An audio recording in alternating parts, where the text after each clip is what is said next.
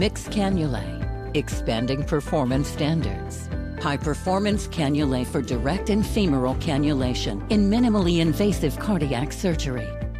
LivaNova's complete range of mixed dedicated products allow easy and reproducible procedures. The portfolio includes the sutureless aortic valve Percival, Memo 4D for mitral valve repair, the HeartLink system for assisting the perfusionist in applying goal-directed perfusion therapy, and a broad choice of high-performance dedicated cannulae.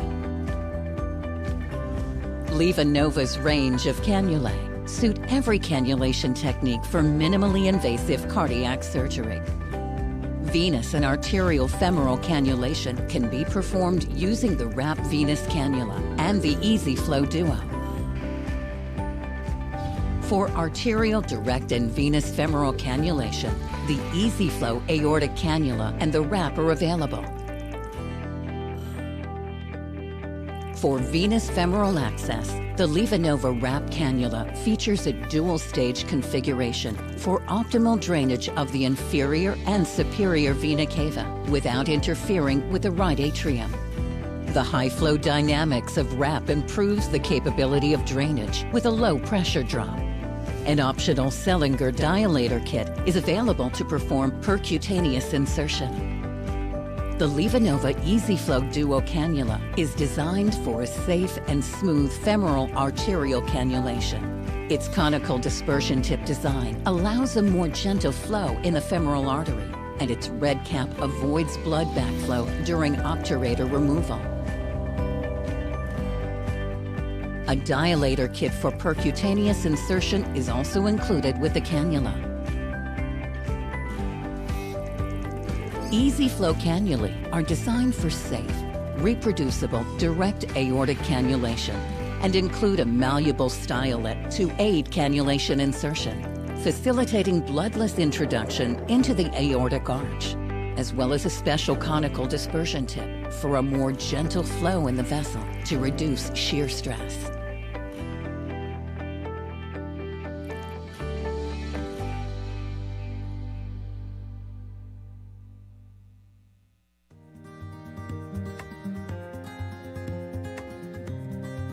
The point-of-care program at Huntsville Hospital is approaching its 20-year anniversary. As we began to grow as a hospital and provide more complex services to our community, the need for point-of-care testing became very clear in our organization. Many of our departments consider the EPOC device to be crucial to their ability to quickly move their patients from entry to the hospital to procedural room. It helps them monitor the patient's status during their procedures and post-procedure, so it's very integrated into our entire continuum of patient care. If you have any patient population where blood management is crucial, then a point-of-care device is very useful in those types of settings. It can provide a quick result on a very small amount of blood, and that is really important in some of our patient population. We are starting a new process where we're going to screen our patients on the floor for sepsis. The patient can look and actually feel okay. They will show us signs and symptoms of sepsis. So what we do when they show these signs, we get a lactate level. Lactic acid is a product of the sepsis cascade. So with sepsis, the inflammatory light switch goes on, the cascade starts churning, and unfortunately, once it starts going, we have to stop it. It will not stop on its own. The faster the lab draw, the faster the lab results, the faster you can act on it. The process in the lab is what the process is. It just takes a certain amount of time for the instruments to run those tests. I mean, we're talking 30 minutes even on a stat because that's the process. That's just how long it takes. There's not really anything you can do about that. For every hour you wait to give an antibiotic, the mortality for that patient increases 8%. So now that we have the handheld device, the nurse can get those results within a few minutes, and we know how to treat that patient. If a patient is going into septic shock, we do not have minutes to spare. We have got to get it done quickly. So when you get the little beep from the EPOC that says your results are in, you go with it. You don't even think twice about it. You're like, this is good. This is what I'm going to do for this patient. The next steps are clear. I think our mortality on the initial floors dropped by almost 50% in the first 3 to 6 months. At this point, we're about hospital-wide. I think we'll be hospital-wide another 2 to 4 months. So this has become a huge program within our system. Without the EPOC device, it would really be hard for us to get everything done in the timely manner. So it's really helped us to get our program going. I mean, whether you're a surgeon, whether you're a medicine doctor, whether you're a dermatologist, you want to be able to do things in a timely fashion so that you can be most effective. This really makes a difference in patient outcomes.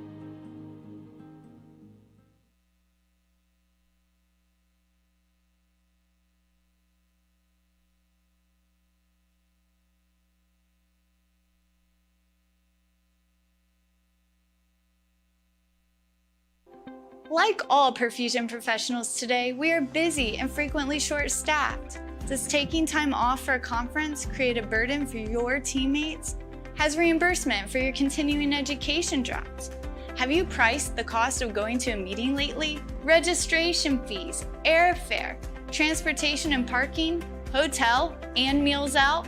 This totals up to having an out-of-pocket expense of over $2,500. And then you hope the content is good. Perfusion Education has heard your concerns.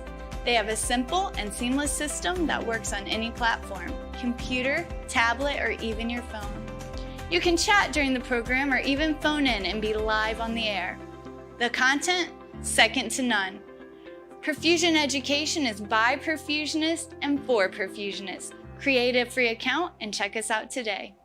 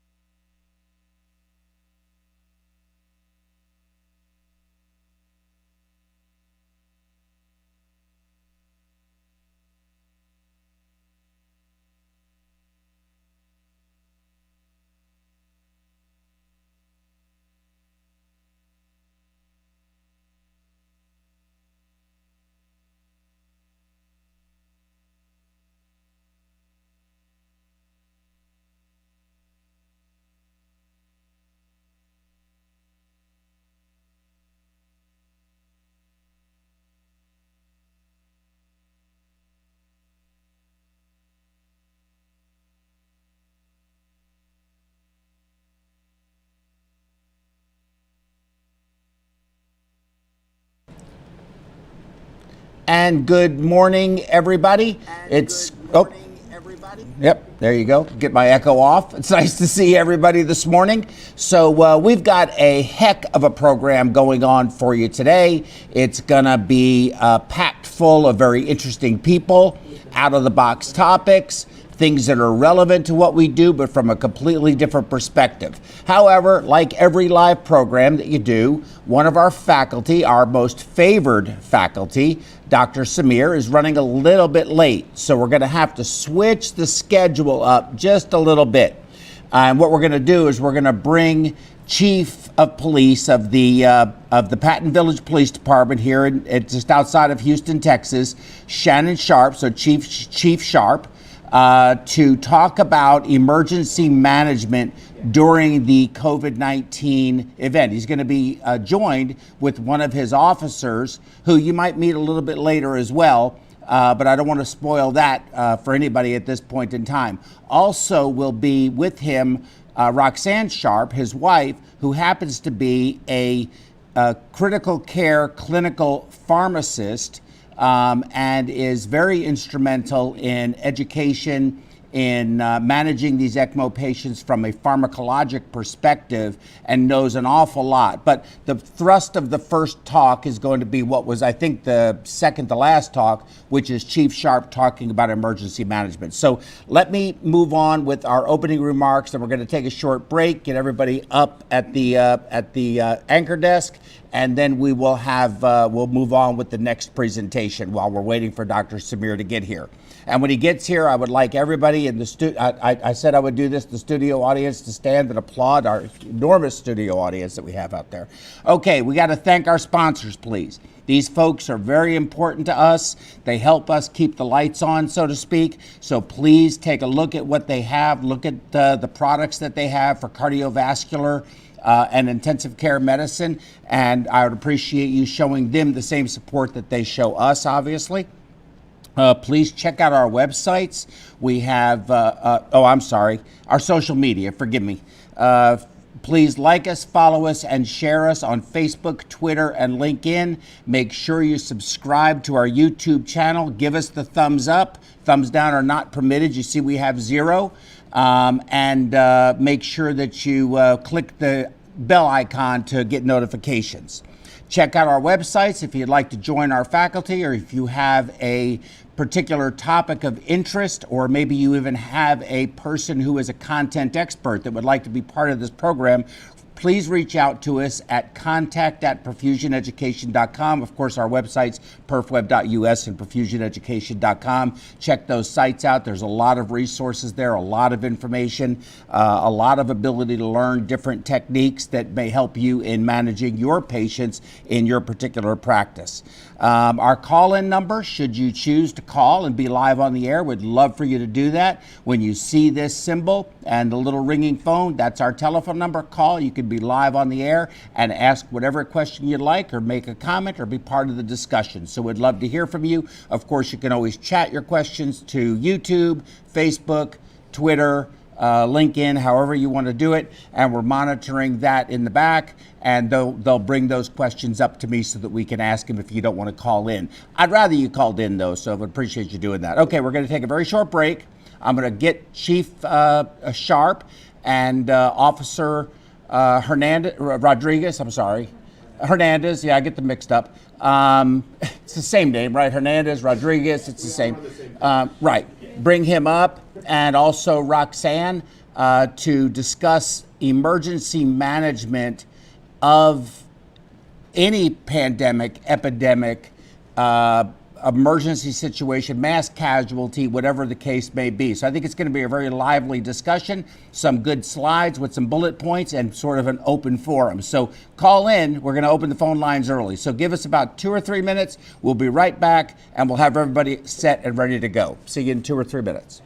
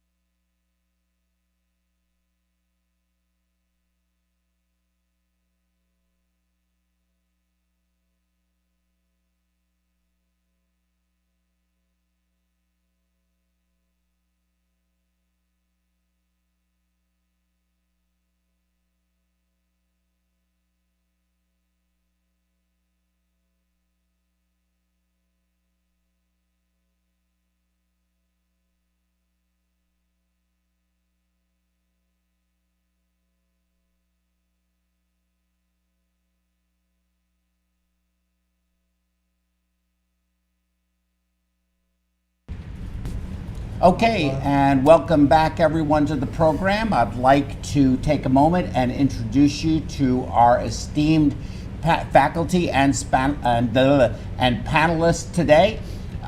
Starting from what would be your right, my left, is Chief Shannon Sharp, Chief of the Patton Village Police Department outside of Houston, Texas. He has been in law enforcement for 34 years, and he is also their emergency management coordinator. Yes, that's correct. If that's the right term. And then one of his lieutenants that works also in the Patton Village Police Department is Officer Chris Hernandez. Welcome, Officer Hernandez. You work very closely with Chief Sharp, of course. Yes. And then in the center is Rodell Ibus, who is occupying temporarily Dr. Samir's seat, keeping it warm for him because he prefers warm seats. Rodell is an exquisite perfusionist, has been a perfusionist for over 20 years, came from the Texas Heart Institute, has worked up in Detroit, has managed Rush University and also Cleveland Clinic, no, not Cleveland Clinic, Rush and Ohio State students in their clinical rotation, so he's a terrific educator as well. Next to him, moving on to the right, is Roxanne Sharp, who happens to be Chief Sharp's wife. She is the critical care clinical pharmacist. Currently, she's involved in education, and she is, I think, moving in that direction with both your own education and then also in the things that you're doing for the medical community as a whole, which we appreciate very much. And then next to Shannon, last but not least, next to Roxanne is, no, nothing personal, I didn't mean to call you him, is Patrick O'Toole, another exquisite perfusionist that works very closely with Rodell. You are also you're not from Texas Heart. You graduated from where? Rush. Rush, that's right, you're Rush. Did you teach him? No. No. No. He taught him. I taught him. How come he looks younger? I aged terribly then. Yeah, that's the Filipino blood. So, but anyway, he's also an exquisite perfusionist, been here in the Houston area for 20 years. You worked in industry for about 5 or 6 of those years, maybe 10, working with the S3 and the S5 pumps. You worked for Soren at the time. So he took a short hiatus from perfusion, but you've been back in perfusion now for about 10 years. Yep. And he does a tremendous number of cases in 10 or 11 hospitals here in the Houston area and manages a tremendous number of ECMO patients. So we're very happy to have you back. He's been with us before. Happy to have everybody here, both those who are repeats and those who are new. We appreciate it. And by the way, you guys, I want to point this out about Chief Sharp and Lieutenant Hernandez. Law enforcement, we appreciate you. We appreciate the job that you do. We appreciate the fact that you risk yourself for everyone and put yourself in harm's way for the safety of us all. And I want you to know that here in this studio, in this town, in this house, whatever you want to call it, Half Pond Studios, it's also an office, it's also a house, so it's a whole bunch of things. You're loved and appreciated. So thank you very much for everything that you've done. Yeah. Thank you, thank you. Okay, so I'm going to turn the mic over to Chief Sharp, and he is going to talk to us about emergency management from a public safety perspective. I think rather than saying law enforcement, it's really from a public safety perspective, because that's ultimately what you all do. That's correct. Chief Sharp? So like was mentioned, I've been in law enforcement for about 34 years now. December 11th is going to be my 35th year. The past 4 years I've been the chief of police for the city of Patton Village, and I've got to say this has been the most rewarding aspect of my entire career is the position I'm in now. Being able to work with guys like this and just, continue to do what we do, and especially, getting to the point where we are as far as in our careers, where we're able to take things that we've learned in our careers and so forth and educate younger officers as they come on. That's also very rewarding for us. One of the things that I do for the city of Patton Village, I'm also the emergency management coordinator. So what that entails is, So any kind of a disaster that comes through, like a tornado, hurricanes, anything like this, there's a system called the Incident Command System. Basically, it's a National Incident Management System, NIMS is what it's called, that is used all over the country, primarily by the fire service is kind of where it started. But it also works in law enforcement, where you use the same model to manage any type of an incident.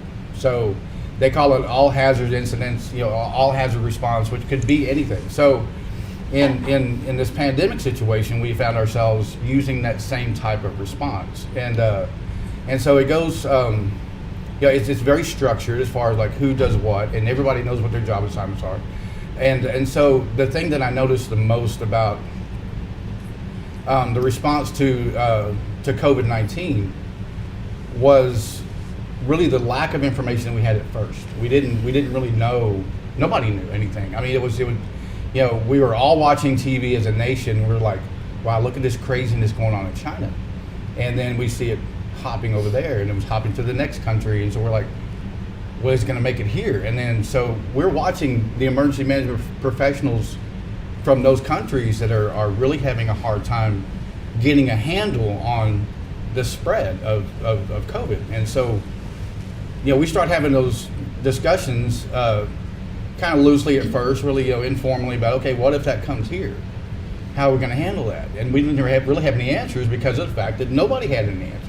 And Shannon, if I could interrupt Yes. you just quickly, as Joe had said, I am his wife, and so being a critical care clinical pharmacist by training and also very passionate about education, while all of this was going on across the country, as far as back in January, I was actually reading all of the literature that was coming out in the public domain as fast as I could. And so with me being of that mindset, as I was reading all of this information and watching all of the data coming in, I was having these conversations with Shannon behind the scenes saying, it's coming. There is absolutely no way that this is not going to get in our country. And as a matter of fact, more than likely it's already probably here. It's just a matter of when does it manifest and how are we going to respond. And so he and I were having those conversations behind the scenes as he's, just so that I just want to give that to the audience because we knew it was coming. And so all the preparation was going on behind the scenes as he talks about this before it even. And I was very fortunate, very blessed to have, Roxanne in my life as far as her medical professionalism and her education and knowledge about what might happen. So she was giving me this information, so I was able to kind of an unfair advantage that over other people, where I had some information coming into me about, okay, you might want to think about this. And a lot of what she was telling me, we ended up having to apply as far as like, PPE and gloving and different things like that, and just simply washing hands. And, so she was telling me this information, and she's, I guess by one of her favorite things in the world to do, and she does this constantly, is research.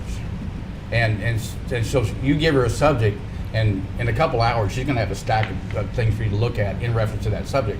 So she was looking anywhere she could find information about COVID, about this type of thing, and about response in other places. And so she was educating me as we could see this wave kind of moving this direction. Mm-hmm. And so I was very fortunate to have that. We were, there was a lot of 1, 2, 3 o'clock in the morning kind of conversations we were having about this whole thing. Mm-hmm. Yeah. So do you want to go to some of your slides? Yes, sir. Yes. So let's do that. Mm-hmm. Dr. Samir. How are you, sir? Good. It's good to see you. Oh, you took his chair. If you have an advance, I can slide. Yes, we do. Right there.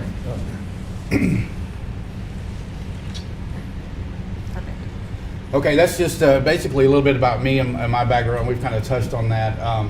I've got about 12 years of emergency management experience now, and that's it's completely different. It's outside of law enforcement, and it's a whole different kind of arena as far as education and so forth like that. So I was kind of running a parallel during this pandemic, which we're still in, kind of running parallel roles, with the law enforcement leadership and with the emergency management, and trying to stay in contact with like say for instance, Montgomery County Emergency Management was my primary contact because, and we'll touch on that here in a minute.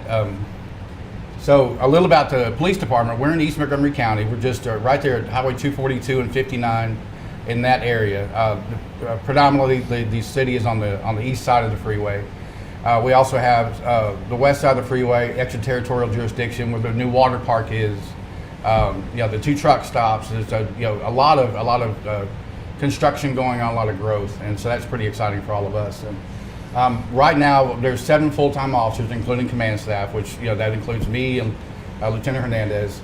Have 9 reserve or part-time officers, and so what they do, we have one officer that comes in works 24 hours a week, and we have some reserves that have other jobs, but they come out and they help us out whenever we need some assistance.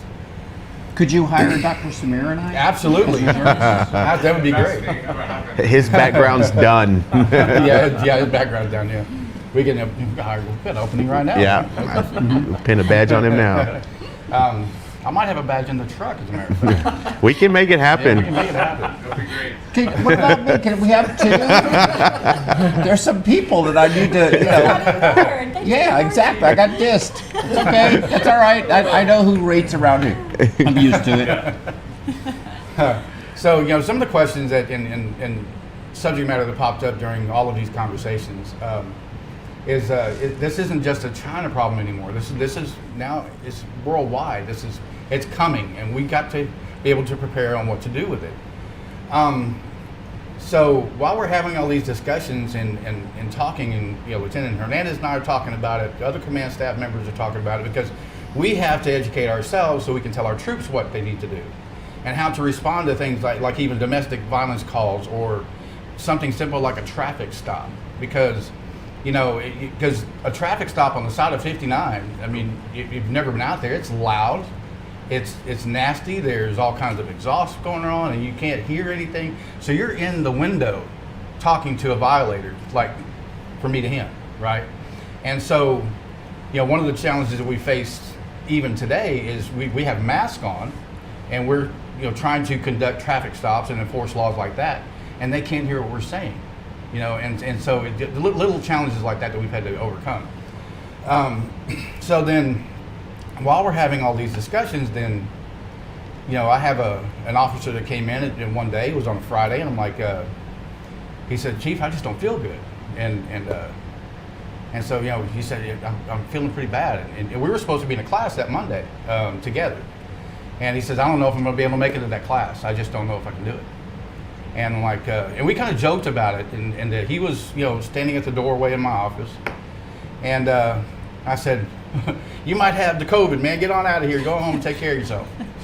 And so, we kind of laughed and joked about it a little bit, because it wasn't a reality at that point. But then over the next 2 days, he completely cratered and ended up, one of the reasons why all of us are here today is just to discuss this, these challenges. And so he contracted COVID, became very, very sick, so then the dynamic of having an officer, which when we're like, you look at the numbers, how many people we have working for the department, we're like a family. Yes. We're very and close a command level officer. Right, yeah, we're very, very close knit.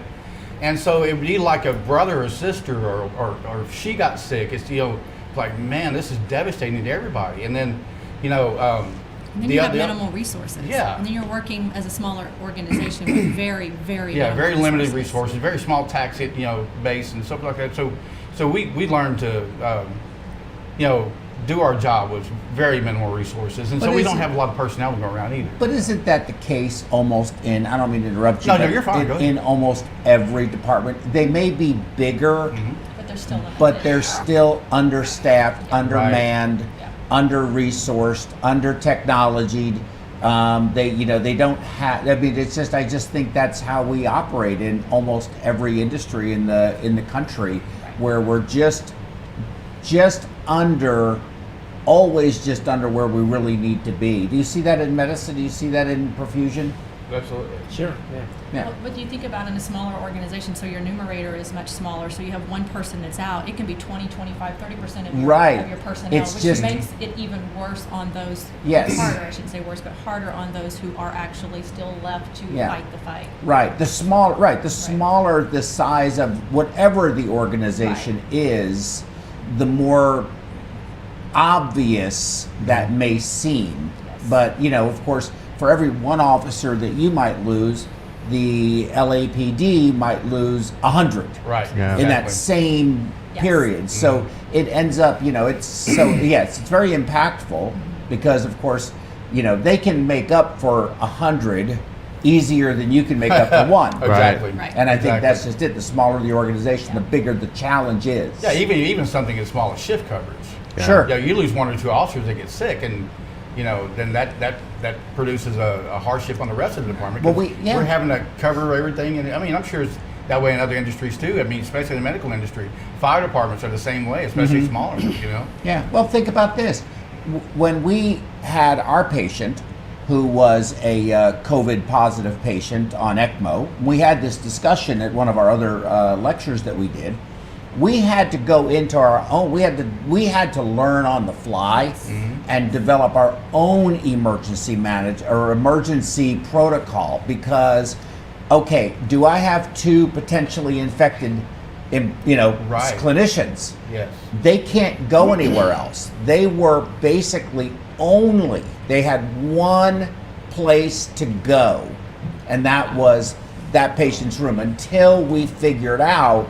It was several days before we kind of were able to, okay, let's do this. They were in these special suits. CDC is not calling that an actual contact, but we had to really look and find out what are we doing, because the last thing I would want as an organization leader, your chief, so you understand my perspective, is be the cause of taking a person who may have been infected and sending them to another hospital and being the cause of the spread. Exactly. That would be devastating to me and to this organization. It would be destructive to the organization, because that's what we would always be known for.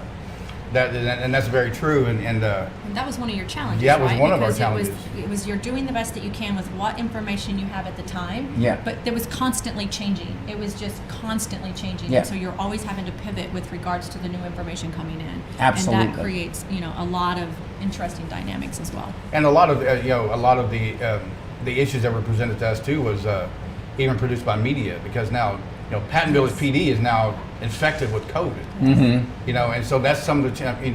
One of my biggest challenges by far was media. I mean, that was huge in this response.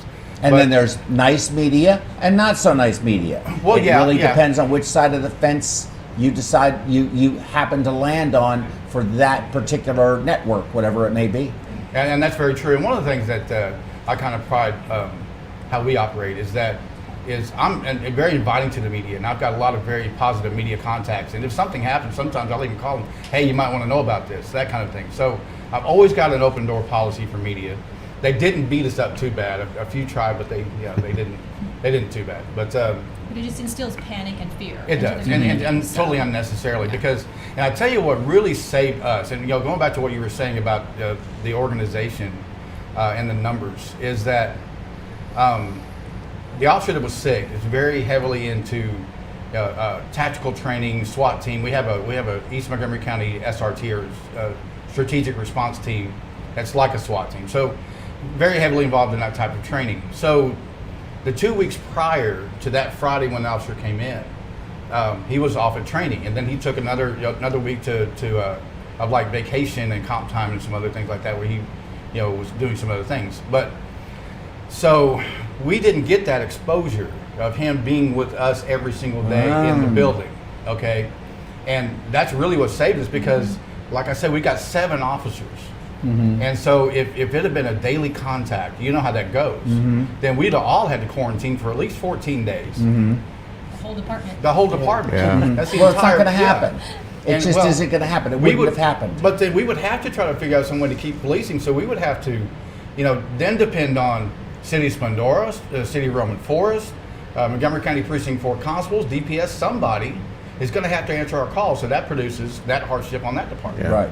And so we were, very, very blessed in the fact that we, didn't have that contact. So the last person to have contact with him was me, and on that Friday. But It was from the doorway of my office, and it's probably 10, 12 feet from between my desk and the doorway. Have you been tested for antibodies? No, they told me not to because of the lack of contact, and the distance, and they weren't worried. Yeah, they just don't want to know. My suspicion is, and this is just my suspicion. Of course, Dr. Samir and I are going to do battle today. We are going to fight. Serious battle. We're going to have a serious battle. He's clearly watching the wrong news channel. However, and with that said, I think that we don't want to know, because I think that they're trying to tamp down the fear that people who aren't maybe medically inclined or are maybe intelligent people but very nervous about having some virus. What is this? Is going to create a lot of fear and uncertainty breeds fear, and so I think that more than likely you've had it. My suspicion is if you're married to him, you probably have it, unless you live in opposite sides of the house, which I doubt. Maybe sometimes, Chief, I'm sure you have a special place in the living room on the couch sometimes. Rodell. It's actually the garage. It's a tent outside. Yeah, tent outside. Right. Patrick, Rodell, myself, in and out of hospitals constantly, which are just breeding grounds for infections. I don't have any doubt we've had it. I would assume Dr. Samir's had it. Probably why he thinks the way he does. It did affect him. I've been tested for COVID-19 twice, negative, and Monday getting my antibody testing. Okay. I'm going to bet you right now $2 you're antibody positive. Big spend. I'll double that. I'll throw in another dollar. I'm very happy to be antibody positive. You're antibody positive. I can guarantee it. I'm going to take Victoria out to dinner. That's how much I'm happy to be antibody positive. Okay, fair enough. But if you're not, I only owe you $2. I'm not taking anybody to dinner. Okay, so please go on with your slides. Forgive me. Well, and also, I mean, being married to a microbiologist, if you will, things changed a lot at home. I can guarantee that. So especially after we found out that officer was infected, and I mean, my uniform's not allowed inside, my shoes are not allowed inside. I changed outside and then go straight to the shower and understandably, I totally understand. I mean, she doesn't want to, and I understand why she doesn't want to contract it. She knows the severity of how this works, and also in the midst of having one of our own officers, that severe and that critical, we didn't want to even come close to even catching any of this stuff. Yes. But you're probably right. With the environment that we've been exposed to, all of us have probably been exposed. And the data is saying that that the number of asymptomatic infections is much higher than anyone ever imagined. And I think it was here before. I think it was here way before January. I think it was here probably in November. Oh yeah, you're from what she's been telling me, it's a very good possibility. Well, and I think that went to your challenges of do we quarantine? Who do we quarantine? What do we do with that? Kind of going back to what your slides are saying, and then basically looking at the data and how fast it was coming in, and who do you, because you have so many different resources. You had the CDC, you had the World Health Organization, you had the local community, public health services. So you had so many variations of resources of data coming in at any given moment in time, and so it made it very difficult to look at that, and especially if you don't have like a scientific mind and you don't really understand what you're reading, but you're looking at these numbers and then trying to figure out how do we take what these overall arching national emergency management are telling us to do and implement, and then how do we make that happen within our local community so that we can contribute to that as well. And filtering out misinformation, yes, and bad information from calm. Information that is reliable. Yes. And that's one of the biggest challenges, because professor, doctor, whatever you want to call them, Google, yes, just has you name it on there. And so, if you squirt lemon juice in your eye, you could protect yourself from COVID, and you could find that probably online. probably. Probably so. And one of my mistakes early on was trying to look at the World Health Organization and CDCs and all these different, sites and sources of information. None of it matched up. None of the numbers were the same. None of the percentage of increase was the same, and nothing was the same. So that's when Roxanne talked about it, and she's been bringing me a lot of information also. But I needed to settle on one source. And so I went to I talked to the Montgomery County Department of Health and Montgomery County Emergency Management because of other things we've done in the past and other, incidents and so forth. We've worked very closely to get our hurricanes and whatever. So I'm like, I'm just going to see what they put out. I'm going to go with what they say because that's going to affect Montgomery County. And so, and I found that doing this, that their information was pretty much in line. With what was going on in our community. Yeah, and so they're completely trusted, and so that's where I went for that information. Very good.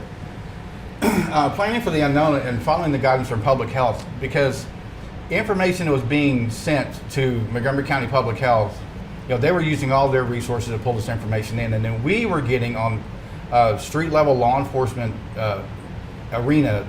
That arena is that whatever they were telling us is pretty much what we had to go with because we don't know what we don't know. So we had to trust and rely on 100% accurate information coming from Montgomery County Public Health.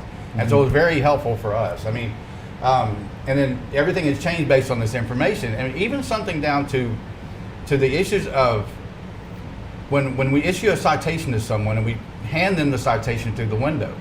Okay, the week before all of this happened, there wasn't a big deal. But then, all of a sudden, when media puts all this information out that Pattonville PD's got this issue going on, then we have people calling our court saying, "Oh my gosh, you guys have exposed us because your officer handed me a citation." And so we're doing that. That's very hard to do. Yeah, that's very hard to do. And so and I understand. I'm not blaming them for it because they were scared because of the lack of information. I can't say I would have thought the same thing, but they are the citizens were very concerned about the fact that they came in contact with one of us that may have came in contact with the officer that had COVID, and so we had to try to figure out how do we modify this, and so then we started looking into PPE and masks and gloves and different things like this that we knew that we, according to public health, that we needed to really start working on. And the deficiencies of having that in the healthcare communities, obviously a lot of those resources were going into the hospitals where they should be, where these patients are. So that left even less resources for these officers who are out there trying to enforce the laws and trying to protect the public with nothing available as well. But again, just kind of trying to prioritize the need. No real understanding of what it is. You can't see it. Right. You can't hear it. You can't feel it until it bites you. Yeah. And that's what's scary to me personally. That's what's scary about it to me is because you just don't know. You don't know. I mean, even grabbing a handle on a fuel pump, or gas. I mean, oh my gosh, is it on there? Or is it on my steering wheel? Where is it? And so the challenges of us getting PPE for our officers was pretty close to unsurmountable. Nothing. I mean, we had a big issue with it. What saved us at first was a construction site in the city, at a hotel where they had N95 masks there because of the dust. And so they gave us some. Donated some. Without that, we wouldn't have had any. And so we kind of put out the word on social media that hey, we need this kind of stuff. And so we get 10 masks here, we get 5 masks here. So it got to the point where finally, through donations, we were able to outfit our officers with enough to get us to the point to where we could start purchasing these items as they became available again. So then we had the dual challenges of having this a very ill officer, and then also the challenges of law enforcement that every other law enforcement agency was having. And so we had to have, because of the level of how sick this officer was, we as a command staff had to have these conversations with the officers. Hey, there's a possibility this guy's not going to come back. And so these are really, very emotional conversations we were having to have. These guys were, they were just devastated because, like I say, it's a family. I mean, it's just like me telling you, hey, man, your brother might not come back. So, well, my understanding is, Chief, you correct me if I'm wrong, when you say not come back, you don't mean back to work. I think there was real concern this person wasn't going to survive.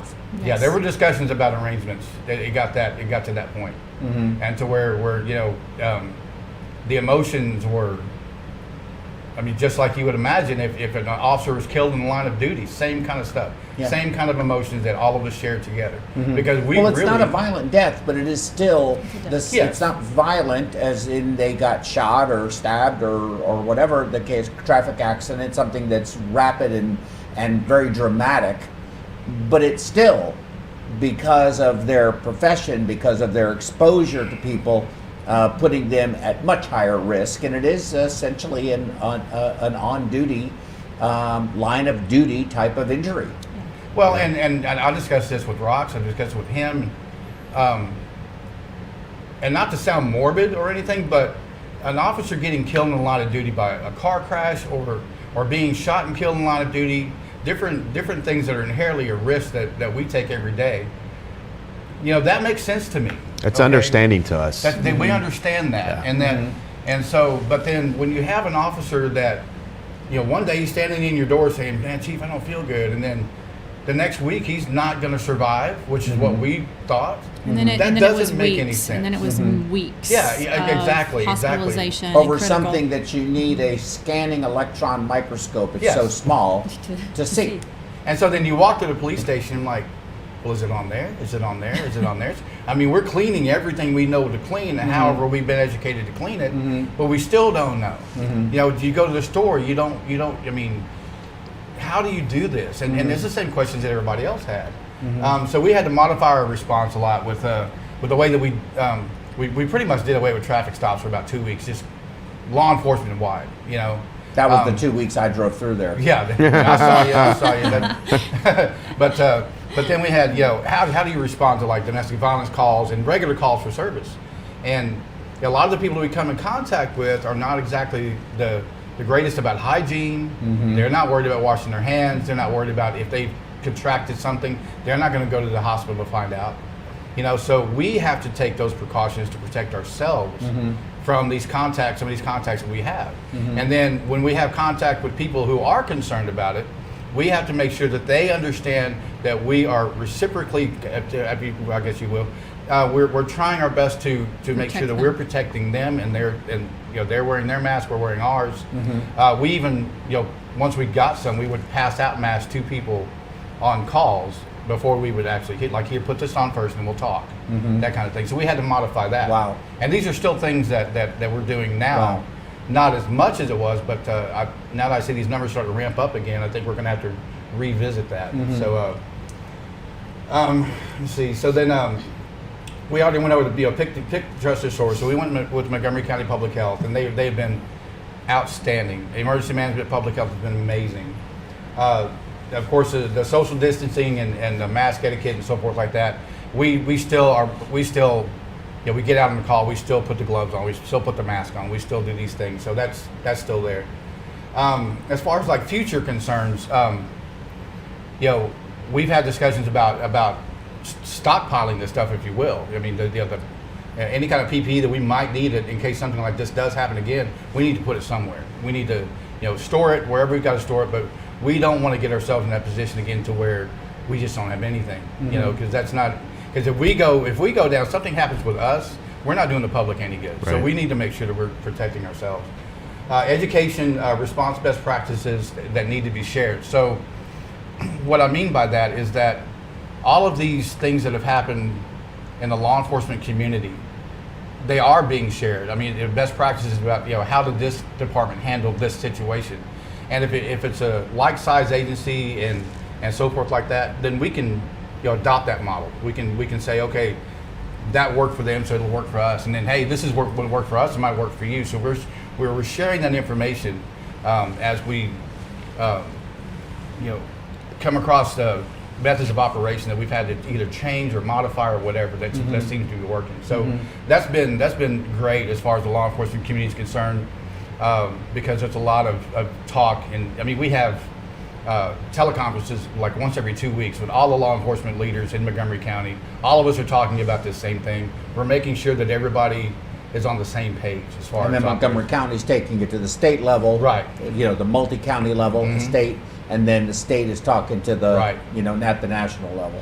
And that ties into the importance of the public health services, especially with each individual county, because they are getting the county's statistics, which goes back out into the offices of emergency management. So this is one of the reasons why it's really essential and very important that in the medical community, within the walls of the hospital, that as these patients are coming in, that those numbers are being captured as correctly as they possibly can be, as we all try to do. Documenting those as fast and efficiently as we can, obviously without compromising patient care. They're always obviously the first and foremost important objective. And patient identity. Yes, protection. because that information that gets out into, that information that goes into the health systems database gets funneled back into the public health system, and then those counties are able to pull out their data to understand what trends are going on within their communities. And that drives a lot of the decisions that are being made around how to protect that community, whether or not they need to start quarantining more, putting out more information, more news broadcasts, more public or social media, whatever it is, to try to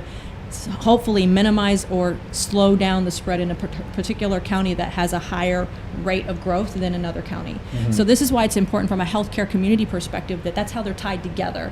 What goes on within the walls of the hospital and the reporting structure that goes into the community statistics drive a lot of the operations from emergency management. And those things are really important. And I think that's the most important essential message that we're wanting to communicate to everyone who are listening today, is that what you do makes a difference, and how it's documented and how quickly it's documented and accurate really does, especially in the setting of a pandemic, truly drives what goes on outside of the walls of the hospital, and how fast trying to blunt the additional infections could actually occur, which would minimize the workload and the patient numbers coming into the hospitals in that particular community.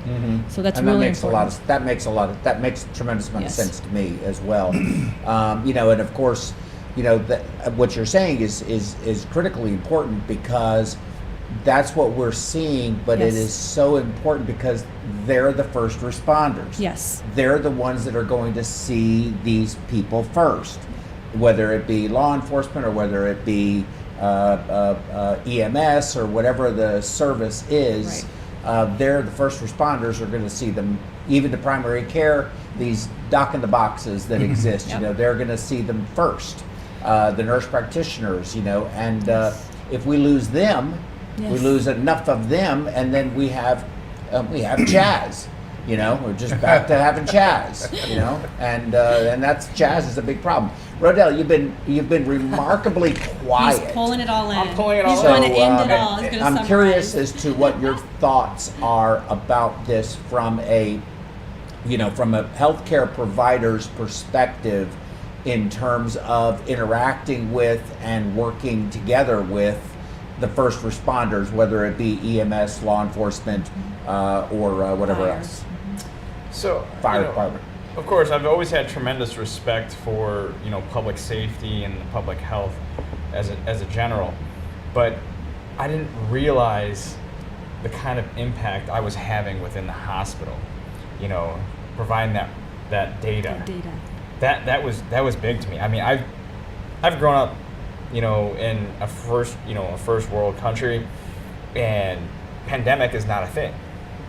My parents lived in a third world country. Pandemic was a thing. So I wasn't sure how to, contribute to this. But after going through this, it made me a better clinician. It's like I've always documented well. I've just taken that extra step. I've seen some of the nurses and physicians just go that extra step. We have a nurse here who I thought was great. He's phenomenal.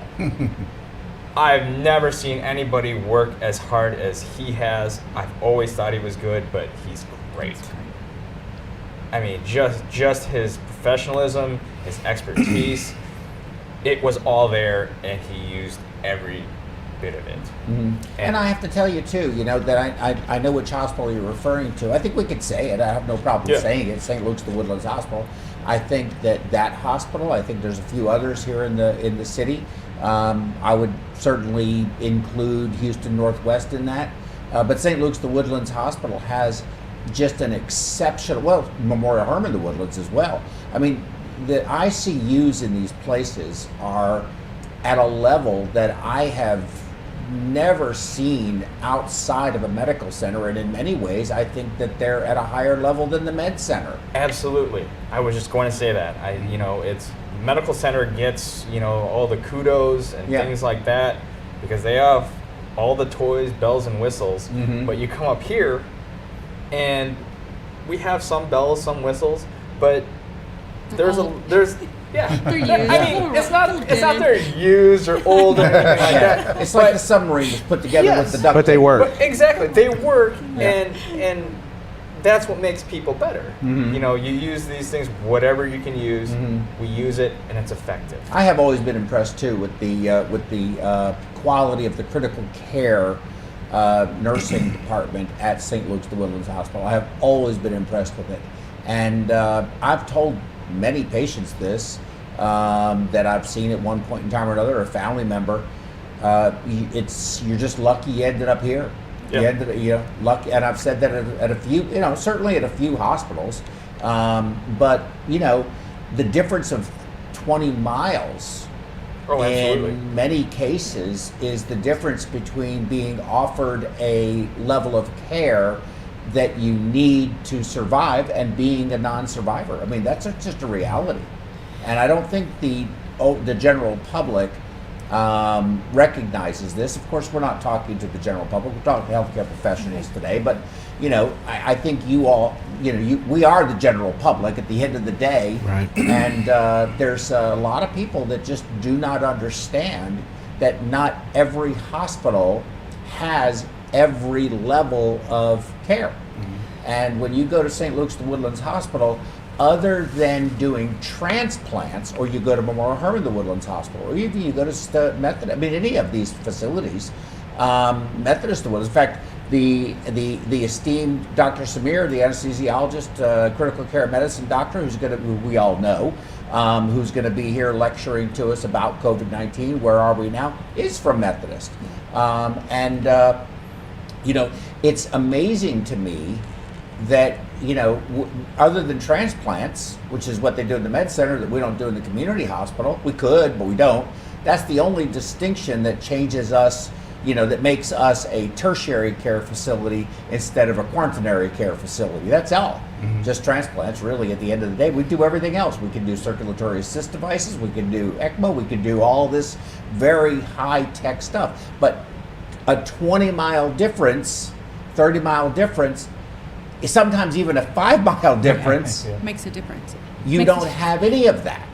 So I think it's just remarkable. People don't understand it. Yeah, and I don't mean to interrupt you, but and I think that goes back to the point that I'm trying to make here is that when you look at, again, we understand, and I did not appreciate this to the level that I personally appreciate it now, but having the medical side and then now seeing the emergency management and the law enforcement side, and I didn't really understand how they were they are intermingled. And so, again, going back to the importance of documentation, accuracy, getting that in as soon as you possibly can, because it does funnel back into those numbers in the background. And what you don't see outside of the walls of the hospital are all of the resources that are going on behind the scenes where they are looking at those numbers. They are looking for those areas where they don't have these resources and they don't have these capabilities. But then they're seeing increases in numbers, and therefore what can happen on the county level or state levels, they can start to shift what resources they do have available into the places where they're seeing those increased trends. And I think that's the most important part that I want to communicate to everyone is I didn't personally understand the connection and how valuable what you're doing within the hospital truly is driving all the responses behind the scenes that we don't see, that most people don't see. But it's going on, and that's why it's very important that we get these patients identified, we get them diagnosed, we get the numbers into the database so that those numbers can go into the statistics, and then all of these things the operational components are going in the right direction. All excellent points. And Rodell, I really appreciate that you brought that up about data collection, making sure that you really increased. You were already a good charter, a good documenter, in a pandemic, and you're a great clinician. I mean, you're just a great clinician. I'm just grateful that, I hate to say it, but I'm the worst. Yeah, I'm the worst. I'm the worst documenter in the world. In a pandemic or an outbreak, it needs to be. It does. It needs to be a priority. I would be. I would be, fortunately I don't have to be, but I would be embarrassed if, I would have to I would need to basically get a lot better at it. I'm glad you do it, and I'm grateful for it. But I'm old and a dinosaur, and I just scribble some stuff, and only I can read it, and it says whatever I think it needs to say at the time. So that's just the way it's going to have to work. Well, back to the interaction between the medical and law enforcement. A lot of the bigger agencies typically don't respond with medical, but in our county, we respond with EMS. So they don't go by themselves. There's always some either our agency or the neighboring agency, but because we cover each other, if one's busy and the other isn't. But it's important that we know this, because if there is like the pandemic that's going on, right, we need to know how to protect ourselves if we're always responding with the medical. And sometimes we get there and we're not even needed, but because some of us do have a little bit of some training, on the medical side of it, but we're not certified, we're not doctors, right? But we do the best we can do to try to save somebody's life based on our training and experience, and so I can clear that up. That's not based on certification. It's just training and experience, right? Sure. So, So we have even some of our own officers, including Chief here, has administered some type of first aid, and it's kept the patient alive, until the ambulance gets there, So it's important that we know this information, because we can distribute that to the troops, and then they can take the precautions while they're making the calls for service. And also educate the rest of the public, the contacts. Right. That they're going to see what you're doing. They're more than likely going to then mimic that. Sure. So you're wearing a mask. Well, maybe I should be wearing a mask. Or you have that hand sanitizer. Maybe I should have that hand sanitizer. Or you're just talking to them, saying, you guys need to be, really work on being a little cleaner. There is this issue going on. I think there's a lot of public service that goes on with any of the first responders. Yeah. But law enforcement has more contacts. That's just a reality. And you're trying to also teach your essentially your constituency, the people that you're there to serve, and help them be healthier. So you need the information, and the information has to filter from somewhere. So hospital, first responders, general population, general public. That's what I think is probably the best route. And about half the time, we show up on these ambulance calls first. We'll be the first. Yeah. And the information doesn't stop there. It if we learn something new about the call or the residents we made a call for service to, we'll actually get on the phone with dispatch and let them know, if there's some kind of precautions that need to be taken, because I'm not there every day. I'm not there all night, neither is Chief and neither any of the other officers. So dispatch will actually record that information in the system. So if they dispatch to that same address, and it could be a different officer, right? They'll be able to let that officer who's en route to the call, let them know, hey, you need to check your call notes, or there's a medical advisory, or whatever the case may be. But it also helps other officers as well. So kind of contact tracing. Yeah. So the communication is always there when it does come to something that's obviously very important, If it's communicated, it can be useful. You're right. That's exactly. That's the key. Yeah. Absolutely. Okay, Chief, were you done with your slides? Yeah, and I just my last thing I just want to throw out there real quick is from the bottom of my heart, and I know his and the law enforcement community, we just want to thank the people in the hospitals who are working on these patients, because we're out there and we're guessing, oh my gosh, did I touch something that I might contract COVID? These heroes in these hospitals are in the trenches every single day, and they're walking in the middle of this stuff that I can't even wrap my mind around that, and they go back day in and day out in 12, 14, 16-hour days. And they're relentless. They keep going. They just don't stop. Yeah. To me, those are the heroes in this whole pandemic. Yes. Are those people who are in those walls. Well, and I thank them. We appreciate that. I think we have a mutual admiration society, The bullets that come flying your guys' way are a little bit bigger.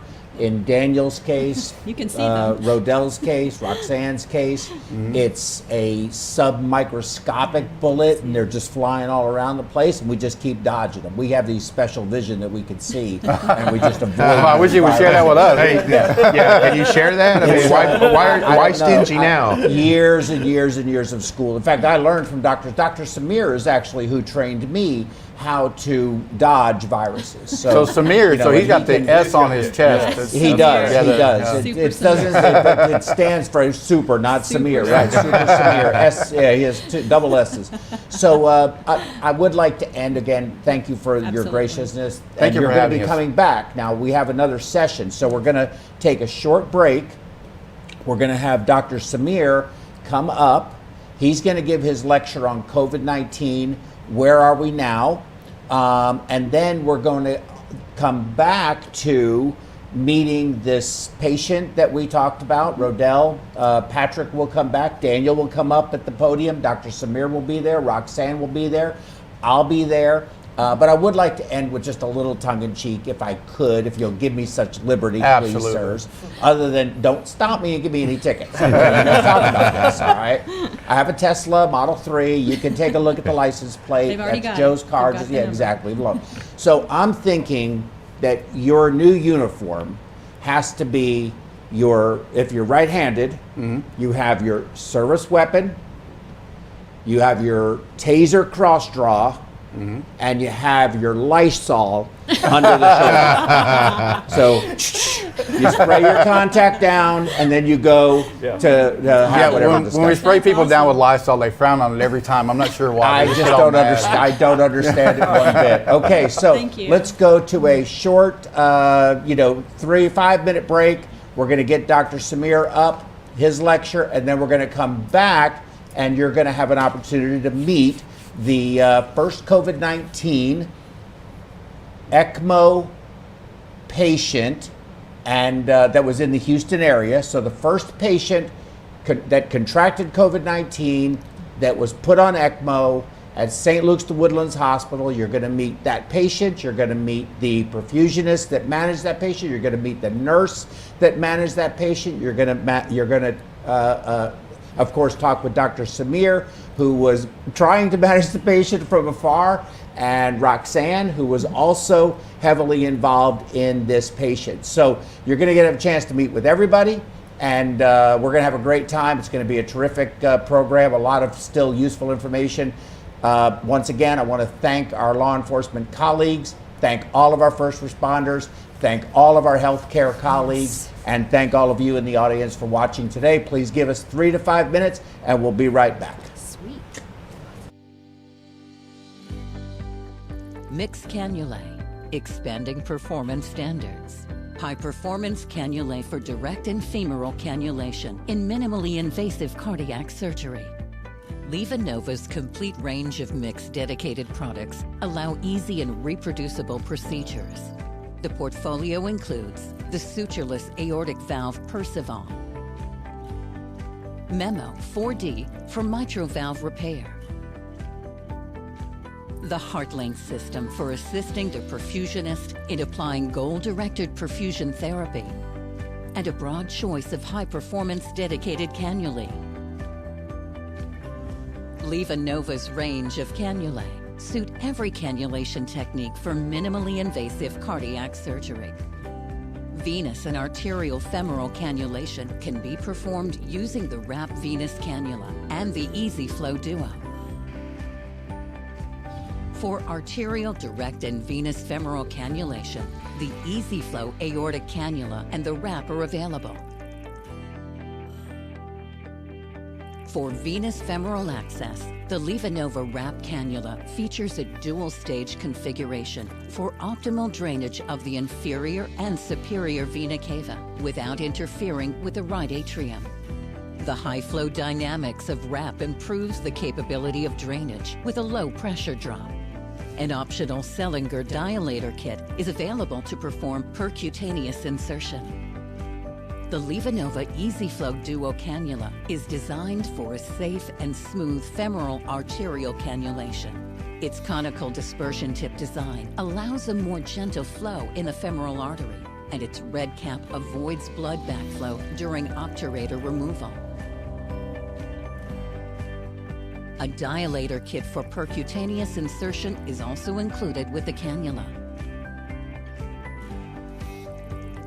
Easy flow cannulae are designed for safe, reproducible, direct aortic cannulation and include a malleable stylet to aid cannulation insertion, facilitating bloodless introduction into the aortic arch, as well as a special conical dispersion tip for a more gentle flow in the vessel to reduce shear stress.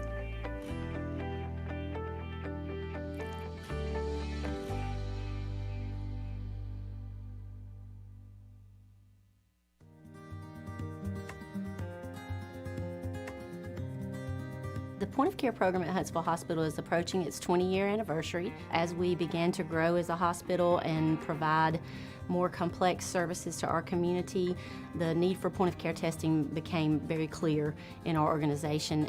Many of our departments consider the ECMO device to be crucial to their ability to quickly move their patients from entry to the hospital to procedural room. It helps them monitor the patient's status during their procedures and post-procedure, so it's very integrated into our entire continuum of patient care. If you have any patient population where blood management is crucial, then a point of care device is very useful in those types of settings. It can provide a quick result on a very small amount of blood, and that is really important in some of our patient population. We are starting a new process where we're going to screen our patients on the floor for sepsis. The patient can look and actually feel okay.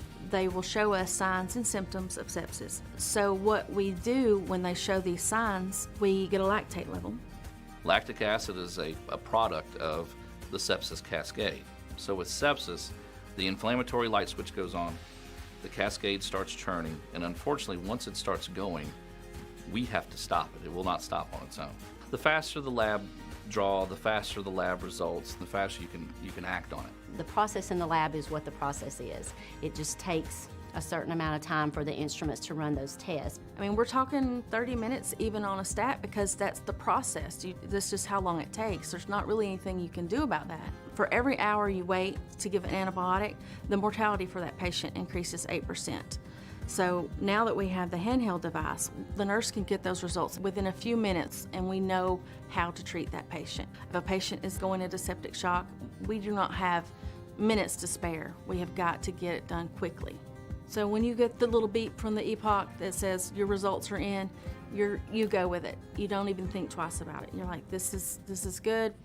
This is what I'm going to do for this patient. The next steps are clear. I think our mortality on the initial floors dropped by almost 50% in the first 3 to 6 months. At this point, we're about hospital-wide. I think we'll be hospital-wide another 2 to 4 months. So this has become a huge program within our system. Without the ECMO device, it would really be hard for us to get everything done in the timely manner. So it's really helped us to get our program going. I mean, whether you're a surgeon, whether you're a medicine doctor, whether you're a dermatologist, you want to be able to do things in a timely fashion so that you can be most effective. This really makes a difference in patient outcomes.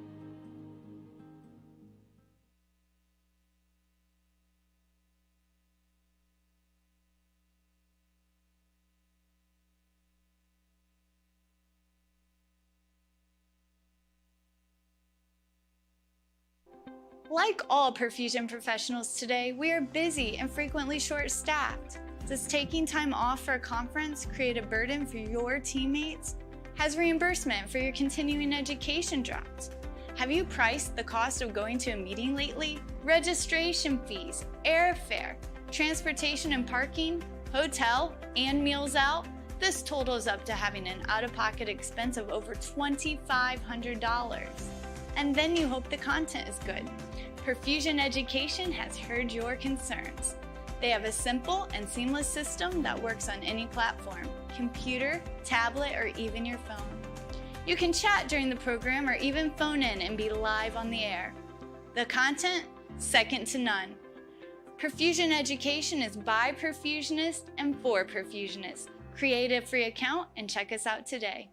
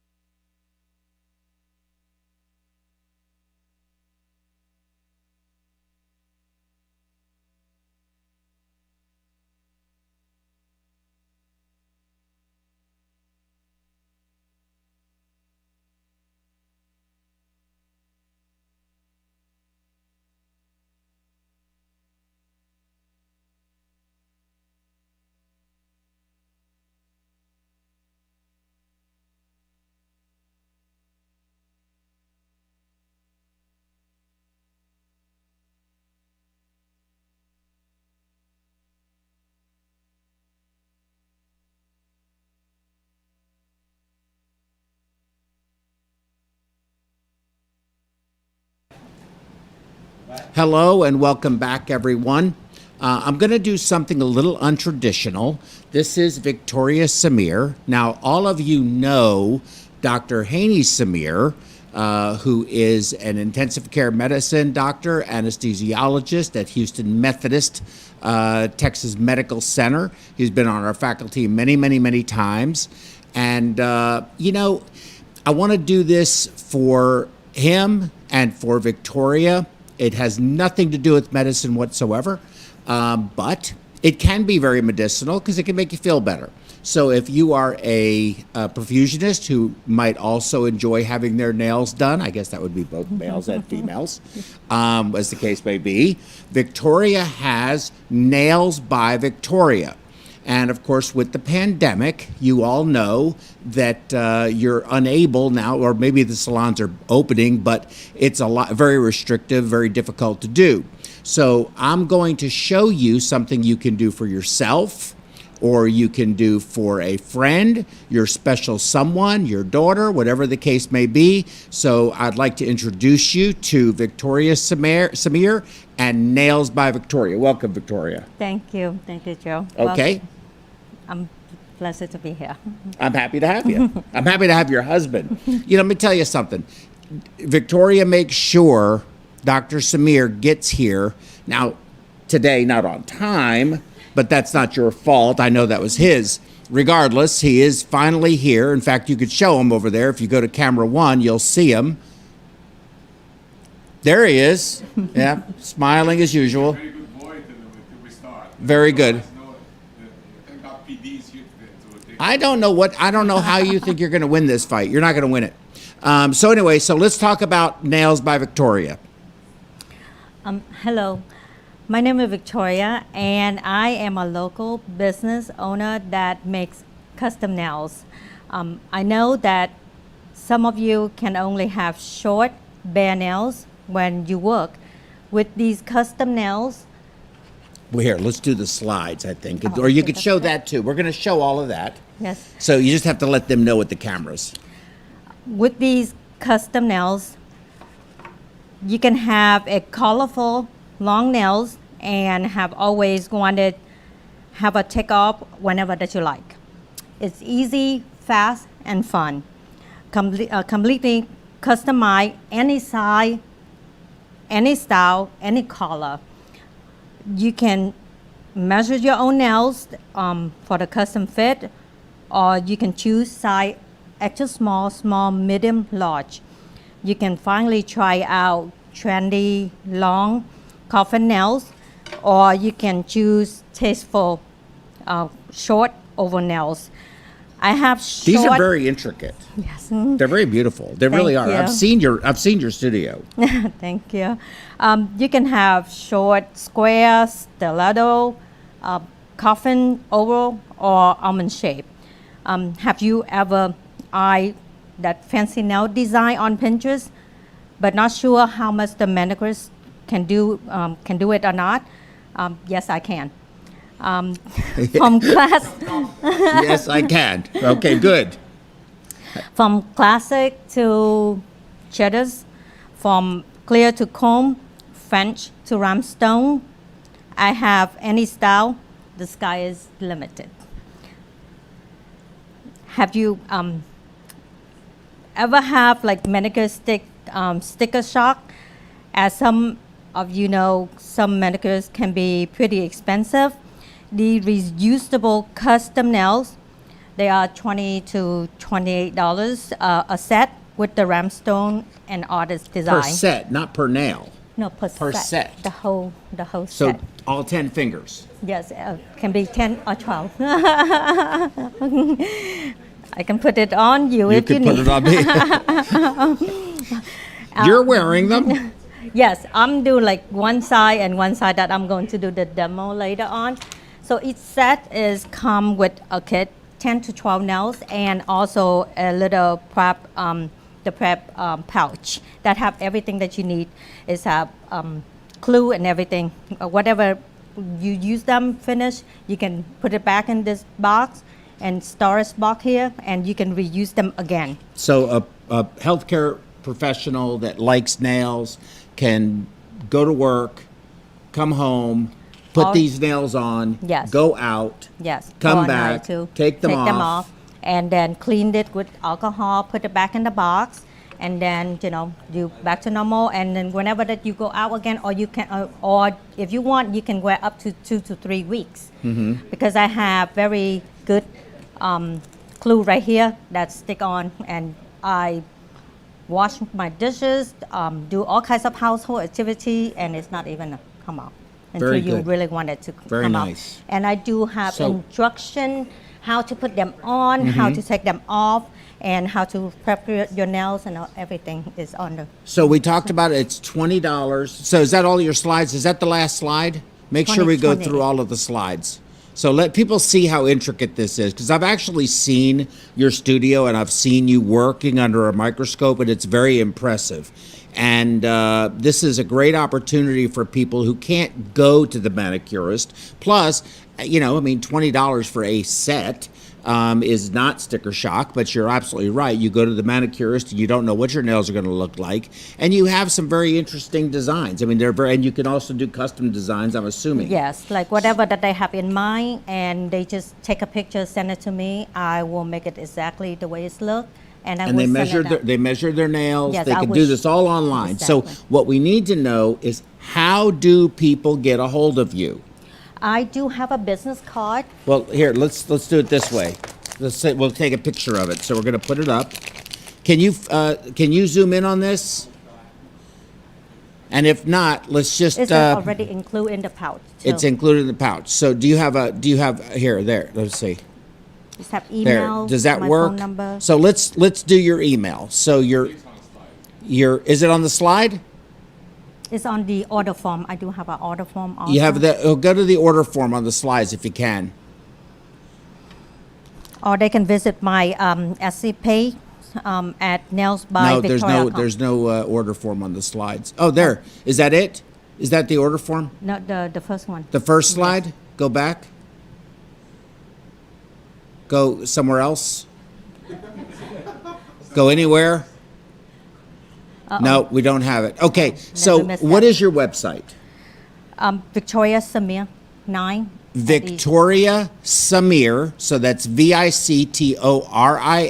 Number S-A, number 9, well, Samir first, right? Yes, Victoria, Victoria Samir. and then SAMIR, Yes. the number 9 at gmail.com. at gmail.com. And can you Google Nails by Victoria and find you? Yes. Okay, Google Nails by Victoria, or call me and I'll get you in touch with her. But I know that she does some beautiful nails. It's incredible. Thank you so very Thank you much. so much for having me. Not just thank you for doing this, because I think it makes people feel good. I do want to do some. We'll have a custom design though. It's going to be very custom, okay? Anytime if you come by my house. It's going to be very not apolitically correct, very bad. So I'm not even sure you'll do it for me. But with that said, it's going to say something like, Dr. Samir is wrong about this now. So we're going to I don't know if you can put all those letters on my fingers or not. But with that said, that's what's going to happen. So don't forget, check it out. Nails by Victoria. You can Google it. Reach out to me. You can find her on Gmail. I told your email address. Reach out to me if you need to get a hold of her. But I want to thank you, not just for doing this, but I want to thank you for helping with your husband's terrific contributions to our conference. You are so important to him. You're so important to us. You make so much of this possible, and you do so much. Plus, you do something that is so nice for people, that they can have something that they can feel good about themselves. And I just want to thank you, because you really are an angel. Thank you. You're Thank welcome. you for having me. Thank you. Thank you. Good job. Thanks. Okay, thank you all very much. We're going to turn the microphone over to the esteemed Dr. Hany Samir. He is going to give his lecture titled COVID-19, Where Are We Now? And then him and I are going to we're going to bring the rest of the panelists up, and then Dr. Samir and I are going to get into a fight, I have no doubt. So, Dr. Samir, the floor is yours. Okay. What would you like? Do you need something? You want to get like Roxanne here? She can advance the slides. Of course, Roxanne. Oh yeah, I could. Yeah. Yes. So, Can we okay. get Roxette, the remote advancer, please? Yeah, can we have the slide advancer? She has it right there. Okay, so you know, I mean, I'll go and you just advance it, okay? Okay. Are we ready to go? Yes, we're ready. You're on. Okay, so Magic and David, you're gonna have to keep me on track with time because I'm very afraid we're gonna lose time here because I have a lot to say. And unfortunately, Joe is gonna distract me. Okay, the first thing I wanna say is that, one thing I disagree with from the last session is we are not heroes. Is PD is the real heroes. They walk into situations, they have no idea what is facing them. When I get called for a consult, I know that somebody is calling me for help. And I don't think they're gonna fight with me. There's a very unlikely chance they're gonna fight with me. So I'll tell you something, PD is the real heroes. They walk into situations they do not know what they're walking into. And I admire them. I'm not sure I can do what they do, and I'll tell you something, I bow my head to them. Now there's somebody in the audience here, I'm not gonna say who, that taught me a lot. Is helped me be a much better doctor. Although he's not a medical professional, but he taught me how to be a much better doctor in my old age. I'm gonna go over a few things with that. Now here's where Joe's gonna start to break apart. This is where COVID-19 status in the State of the Union, in the state of Texas, okay? And whether Joe wants to accept it or not, the numbers are going up. We're seeing more patients all over the state and the city. And let me add to that a little more. And my own personal little bias is I feel that the virus is changing. This is not based on any clinical data, because I feel the patients are getting sicker. We're getting them at a much sicker stage. And here I'm putting all these numbers up. I mean, really, it's a serious virus. However, it was compared to the Spanish flu. Spanish flu, yes, killed quite a few people, but I think when we're all said and done, we're going to be surpassed the Spanish flu. We need to learn one thing from history. History does repeat itself. Everybody that says that is true. The Spanish flu died for a while, then it came back and killed a lot more people. So we really have to be conscious of that. The problem is people are getting lax. Oh, the restaurants are opening. And I don't mean to be political here. The governor said, okay, we can go to restaurants, 25%, 50%. You have to be worrying about yourself. One thing we have an obligation as a medical professionals, we have to set the tone. My wife was very mad at me at the pool last weekend because I was saying, all these people are crazy. Why are they so standing next to each other? They're shaking hands, don't realize what's happening. I told her that from now on, I'm gonna be the pool police officer. I told my apartment manager, and she said, go ahead, please report anybody. Because we have to set an example. The CEO of our hospital says the healthcare professionals have to go out to the world and set an example. Wear a mask, social distance. Whether we like it or not, we have to set an example. Here, another curve just for you, Joe. I just had these things just for you. And this is just going up and up and up. Mm-hmm. And I would like to know that the dates are not last month, this is 6/6, okay? And as I told you, I feel like I'm seeing a lot more patients that are COVID-19 positive. And now, here is Texas compared to New York and New Jersey. And fortunately for me, I see patients in all these states. And I can do a comparison. Is it based on science? No. Based on what I'm seeing, yes. And you can see how, here's this little caveat. New York and New Jersey are just starting to open up. But Texas has been open for a while. Now, I'll tell you, what scared me a lot about this virus, things that it's an unknown enemy and attacking areas that we don't know how to defend. And one of the worst cases I've seen was this case was presented about a virtual case about COVID-19 that attacked the heart. And the patient ended up with a STEMI. And all of you professionals that know what a STEMI can cause, this was a very young patient. I'll tell you, it is you see on the slide how old, there's no secret here. And I'll tell you, seeing these kind of cases, patient ended up needing an assist device or needing a transplant, that's beyond scary. Because, the lung, we can put them on a ventilator and maybe get better, maybe not, maybe I need ECMO, maybe not. But attacking the heart and becoming like a virus, that's, we don't know what's gonna do to the heart, nobody knows. We've seen the problem with this virus is nobody really knows. We started guessing a lot between the cardiac effects, between the PEs and DVTs, between the strokes. You don't know what the patient is going to be presenting on. They're going to present with diarrhea, vomiting. Everybody coming into the ED right now. Again, it's easy for me than these guys, the PD. Patient comes in, the biggest, we talk about notes, the 3 words I write right now, the most common every night or every day, RO, COVID-19. It's easy for me, RO, COVID-19.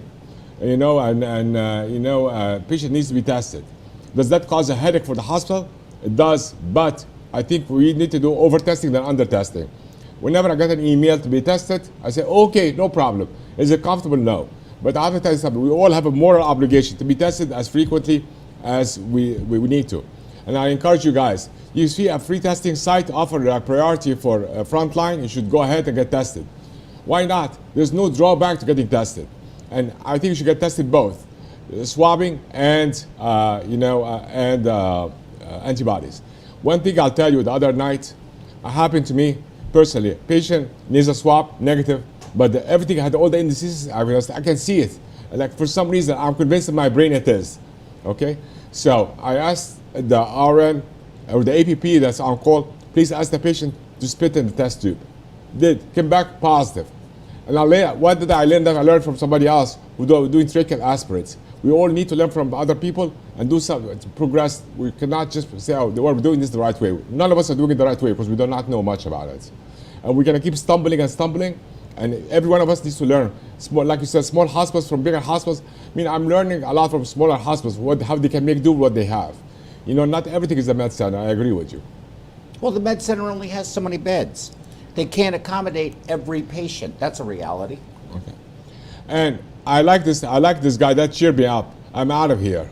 And again, I have to tell you, I commend the nurses, and we have one of them in the audience that are dealing with, again, they are frontline for sure. It's easy for me to write orders. Get a swab. Please ask the patient to spit in the tube. Get an ABG. It's easy for me to keep saying these orders. But they're the ones dealing with going in there and being frontline.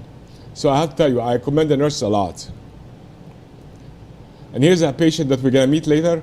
I mean, how amazing. I mean, that patient taught me a lot. He is my superstar. He is what taught me. Samir, think of ECMO, do it. Samir, do not hesitate. You think of you want to put a patient on ECMO, do it. Do not think about it. And that is a big thing for me.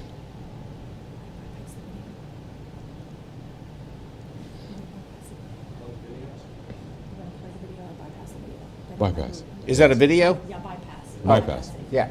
We're bypassing. And now, this is just for the general audience. Putting the patients on ECMO. Now it has to be like something you do in your sleep. This is not something you're going to be doing like if with COVID-19. You have to have a team that's an oiled machine. An oil that works together, there's no room for error. Because if you have a room for error, you're going to get infected. Somebody else in the room is going to get infected. You all have to be very careful. You also have to look at your resources, what you have to do. Can you do ECMO or not? And I'll tell you, I'm very impressed with some hospitals that I didn't think they can do it. They're doing it, and they're doing better than big medical centers. So it's really, we learned a lot, and we're maturing a lot. So here's the generalized agenda after I agitated Joe a little, and I'm going to continue to agitate him. Now I'll tell you, ECMO is becoming a really big deal for COVID-19 to the point that the FDA right now is recommending it as a modality of treatment. That was such an impressive release for me from the FDA. FDA has been always very conservative, and I used to criticize them a lot. Two agencies really, and I'm not being a commercial for the government, they really impressed me a lot, FDA and HHS. FDA really removed a lot of restrictions and helping us to take care of patients, approving new meds very quickly, fast tracking, and HHS removing licensing issues. Right now, with one mile license in Texas, I can practice all the way, all over the country, including Alaska, Hawaii. And I'll tell you, we're going to go some numbers here. Here's the ELSO registers, how many cases in ECMO, how many survived, how many completed, alive and dead. And I'll tell you, you have to, if you don't do it, you're not going to see the success. And when you see the success of your eye and hear about it and see the patient walking around and exercising, you say, you know something? I did the right thing and took care of this patient. I went, push the boundary. We have to push the boundaries. Sometimes we're afraid not to push the boundaries because of lawsuits and all that. But I'll tell you something. You explain to the families. I have never found a family to be upset if you're very honest with them. Say, oh, be very honest and upfront what the risks and the benefits are, and if you do it or not do it. And here's the one thing about ECMO is look about different countries, and I'll tell you, even for the Middle East, you know, it's becoming a big thing. I'd like to stress, if you could, that survival rate of 54%, so just a little bit lower maybe than H1N1 or influenza B. Do you attribute that to later decisions to put patients with COVID on ECMO? What do you determine is the difference in, say, 60%, which is I think the accepted survival, to 54%? Because I think that's statistically significant. I think it was a numbers game. During back in the SARS, we did not put that many people. Right now with COVID, we're putting a lot more people on ECMO. Mm-hmm. So I think it's a numbers game. There wasn't that many people infected. At first, we weren't using ECMO. Yes, and also the number of people infected right now is like we're not have millions. With mm-hmm. with H1N1 there was millions, mm-hmm. at that time. So we were preparing for millions, but millions did not happen. So it's a numerator denominator game. Mm-hmm. So that's why I think that it's coming, and that's why a lot of these numbers they're really significant. Like Joe says, they are statistically significant. And just I want to leave the start to look at it for a while. And every place, Europe, we used to think this very conservative, putting patients on ECMO. I'll tell you, in Paris, Charité has been doing a ton of ECMO. They always did, but with COVID-19, they've been doing a ton of ECMO.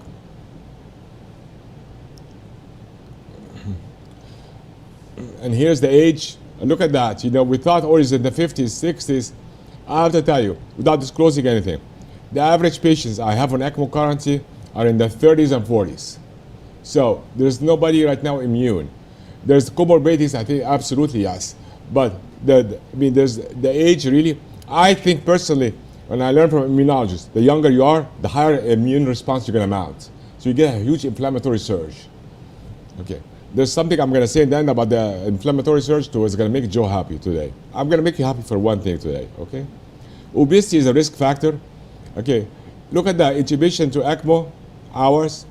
I have to tell you something. That number, you've got to admit, Joe, it used to be higher than that in the past.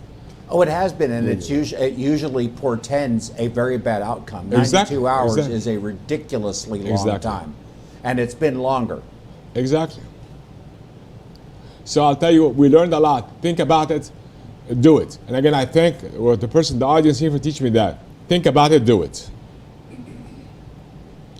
Here's the VVA, and the conversions. And here's the risk. Asthma, huge risk factor. Diabetes, big factor. Obesity is a big factor. Chronic renal insufficiency is a big factor. And I'll tell you, all these things, I see that in mind. And sometimes I rule out patients, for COVID-19, that I just put the different PMH together.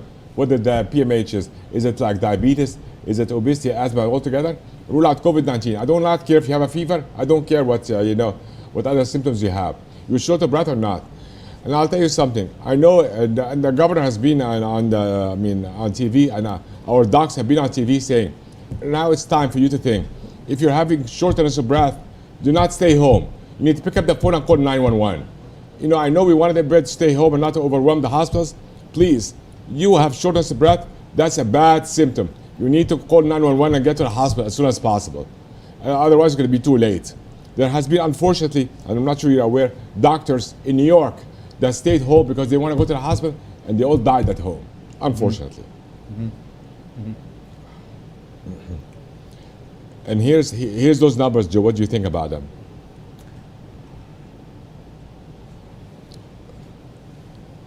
The strokes, actually, I'm surprised it's not higher than that. Mm-hmm. To be honest with you, ICH, I haven't seen that much. Renal failure, usual. Mm-hmm. Yeah, I think that's that. In my view, that mirrors, your typical ECMO. Typical ARDS from respiratory virus. At least that's what I think. Look at that. Again, that number 54%, I think is a very good number. It's a good number, but I think, again, I think you were saying earlier, at least I think that may be low. I think the survival's probably higher, but I think that the selection, the timing, and the lack of use of it resulted in that number being artificially suppressed. Well, I'll tell you right now, I think in the beginning there was a lot of resistance, I agree. But now people are getting more into it, like, oh, let's call the ECMO evaluation team. I mean, that is the best thing, call the ECMO evaluation team. Call your tertiary hospital, can I transfer the patient out? Before he's like with sedation, paralyzed, and all that. And untransferable because they're too unstable. Exactly. So hypoxic, they're hemodynamically unstable, can't survive the transport. So there has been early recognition, I'll tell you that. That's one thing I can tell. And now, that's what I allude to, and you cannot beat me up right now. Okay, that is there different phenotypes or no? Are we in a different phenotype stage of COVID-19 or no? I believe personally that we're in a different phenotype stage right now. Now, why they say about different phenotypes causing different symptoms? You know, we heard about people getting confused, forgetful headaches. We've heard about that. People throwing up, diarrhea, vomiting. We've heard about that, correct? You've heard about all these things. Losing taste and smell. Exactly. But I don't think everybody is the same. So there's different phenotypes. And I think right now there's a different surge or a different phenotype. Do you really believe that? Yes. I wouldn't, would I present it if I'm not? I mean, here is the different types, you know, and you can look at it. I mean, one thing is we haven't had really, like most of those patients, lung compliance is great. I'll tell you that. And that's very surprising.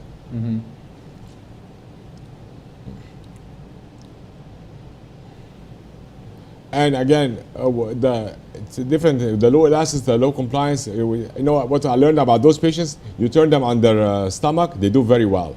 Yeah, I think proning I think proning even on ECMO is a good idea. Absolutely. I'll tell you, but how you remember very well, and everybody in the audience here.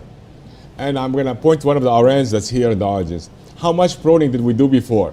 Not much, because it was a big hassle. You know, proning and the things went away. But right now, every hospital has a proning team that's composed of nurses, PCAs, physical therapists. And I'll tell you, it's amazing that the proning team does that. I mean, you should see proning. It is not an easy job, because the problem with the proning team, and again, I'm just to tell you how easy my job is. Oh, you turn the patient prone, he decompensated, turn them supine right away. It's not that easy. They have to put the protection equipment, go in the room. But everybody who's in the medical field knows, you prone somebody in the OR, outside the OR, they decompensate, you have to put them supine again. So you have to put these things in mind, and I'll tell you, proning does work. You know, and I asked the awake patients, sir, take care of yourself and sleep on your stomach, as much uncomfortable as it is. And if they sleep on their stomach, they sometimes can avoid intubation. You know, so I'll tell you, I've seen that. Yeah, and you know, the nurses will tell, listen to the doctor, because really we've seen it, that, you know, they sleep on your stomach, you avoid intubation. I'll tell you, we learned a lot. In the beginning, I will remind you, and I'm not sure it's in the presentation, we didn't want to use high flow oxygen because we're afraid of dispersion. Then somebody came up with an idea outside of the state of Texas. Why don't we wear high flow oxygen with a surgical mask? So there's no contamination. And I'll tell you, once we started using that, high flow worked very well. And you can understand why. Even it's like a little tent, the surgical mask makes like a little tent of oxygen. And that worked out very well. And that was much better than putting people on ventilators. I need you to do me a favor, if you could.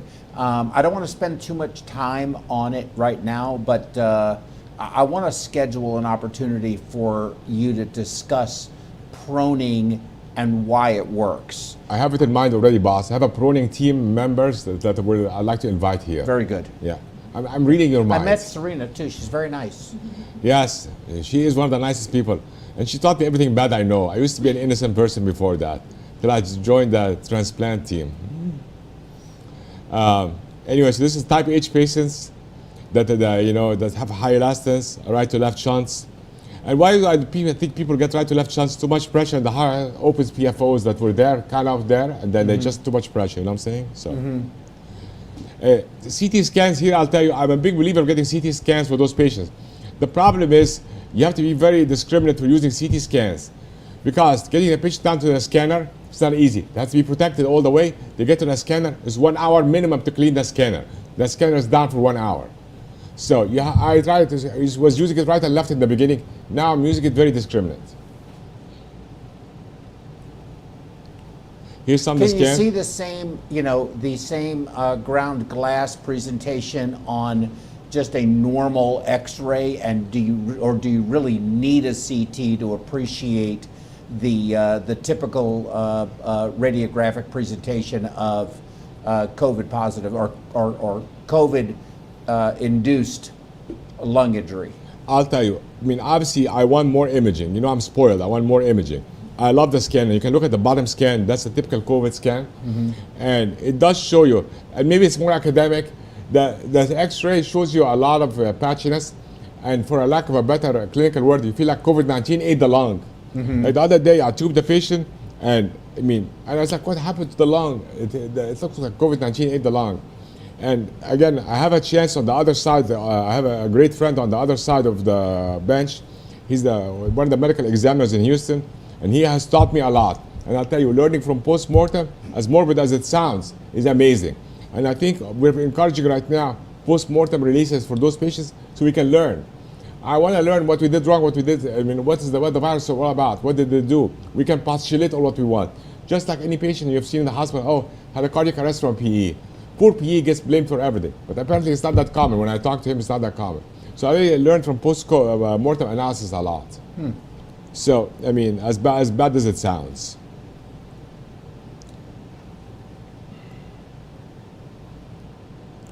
So high flow became recommended, CPAP became recommended.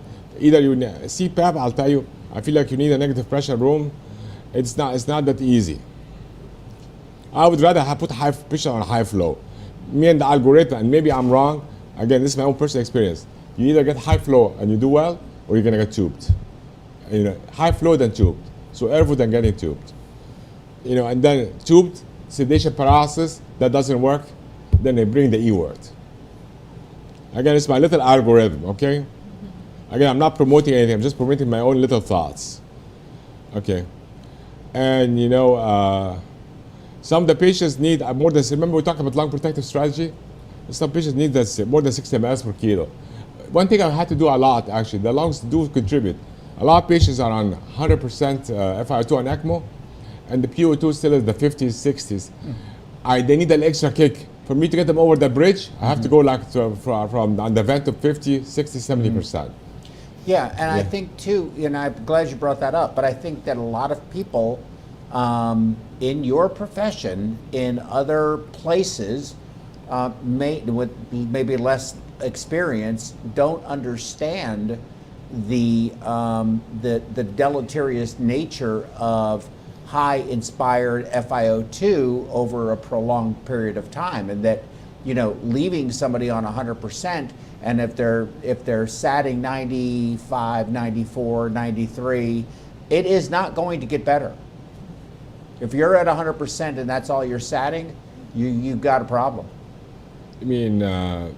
Once I get a call that the PaO2 is in the 50s on 100%, I know there's a big sign of trouble. The 100%, the high airway pressures, if they're tubed, it just is a very bad cycle. To be honest with you, and I'll tell you what I do. I will text the ECMO team that I have a potential ECMO for you.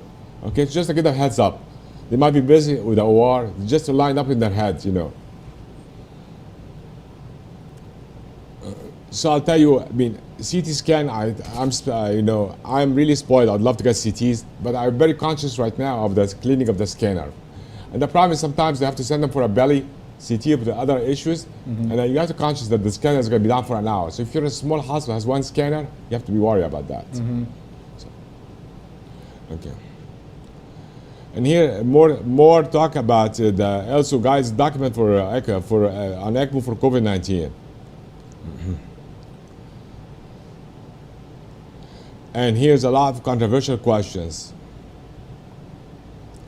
And again, is anybody can go on ECMO? You need to have done it before. You need to be prepared, have the team and the expertise to manage it on every level, on the nursing level, on the perfusion level, on the PT level, on the pharmacy level.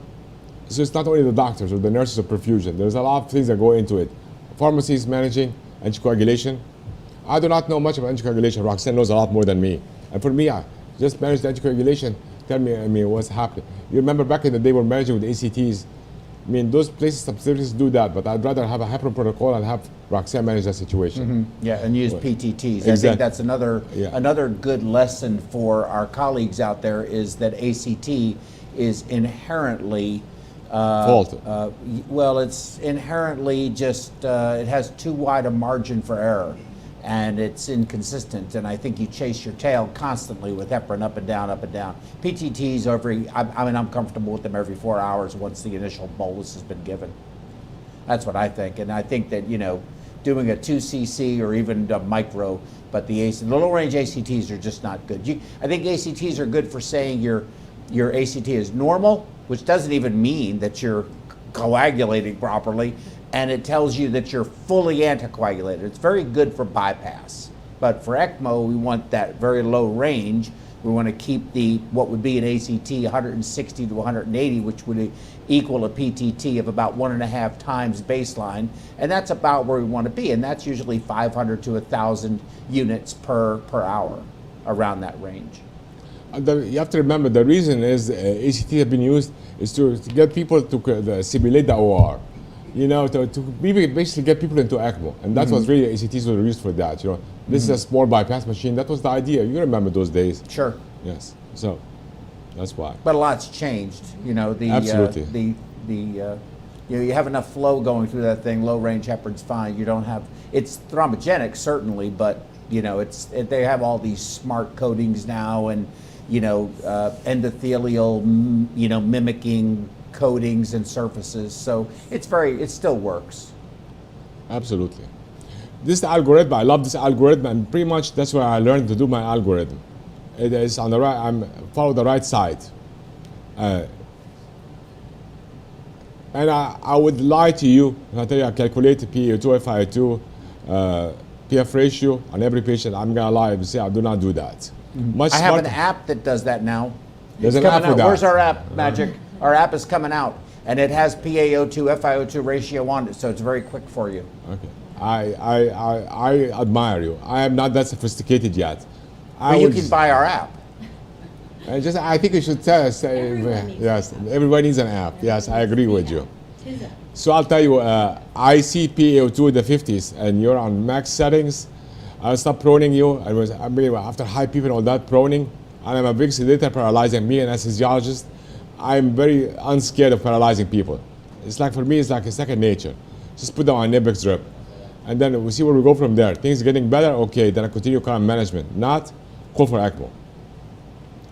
If the patient qualifies for ECMO, and you have to go to the contraindications, I'm sure we're gonna find one of the slides. And for me, really, you have to have serious comorbidities to be a contraindication for ECMO. But everybody's a candidate at this point. Do we have the equipment in every place to do it? No. I think if you're thinking about it, you should call your referring hospital if you don't have it to send the patient as soon as possible. That hospital might be busy because we're back in cardiac surgery right now. They're busy. They have to be ready. They have to have their surgeons available.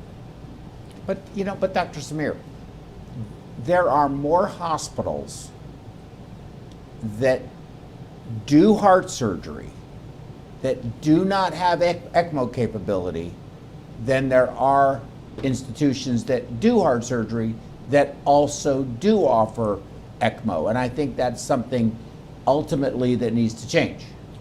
And your talk on telemedicine is going to be, I think, very important. And you have to remember also, it's going to be about staffing, availability of surgeons, availability of perfusions, availability of intensivists. And, remember, ECMO is a very expensive venture. To have that, to come up with that and support it needs a lot of support. Mm-hmm. And you alluded to before, the Med Center has a lot of transplant centers. It does, because transplant is a very expensive venture, mm-hmm. and you have to have a lot of support services for mm-hmm. it. And the problem is, the little hospitals, they cannot support that, you know mm-hmm. what I'm saying? So. Well, yeah, but then that becomes, we can go, I don't want to be political either, but at the end of the day, you get picked up by ambulance service X, and you are having shortness of breath. Of course, nobody knows the reason why, and you get taken to hospital, X or Y, and they put you in the ICU. They have you on high flow oxygen. They listen to your lecture. They prone you. That's not working. They tube you. You're grossly hypoxemic. You are struggling. Now you're on 2-3 drips. You're too unstable to be transported. They call for the helicopter, but they're not available because the weather is bad. Why is that fair to the patient? It's not fair, and I'll tell you my little algorithm. And shouldn't the patient know? I mean, but I have to tell you, you're really starting trouble. I'll tell you, I feel patients spend more time shopping for their car, where they're going to get their best steak, than investing in their health care. Absolutely. Health care, you need to do your homework.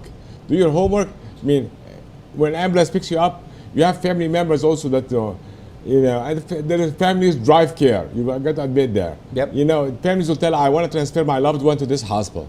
They cannot tell EMS that will take them here because they have to go to the nearest facility. But they can ask to transfer later after stabilizing the patient. And in my little opinion, when I cover the smaller hospitals, which is not in the state of Texas, once I get to the paralysis mode, I'm already calling for ECMO, calling for my referral center to be ready. I want to transfer for ECMO. Once you're at the paralysis mode, you know that before proning and all that, you need to call to be ready for ECMO. Well, that's something that needs to be taught to our less sophisticated, still important and still very good community-based hospitals, that for their emergency department and intensive care medicine department to understand that when you see this, you need to be calling somebody. This is an education issue because they will keep the patient until they're not transferable anymore. I've seen it happen too many times. Well, I'll tell you something, Joe, and I'm going to count on our survivor in the audience spreading the word that, I got ECMO and I survived. And that's what happened to me. So I'm going to pick on him later, and he's going to have to spread the word. Nothing better than a patient testimonial. That's what. And Serena can attest to that. Patients get referred from transplant from other patients. I got a lung transplant and I did much better. They got all of the referrals from other patients. That I got a heart transplant, did much better. So I think our patients should speak for what they went through and how they survived. And our media, instead of focusing on negative stories and what happened, that they died, they need to show survivors and how they went back to their families. And they're able to have a productive life. We hear so much about ECMO, and the cognitive dysfunction. We keep more and more and more. But see a good story and a real story. Exactly. You know what I'm saying? Exactly. So. Well, I'm just wondering whether or not they have ECMO capability in Chaz. They do. They do. You know what Chaz is, right? And everybody knows where Chaz is, right? It's Seattle, the autonomous zone. It's utopia. Everything's available there. Free. Yes. Okay, so can I answer this question very shortly? Yes, absolutely yes. Should ECMO be considered for traditional indication during the COVID-19 pandemic? Yes. And I think it was held off because I don't think people knew how far this was going to go, and they were afraid of using up the resources. I'll tell you something. Roxanne might beat me up right now. She can beat me up. It's okay. I don't agree with that statement anymore. I used to agree with it. I don't agree with it anymore. I think, something is, we don't know. The answer is we really do not know. Is it the young people are going to survive? We do not know who's going to survive. And I have a moral obligation to offer it to the patients that meet the criteria. You know what I'm saying? But for me to predict who's going to survive or not survive, I cannot say it anymore. I think I should be able to, if I have the option to offer it for everybody, and I would call the PMD. Would you think this is a good option for your patient?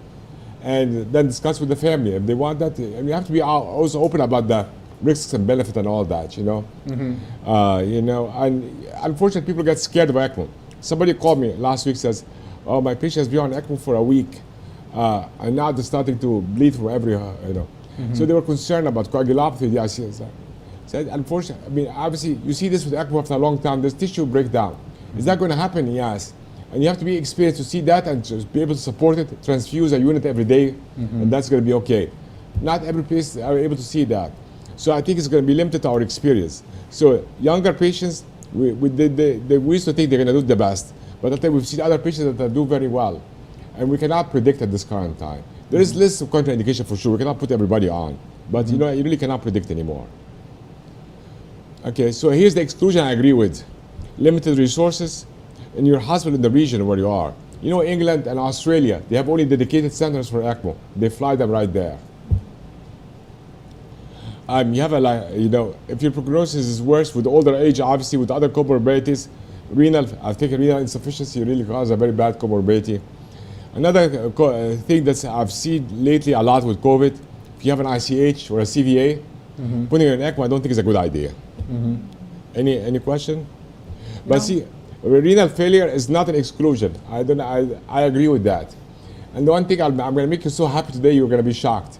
I'm a big believer right now putting those patients on CRT. Yes, So- I am very proud of you for that. You're right. I know. I told you And I'm going to be that's shocked. I another- almost knocked you off. But that is another argument that I have consistently with some people who don't understand that that maintenance of homeostasis, fluid balance, all of this has a tremendous impact. You know, removing metabolites and toxins is tremendous impact on survival. And we know why. All the discussion came from me from interleukin 6 and IL-1 and 6 and all that. I want to remove these mediators. That's what's in my mind. Yeah. So Even though they continue to be produced, Yes. you can at least maintain a level that's tolerable. For me, if we're using blockers for IL-6, IL-1, we might as well just try to remove them. You know what I'm saying? So that's my, you know. The other thing, you know, I'll tell you, I mean, you have to get a consult. Every ECMO needs to have palliative care consult at the beginning. And we're getting palliative care from the beginning. That's a discussion we had in multiple programs before. So every ECMO patient gets a palliative care consult in the beginning, off the bat. So everybody is on the same page.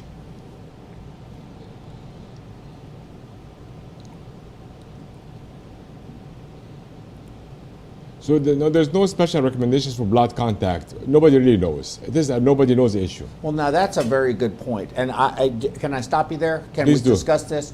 Absolutely, sir. Whatever you want. We have debated this repeatedly, and I think that the debate is still going on. That does the exhaust gas of the membrane lung, the artificial lung that's used for ECMO, does the exhaust gas carry a viral load? And should it be captured and vented through some type of waste gas exhaust system or some other protective measure?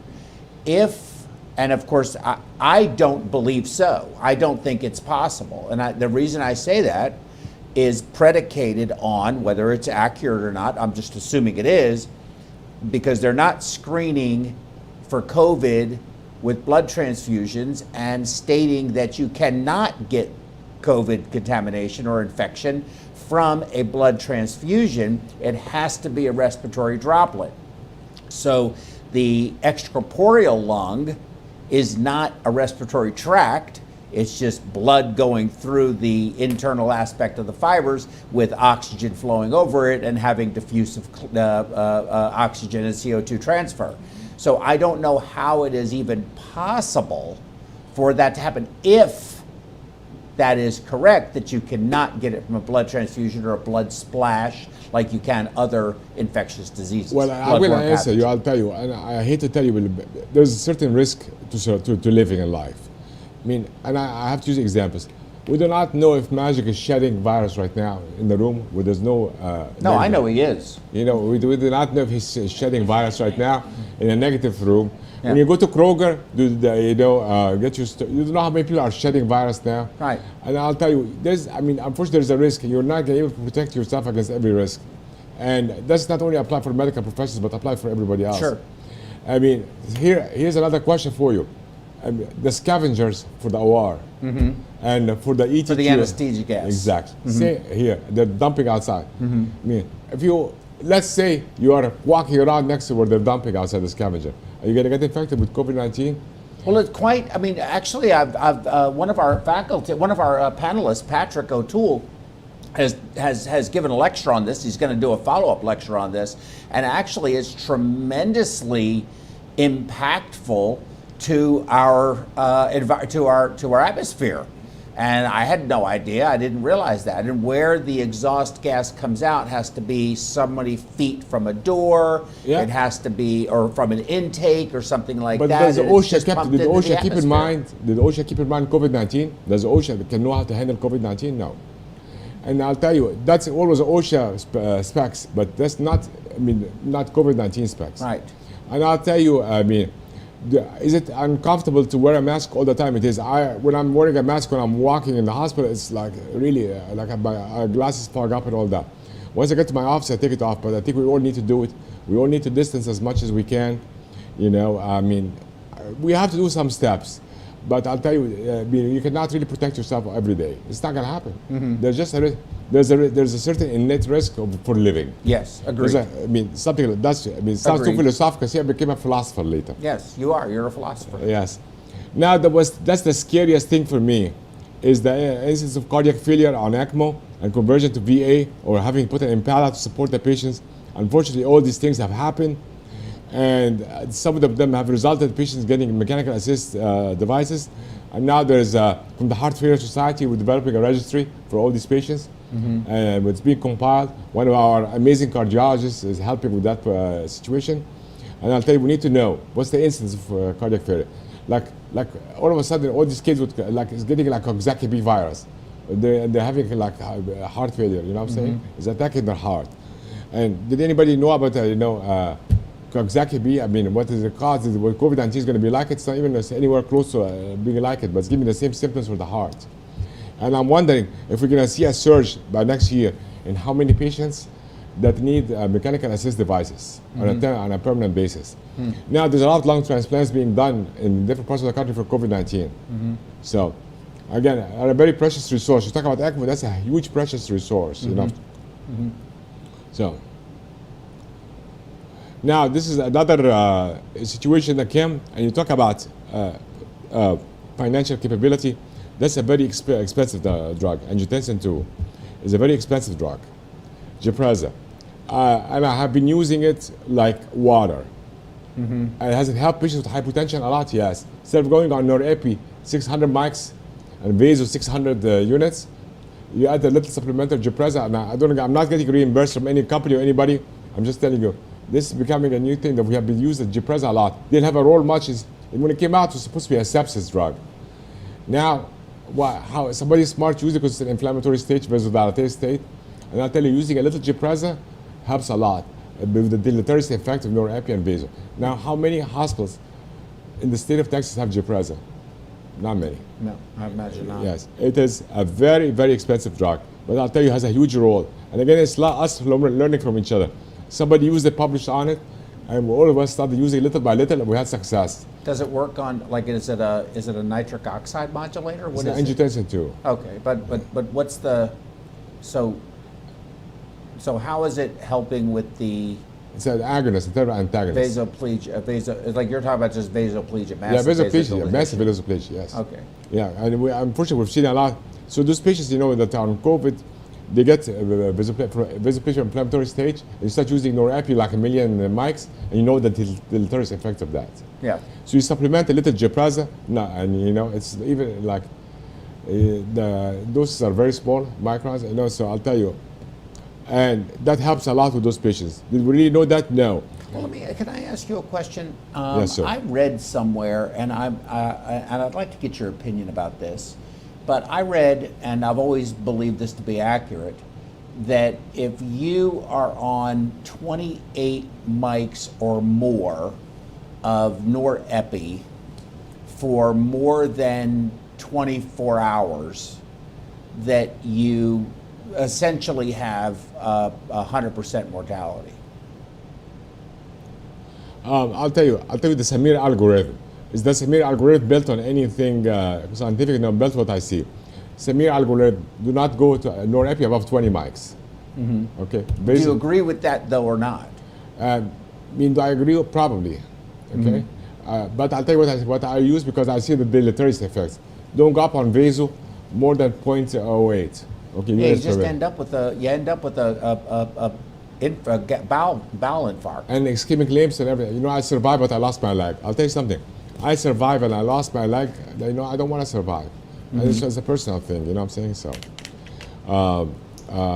you have to have limits. Now you were asking me about the mechanism of Ang2. Remember this whole controversy about ACE inhibitors and COVID-19? Yeah. So here it's, it does a block. So there's a rumor that it blocks the E2 because it binds with it. So that's why you get the increase in blood pressure and reduction in mortality. So I'll tell you, it's amazing how it is. And the drug was not developed for that. This was way before. This was developed from last year, an SCCM from San Antonio, if you remember. Okay, and it was supposed to be just a supplement to norepi and basal. Now it's found a new way to help with COVID-19. So you see, all these things you have to help when you can.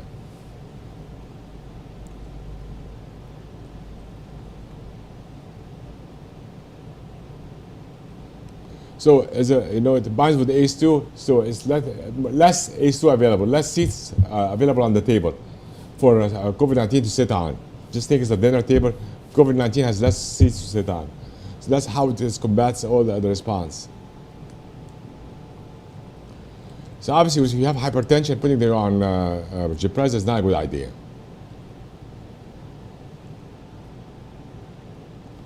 And here's we'll go through the numbers because the ages are very important. For me, why? Because again, we kept harping on the young population, and I'll tell you, there's people in their 60s and they survive.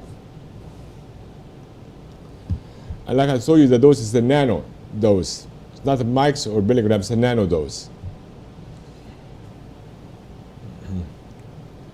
And what other drugs was used with it, and you just take a look. And again, reducing the inflammatory response. I'll tell you, all these immunology drugs that we did not know anything about are playing a huge role right now. By the way, Magic, am I bad on time? Yes.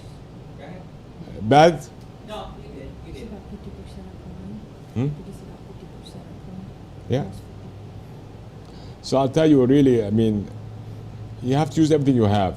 And look at the blood pressure numbers. Baseline at the start and after. Really, I'll tell you something. I'm very happy. Are you happy with a mean of 70, Joe? Yes. Okay. So here's my little algorithm. Mean of 70 is systolic of 90. That's my little algorithm. Now, if it's going down and it gets there, that's different than being there, in my view. I'll tell you, the problem is you have to give yourself room for error. So, and I hate to say this, you say give the order, keep systolic above 90. There's going to be some dips, and people are not going to catch on. Not everybody's an A-line. Not every hospital putting an A-line in every patient, remember that. Well, then you shouldn't be on vasoactive drugs. That's a big, huge statement, and I'm very afraid people are going to be killing you outside your house. I don't care. That's a huge statement, because how many smaller I think it's insane. It's insane. If you can give vasoactive drugs, you should be able to put an arterial line in. If you don't have an arterial line, you should not be giving vasoactive drugs. I'll tell you something. I'm going to have to disagree. I used to be like you. I'm not going to lie. Okay, I'm going to have to make a statement. So you went to the dark side? Yes. Because I've seen patients survive and get out in smaller hospitals without A-lines, and they live. They live.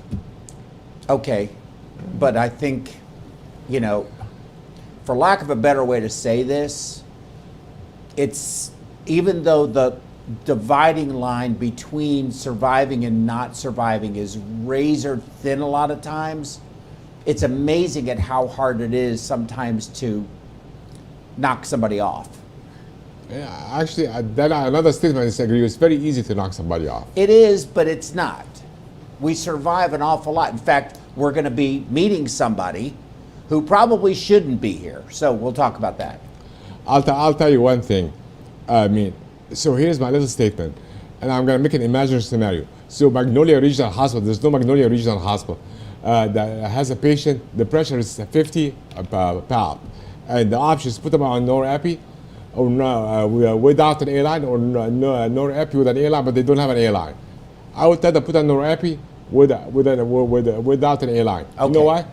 Tell you could transfer them out. I think you have to. Brain is perfusion is important to the brain, and the kidneys. I don't want to end up with renal failure. I'd rather end up with brain failure than renal failure. I'll tell you that. Okay, I'm going to tell you this story, and I think it's relevant. It's germane, and I think it's important for everybody to hear this story. And I'll tell you why I just fundamentally disagree with you on this.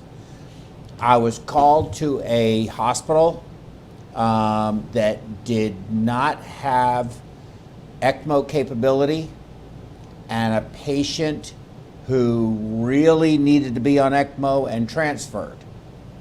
So we are not typically an ECMO transport service. That's usually the Lifelight and those guys down at the Med Center.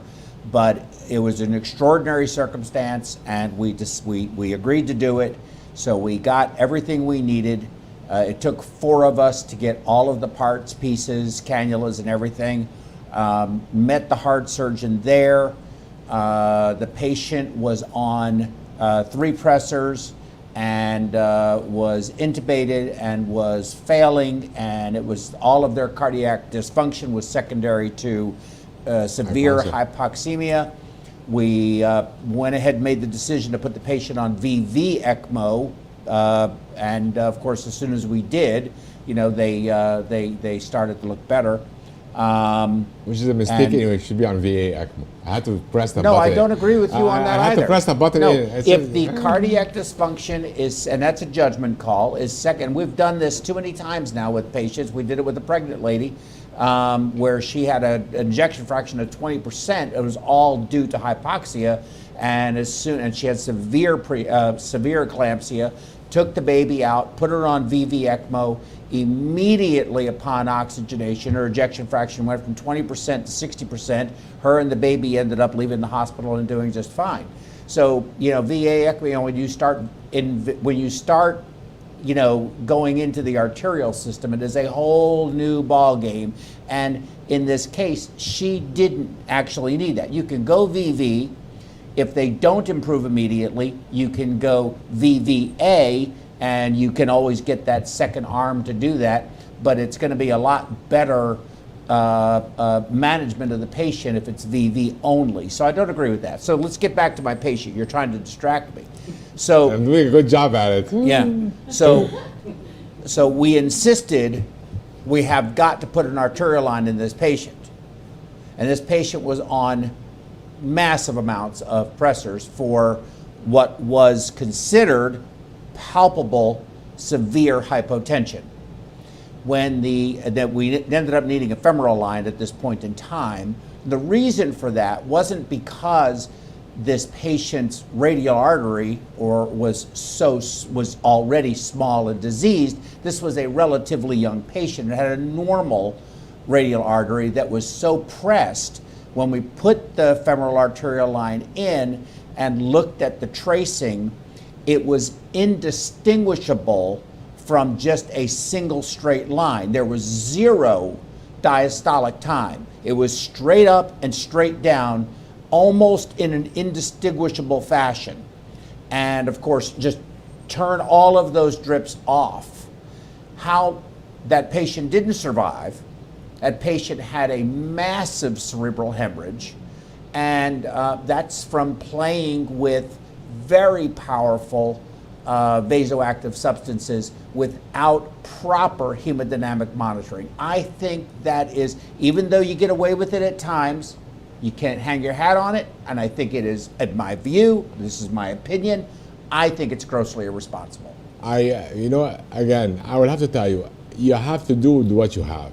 I'm sorry, I'm going to have to be a bit. Well, but those are 2 different things. But, you know, just because you're at Magnolia Regional Medical Center with, you know, an ICU of 1 bed doesn't mean that you're on a battlefield in the middle of a desert with tanks and shells and bullets flying all around the place. It's a hospital. Can I tell you something? And these guys will add to what I'm saying. How many outreach hospitals out there in Texas that have 1 or 2 ICU beds, 1 ventilator maybe, and then you have to take patients that there's the only medical care available, you know, in that area. There's a lot of them. You know, but I don't understand your point. I mean, the point is, I'd rather put you on Norepi. Everybody has a sonocyte. Everybody has a little stand that's at the a huge thing. bedside. Everyone has a sonocyte. That's not true, actually. Or some form of imaging, and if not, you know, you just, I mean, you know the anatomy, stick it. I'll tell you something, I think everybody needs to do the best what they have.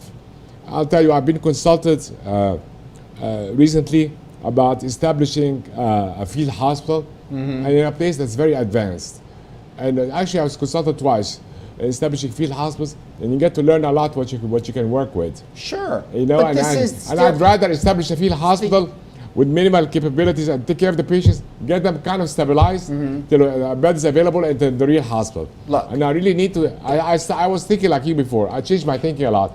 You know why? I mean, But you need to change it back. I mean, I just disagree with you. You know, we're practicing, or I mean, you have to think at this point, COVID-19, it's a war. We're practicing war medicine. So I think it's war medicine, you have to put the priorities in mind. I'll tell you something, I learned a lot. I was not good at it. I mean, and the people consulted me because of my experience in telemedicine. So we're using telemedicine to back up a field hospital, using the capabilities. And and there's things I wouldn't get away with before, I am allowing to use. Okay, here's another question for you. The ventilators that were being produced in mass, are they our very sophisticated Hamilton ventilators? They're not. No. But they are, stockpile ventilators that are available in disaster. Did I learn how to use it? Absolutely. Did they do the job? Yes. If I wanted to buy level ventilation, could I do it? No. And I'll tell you, I mean, you have to sometimes just do what you have.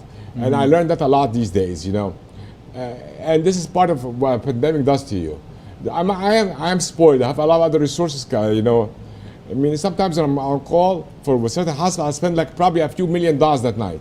I'm on call for another hospital, I will spend a few $1,000s because I know that, I mean, you have to be conscious of what's the support is available. And also call the tertiary centers to be able to take the patient.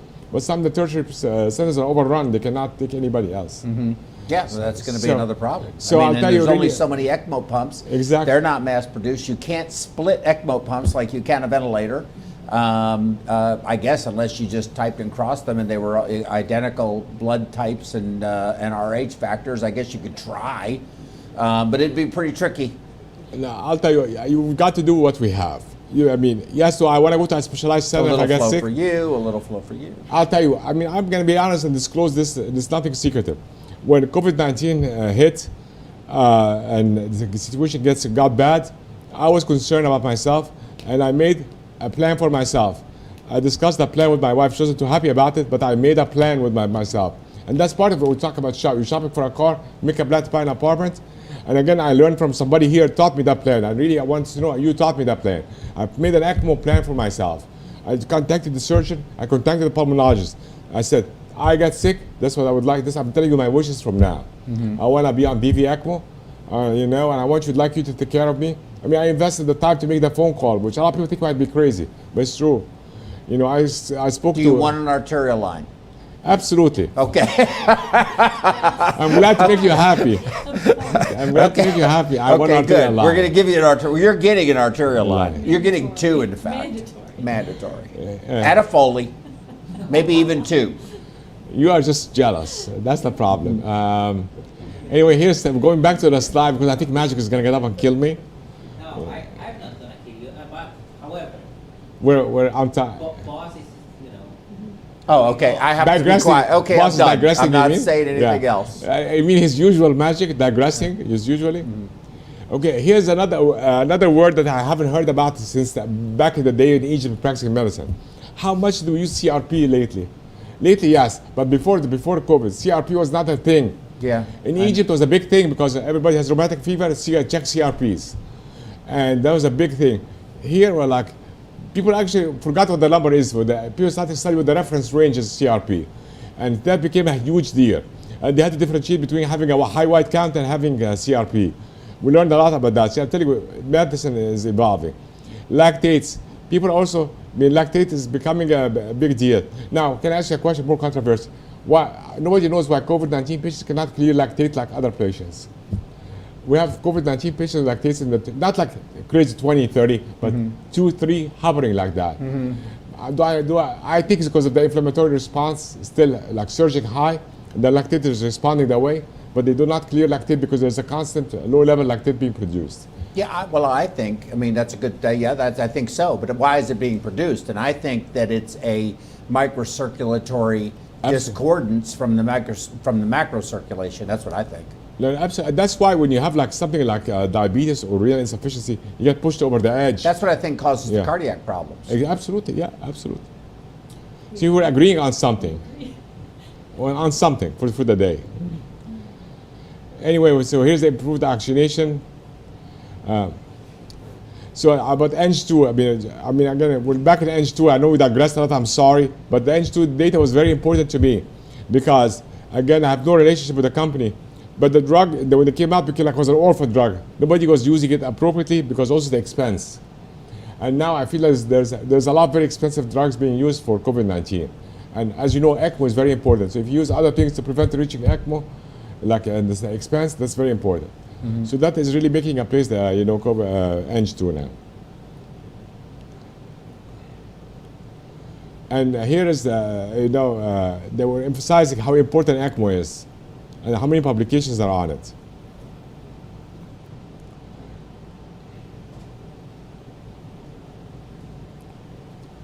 And how when you Google things, how many results come up. So I'll tell you, there's a ton of publications, and we have to thank France really for helping us a lot.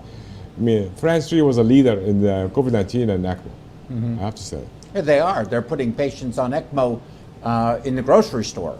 They have they really are. It's true. Absolutely, you're 100%. They have an ECMO response team. We have it, an in-house ECMO response team.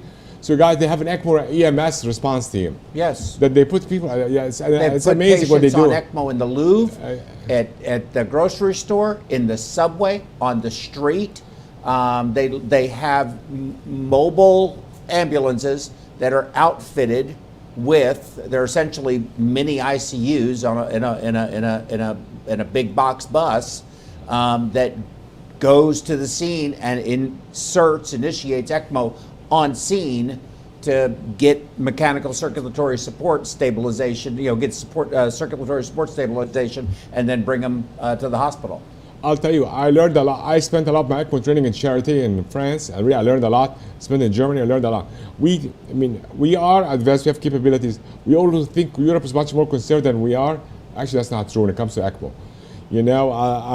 I have, been to in Charité in a patient's wedding on portable ECMO. He got married on portable ECMO. He wanted to marry before he died. Wow. And his wife was on board for that. So I was in Charité in the wedding for his wedding on portable ECMO. I'll tell you, we learn. And the point is trying to emphasize here, look at all these search words and how many results. You put COVID-19 and ECMO, that tells you how popular it's becoming, 112. Everything else is 29, 8, something like that. So it tells you it's becoming really, that's the point. It's becoming like a mainstream. Mm-hmm. But for the FDA to recommend it, I know that's a big thing for the FDA, to jump up there. So, now, any bullets wants to fly towards me? Very good. No, that was excellent. That was really a very good review. The studio audience the enormous studio audience is applauding. So what I'd like to do, if I could, is do you mind if I bring all the panel up? Can we take a little break and then bring all the panel? Yes, let's do that. Yes, we can take a break. We're going to take a Samir break. Samir break. And Super Samir. That's right. Thank you very much, Roxanne. We're going to take a Super Samir 5-minute break.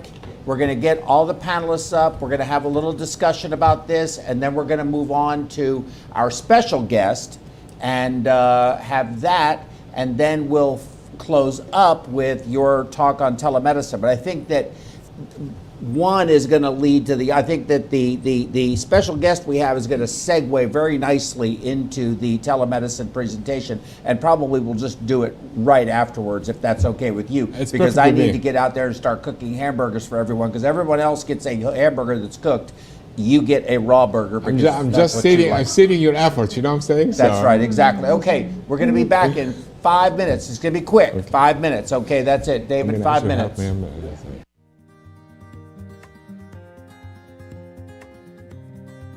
The Point of Care program at Huntsville Hospital is approaching its 20-year anniversary. As we began to grow as a hospital and provide more complex services to our community, the need for point of care testing became very clear in our organization.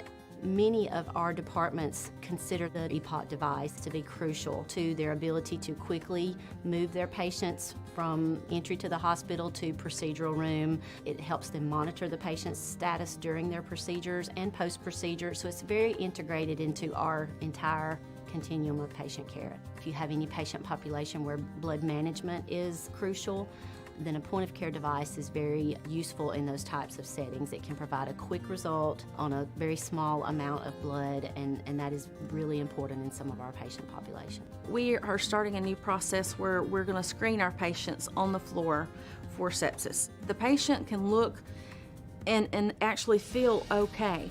They will show us signs and symptoms of sepsis. So what we do when they show these signs, we get a lactate level. Lactic acid is a product of the sepsis cascade. So with sepsis, the inflammatory light switch goes on, the cascade starts churning, and unfortunately, once it starts going, we have to stop it. It will not stop on its own. The faster the lab draw, the faster the lab results, the faster you can act on it. The process in the lab is what the process is. It just takes a certain amount of time for the instruments to run those tests. I mean, we're talking 30 minutes even on a stat because that's the process. That's just how long it takes. There's not really anything you can do about that. For every hour you wait to give an antibiotic, the mortality for that patient increases 8%. So now that we have the handheld device, the nurse can get those results within a few minutes, and we know how to treat that patient. If a patient is going into septic shock, we do not have minutes to spare. We have got to get it done quickly. So when you get the little beep from the EPOC that says your results are in, you go with it. You don't even think twice about it. You're like, this is good. This is what I'm going to do for this patient. The next steps are clear. I think our mortality on the initial floors dropped by almost 50% in the first 3 to 6 months. At this point, we're about hospital-wide. I think we'll be hospital-wide another 2 to 4 months.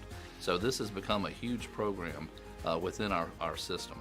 Without the EPOC device, it would really be hard for us to get everything done in the timely manner. So it's really helped us to get our program going. I mean, whether you're a surgeon, whether you're a medicine doctor, whether you're a dermatologist, you want to be able to do things in a timely fashion so that you can be most effective. This really makes a difference in patient outcomes.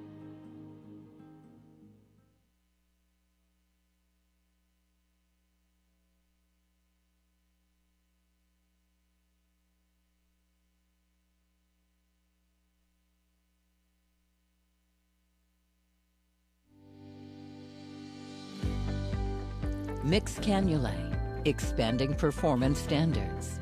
High-performance cannulae for direct and femoral cannulation in minimally invasive cardiac surgery. LivaNova's complete range of mixed dedicated products allow easy and reproducible procedures. The portfolio includes the sutureless aortic valve Perfusion, Memo 4D for mitral valve repair, the HeartLink system for assisting the perfusionist in applying goal-directed perfusion therapy, and a broad choice of high-performance dedicated cannulae.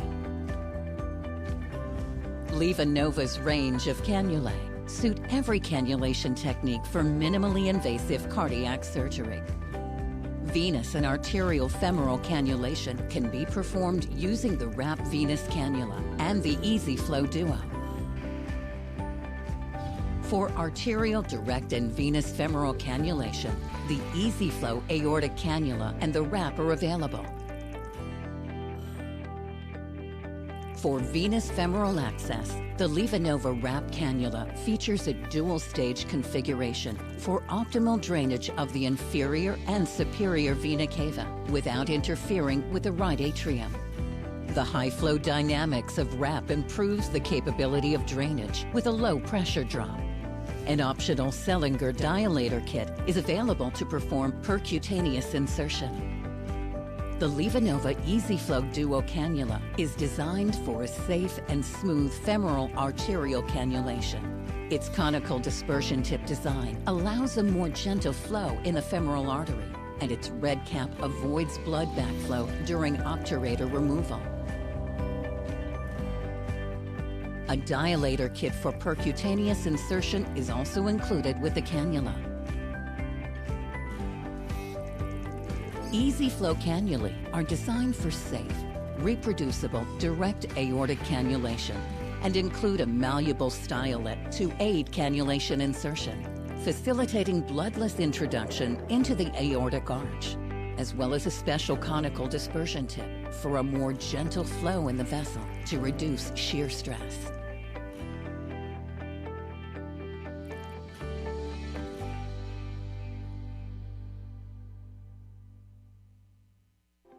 Like all perfusion professionals today, we are busy and frequently short-staffed. Does taking time off for a conference create a burden for your teammates? Has reimbursement for your continuing education dropped? Have you priced the cost of going to a meeting lately? Registration fees, airfare, transportation and parking, hotel, and meals out? This totals up to having an out-of-pocket expense of over $2,500. And then you hope the content is good. Perfusion Education has heard your concerns. They have a simple and seamless system that works on any platform, computer, tablet, or even your phone. You can chat during the program or even phone in and be live on the air. The content, second to none. Perfusion Education is by perfusionists and for perfusionists. Create a free account and check us out today.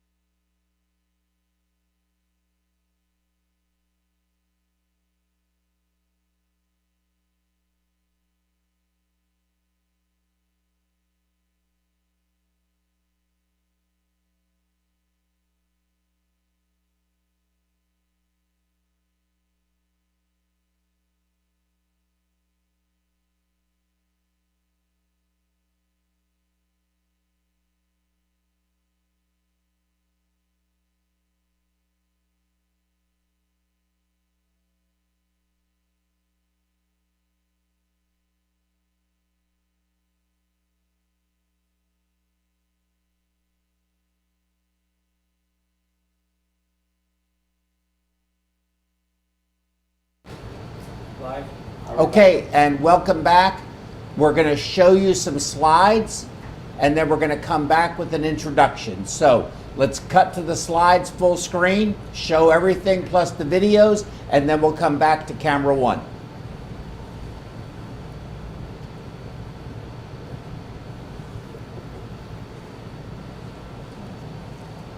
That's a good spot. That a good spot? Is that a good spot? Okay. Can we see Dr. Samir? It's okay. It's okay. Don't worry about me. Take your time going through those slides. You see Dr. C? See everybody? Yes. Okay. Here, you know what? You just stay right there. I'll go back here. I was just really weak. You know, I just had no strength whatsoever. Good God. I started feeling a little hot. I made it up to the second floor, and I stopped, and I grabbed the handrail. And I turned around and I looked down at the bottom floor, and I was gasping for air. I couldn't breathe. So my 6-year-old come up and he said, "Daddy, what's wrong?" And I said, "Go get your mom." And so she come up there and said, "What's the matter with you?" And I said, "I don't know." I said, "But I can't breathe." She said, "Where do you want to go?" And I said, "St. Luke's." They admitted me, and it just got harder and harder to breathe, even though I was on oxygen. That's when they informed me that my test had come back positive for the coronavirus. The nurses, they took really good care of me. I mean, they were super. I was with him as he was having a hard time breathing. He was actually ready to be intubated because he was struggling so hard to breathe. So I did get to speak to him prior to, and then from that point on for roughly 3 weeks, he did not speak, of course. He could not speak, but we toward the tail end could wake him up, and sometimes he just wanted us to hold his hand. He was lonely and he was scared, and so we'd spend some time in there just letting him know, you've done it, you've made it, it's gonna be okay. He improved, and it was pretty gratifying to see about 15 days into his hospitalization, where his chest x-ray went from looking completely white, which is a bad thing, to being completely clear. By the end of it, he was off the ventilator, he was off of ECMO, he was off of all the medications that we were using to sedate him, and he's up and walking. He's participated in rehab at this facility, walked 500 feet, and he's going to be able to walk out of here, which I think is a testament to the team of physicians, nurses, PCAs, EVS personnel, and all the specialists that have been taken care of. Part of our mission is to take care of this community, and so having these patients stay in the community because they don't need to be transferred is a very positive thing. Pretty much once he made it to rehab, I knew that he was going to be doing okay because of everything that he'd been on. I knew that he was going to do well once we were walking, and just with his background and his history with his occupation, I knew that he had a lot of strength and he could do it, and that he was a fighter and was going to make it. And we actually did see him walking, so we were very excited to see that, and gave him a little fist bump on the way out. So we're just very happy to see him go home and be back with his family, because he kept saying how excited he was to see his family again. I did not know he was going to physically walk out today. I thought he was going to be wheeled. So of course it makes you emotional, because there was a time in which we didn't think he'd be doing that. I mean, there's not enough words out there for what they did for me. The kindness, the support, just shows how much love that the team here have for their patients. I owe them my life.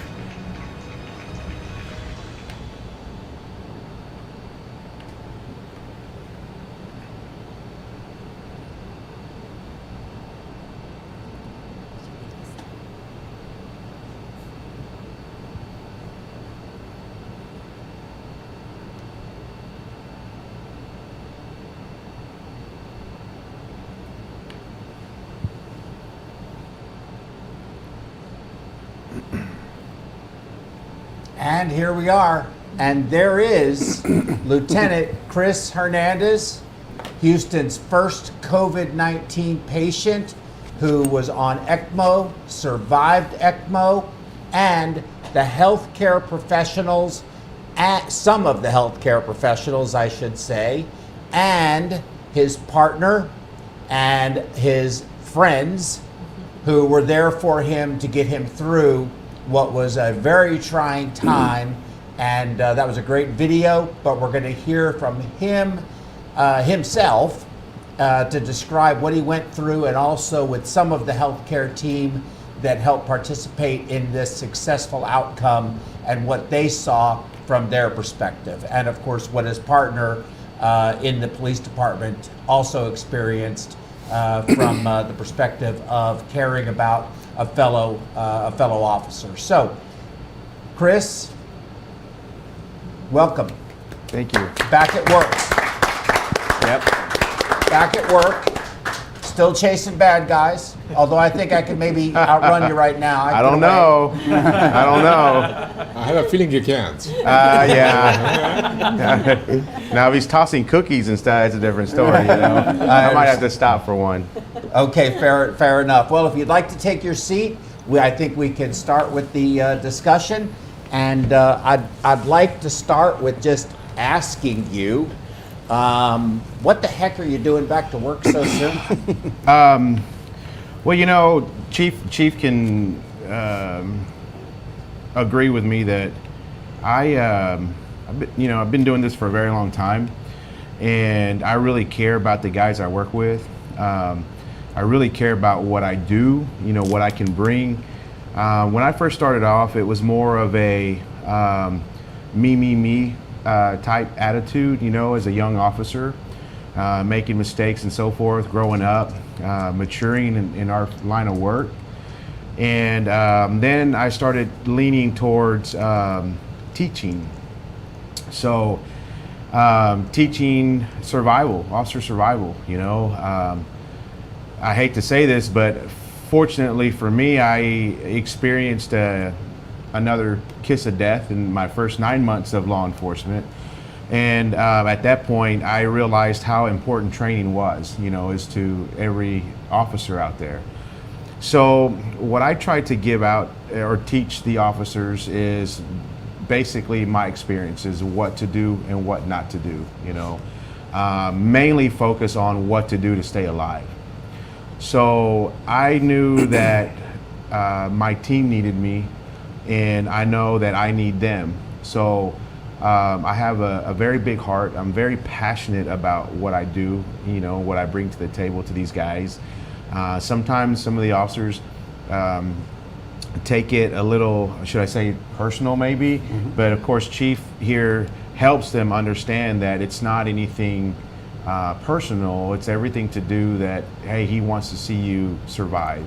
You know, he wants you to live. And I've had officers in the past that have contacted me and said, hey, you saved my life. You know, this was a scenario, and I remember you teaching us this, and I used it, and it saved me that night, you know. So I look at it as, man, I need to get back to work. There's things that need to be done, and there's still, you know, officers out there that I know that I can still spread the knowledge to. So I had a very strong drive to get back to work, and I love it. You know, I love who I work with, who I work for, the guys on the team, even our SRT team, our neighboring agencies that we work together with. You know, it's I just love it. That's just what I love to do. You know, I don't think there's, you know, at one point did it cross my mind that I might have to have a medical disability retirement, so is what you would call it. And I just, at that point, I didn't realize, or I didn't think that I could come back to law enforcement, you know, while I was laid up in the bed. And then I got to really thinking about things, and basically told myself, you know, everything that I've endured the last 20 years in law enforcement, you know, when did I ever quit? And so I told myself, you know, I'm walking out of this hospital, I'm not quitting, I'm going back to work. March 12th, plus or minus 4 o'clock in the afternoon, is a day where you went from being a patient in the hospital, feeling bad, on oxygen, to being put on ECMO, which is, you know, as you've heard, I think from the previous session, a relatively big deal. And I want to touch on two things, if I can, or ask you to talk about a couple of things. One is the days leading up to that. We heard a little bit from your video, but we'd like to hear it from you directly. And then what from that moment when that ECMO was being inserted, do you remember, if anything? What do you remember from the plus or minus 2 weeks you were on ECMO? And I guess most importantly, I think what you're describing to me is how much do you believe your will to survive got you through all of this? So the week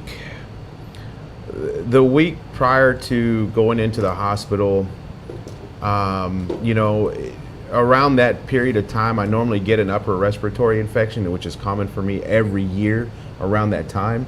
So I didn't think anything of it. You know, I would have never thought COVID was even here. We would make jokes about COVID, you know, and but you know, for some time I was feeling pain in my hips, you know, and my hips were like very painful, and I'm thinking, man, I've never really had that, you know, and so it wasn't concerning, but I figured that it was because I do a lot of side work, which extra jobs, and I figured I spent a lot of time sitting down and in my truck, that maybe it had something to do with that, you know, and I just needed to get out and stretch or whatnot.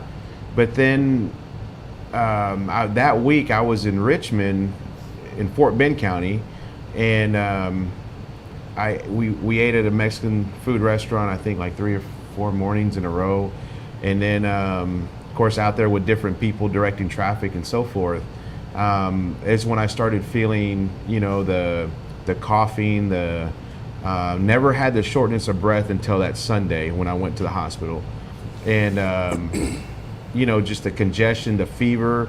The fever was a little concerning to me only because I've never, other than when I was a child, had fever. You know, in my entire adult life, I've never had fever. So it was kind of new to me, you know, having to take the Tylenol and the ibuprofen and so forth.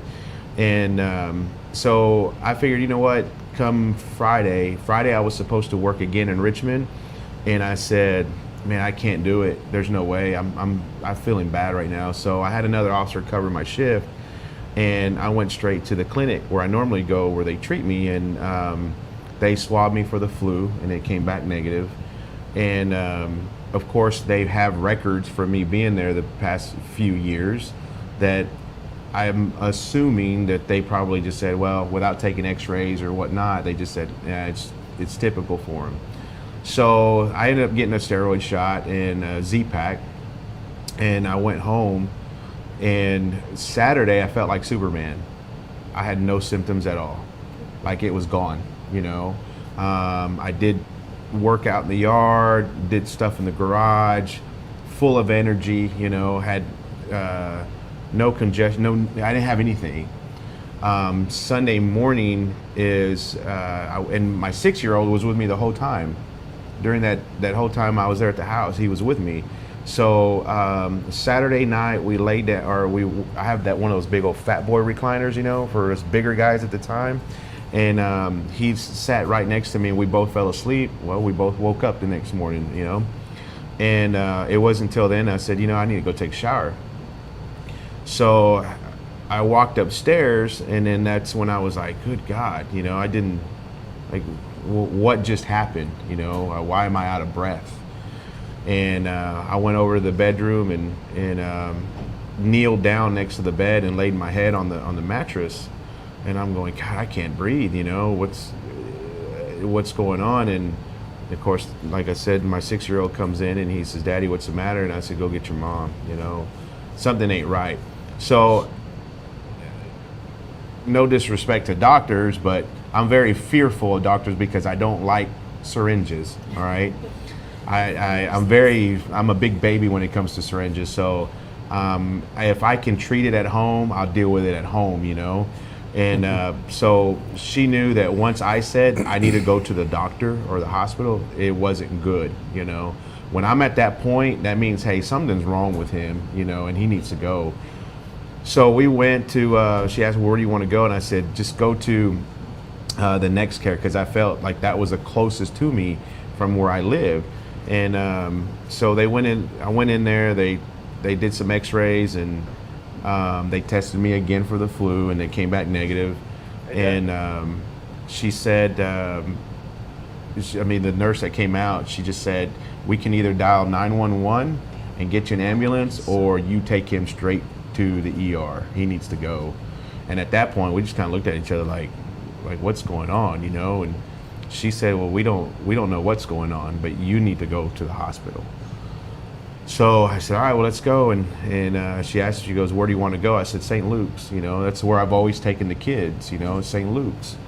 And not only that, but I don't think he works there anymore, but Dr. Zavallos, I had a great rapport with him at one time when I did work at Conroe, and he helped me out, you know. So I've always, you know, when you get taken care of somewhere, you always go back to that same facility.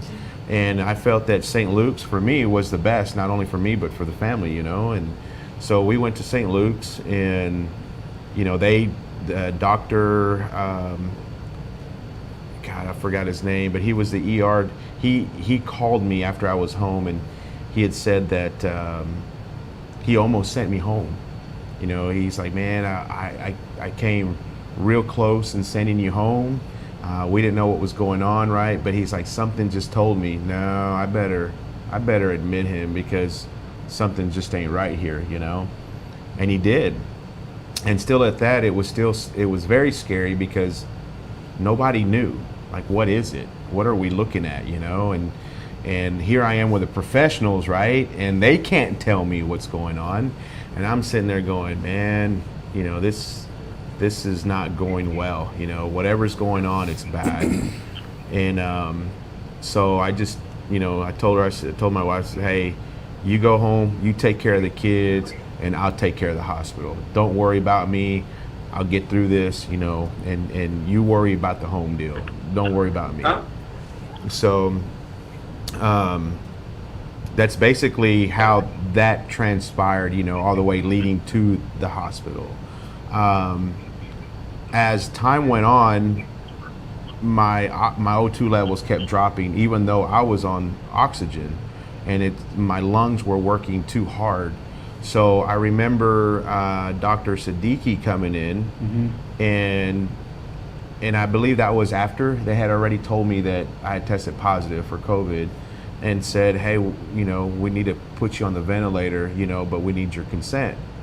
And at that point, I had already known, number one was there was no cure for COVID, right? There was no vaccine for COVID. So what did I have to lose? You know, in trusting in them, because this is what they do. And when he come to me and said, let's put you on the vent, you know, that'll allow your body to rest, and that'll, you know, it'll work your lungs for you, and hopefully, you know, you'll get some rest in it, because your lungs are working too hard. And I, you know, the whole time I was in the hospital, I was always, well, let's do it. You know, that was my saying, let's do it. And so he said, okay. So I remember signing or initialing some form, and he said, all right, well, this is how we're gonna do it. We're gonna put you, you know, sedate you, and then we're gonna intubate you. And so I think they were already administering the sedation medication. And I was like, wait, you know, and by that time, I think it was already too late. You know, it was just a matter of time, right? And I said, I need to make sure my kids are taken care of, you know? And my eyes were already closed, and all I heard a female telling me, or it was a female's voice, said, your kids are fine, they're taken care of. And that was it, you know? Normally, I make sure when it comes to the kids that I physically see them taken care of. But the professionals that were around me, I trusted them, you know, and I trusted their voice, listening to them. So that gave me that reassurance that, hey, they're gonna be fine, you know, they'll be communicated with, it's gonna be fine.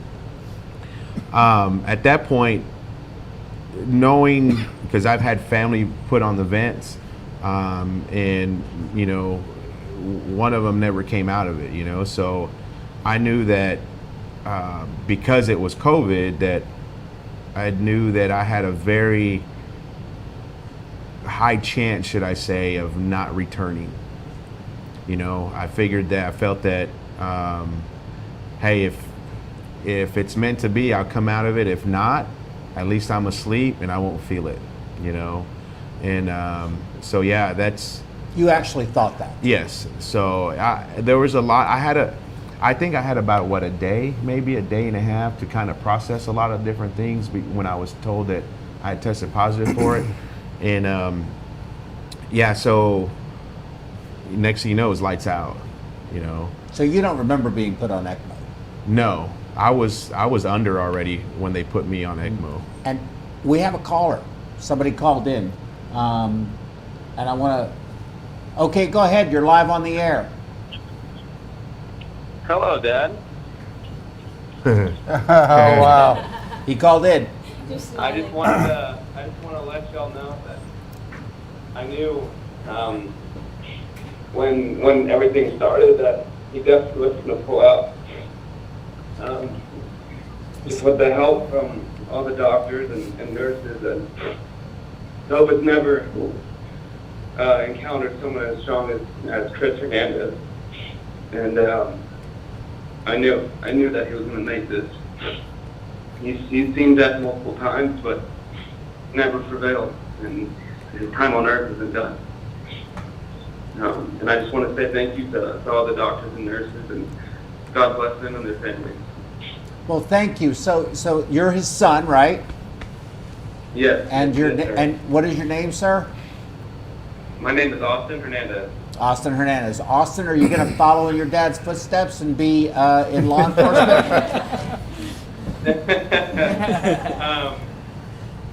My mother said multiple times, I think she'll whoop me even if she doesn't care how. I understand. Well, your dad is a strong man, and I'm so glad you called in. And you're a strong family. He's got strong friends, and we love him, and I'm sure you do too. Yes, sir. Fantastic. Okay, thank you very much, Austin. You stay safe, and thank you very much for calling. Yes, sir. Y'all have a good one. Thank you. Is your dad doing a good job? Don't answer that. Yes, all right. Good deal. Thank you, sir. Bye-bye. Yes, sir. Bye-bye. So if I could, that was very nice that was your cool, son called in. We didn't call him. He called in. He just called in. But I want to start, if I can, with Daniel Rodriguez. Now, I know I called you Chris Rodriguez and you Daniel Hernandez, but just to get it straight, you are Daniel Rodriguez. That's correct. Yes, and sir. you are a critical care nurse, Bachelor of Science. You hold a Bachelor of Science in Nursing at St. Luke's The Woodlands Hospital. That's correct. And you did a tremendous amount of care for this patient, now friend. And you spent a lot of time with him, but I think you were there in the very early days. I'd like to know from you, if you could, what you saw in terms of the clinical presentation when you got him, as he evolved or devolved in his condition, and then ultimately was put on ECMO. Okay. First of all, I just want to say I'm not going to take the credit. We have great nurses there at St. Luke's. I wasn't just the only one. I worked the night shifts. I wasn't the only one taking care of him. There was multiple nurses. The whole staff helped out. So I just did a little part of it. And obviously we can't fit all the nurses here that took part in your care, but I'm pretty sure they'd be happy to be here and obviously see how wonderful you look, that you're in your officer uniform, which is something that I would say a lot of times you don't see with patients that are on ECMO. So to begin, I know it was a Thursday. I was actually working at a cath lab that morning at a different facility, and we do have a messaging service that we use within the nurses to kind of know what's going on in the unit. And I remember leaving that morning, or remembering the morning that he was on a not on a high flow. We had him on a venti mask for oxygenation. Usually you get to that point whenever the nasal cannula is not helping. And at that time, they were not wanting to put patients on BiPAPs, CPAPs, high flows. Absolutely. Right, yes. we're preventing that. Earlier. Correct. Yes. So what we're trying to do is actually put them on high nasal cannula oxygenation where they had you on. That wasn't working. They put you on a venti mask. It got to a point where that wasn't helping either. From what I was aware of is that they had you on a venti mask around 6, 7 in the morning, and then they said they're already intubating you at 10 o'clock in the morning, which is 3 hours, and you're like, wow, that's something big, right? So I'm coming in at 7 p.m. and I see this cardiovascular surgeon, Dr. Maniscalco there, and a few of the perfusionists, they're gowning up. And we're like, what's going on? They're like, they're gonna cannulate him to put him on ECMO. Now, on a nurse's perspective, that's intense because you're looking at somebody that was on a venti mask at 7 in the morning, got intubated at 10 in the morning, and then by 7 p.m. he's already getting ECMO'd. So that's something that you hardly ever see, because usually once somebody gets intubated with the ventilator, they wait a few days to see if and they max the settings on the ventilators to see, maybe even 1 day. But I mean, 1 day, 24 hours is a long time. But if they max the settings on the ventilator and you wait a bit, see if there's improvement. If not, then they put you on the ECMO. But with you, they within one shift, all that happened. And I'm like, whoa, this is crazy, right? And then they're like, that's gonna be your patient. And then I'm like, okay, that's even more crazy because we don't know. There are just so many things, so much information, different information going around saying, you can't wear this, you can wear that, you have to wear this.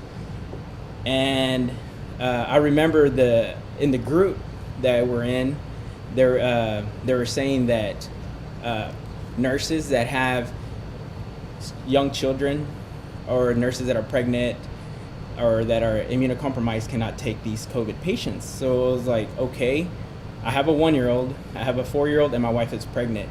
So I'm like, I guess I'm not gonna take them. And you're our first patient.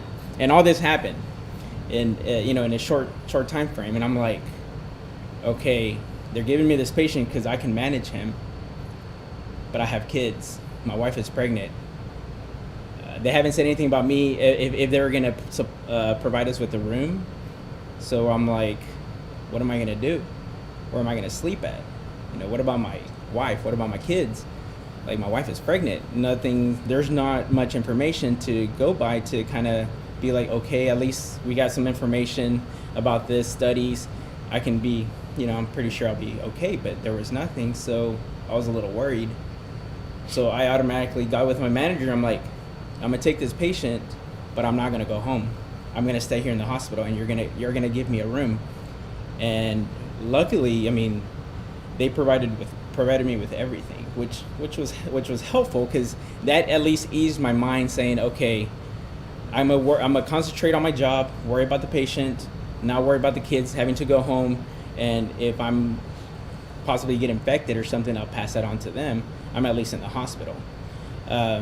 So that was kind of the first day that I kind of dealt with. Now, I stayed at the hospital for 6 nights. They put us on a matrix to where we work 3 days on, 3 days off, so we can have enough nurses in the unit so we won't be short-staffed. And it worked wonderful.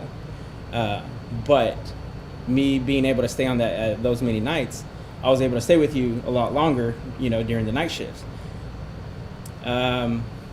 Now, presentation-wise, obviously, things get a little complicated. Why? Because first you have to gown up, and you have to make sure you do it flawlessly, because you don't know how you can get infected. There's still things in the air about, when patients get intubated, it's in the air for 3 hours, and just so many things, and you're just like, okay, I got to make sure it's safe.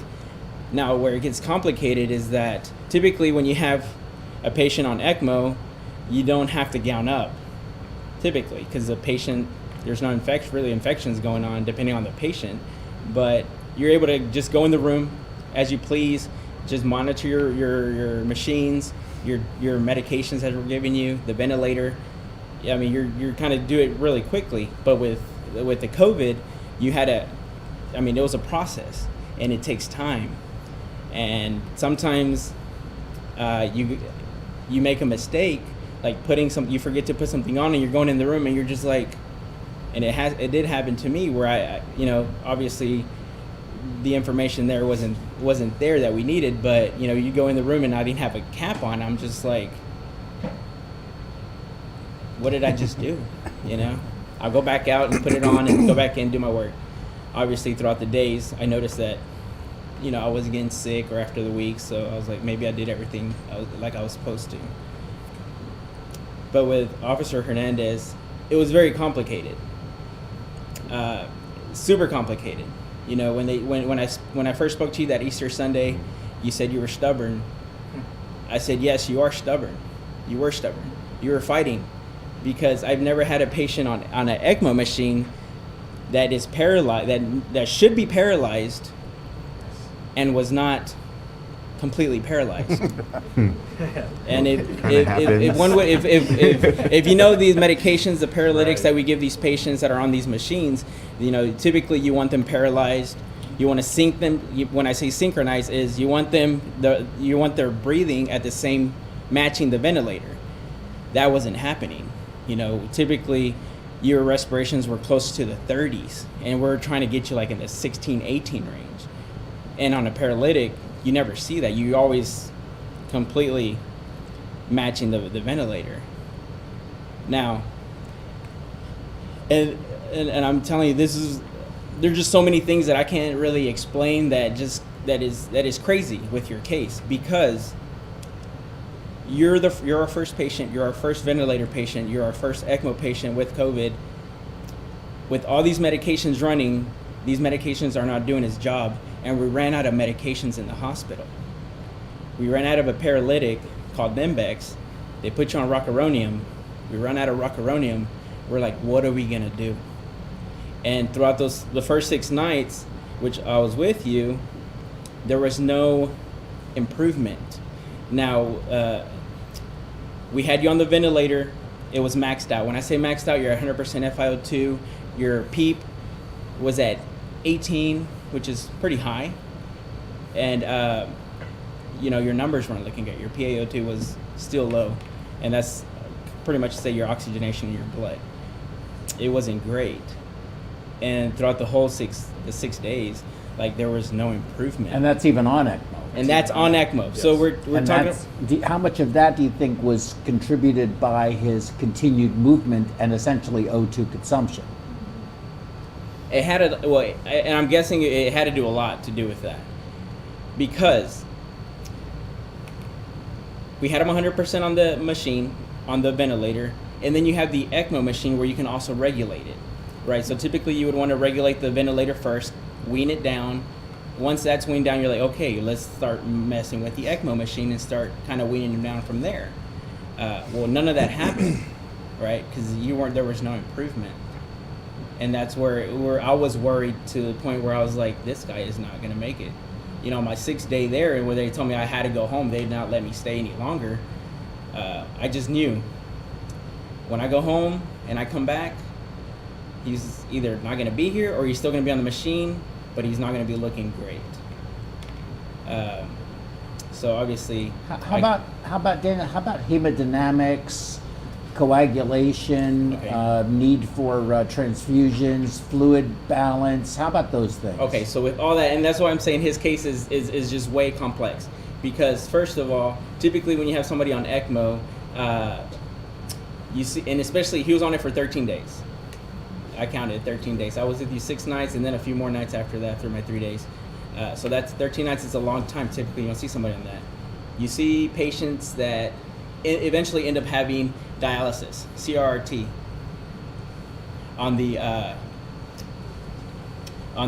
when they're on ECMO. That's because their kidneys stop functioning. With that is that Officer Hernandez did not. Sorry about that. Better? Okay. With Officer Fernandez, he did not need dialysis. his kidneys never stopped working. So that was great. I think that helped benefit you out a lot. Coagulopathy, we did have him on heparin, systemic heparin, and that's because with you being on ECMO, we don't want you developing clots because of where it's positioned.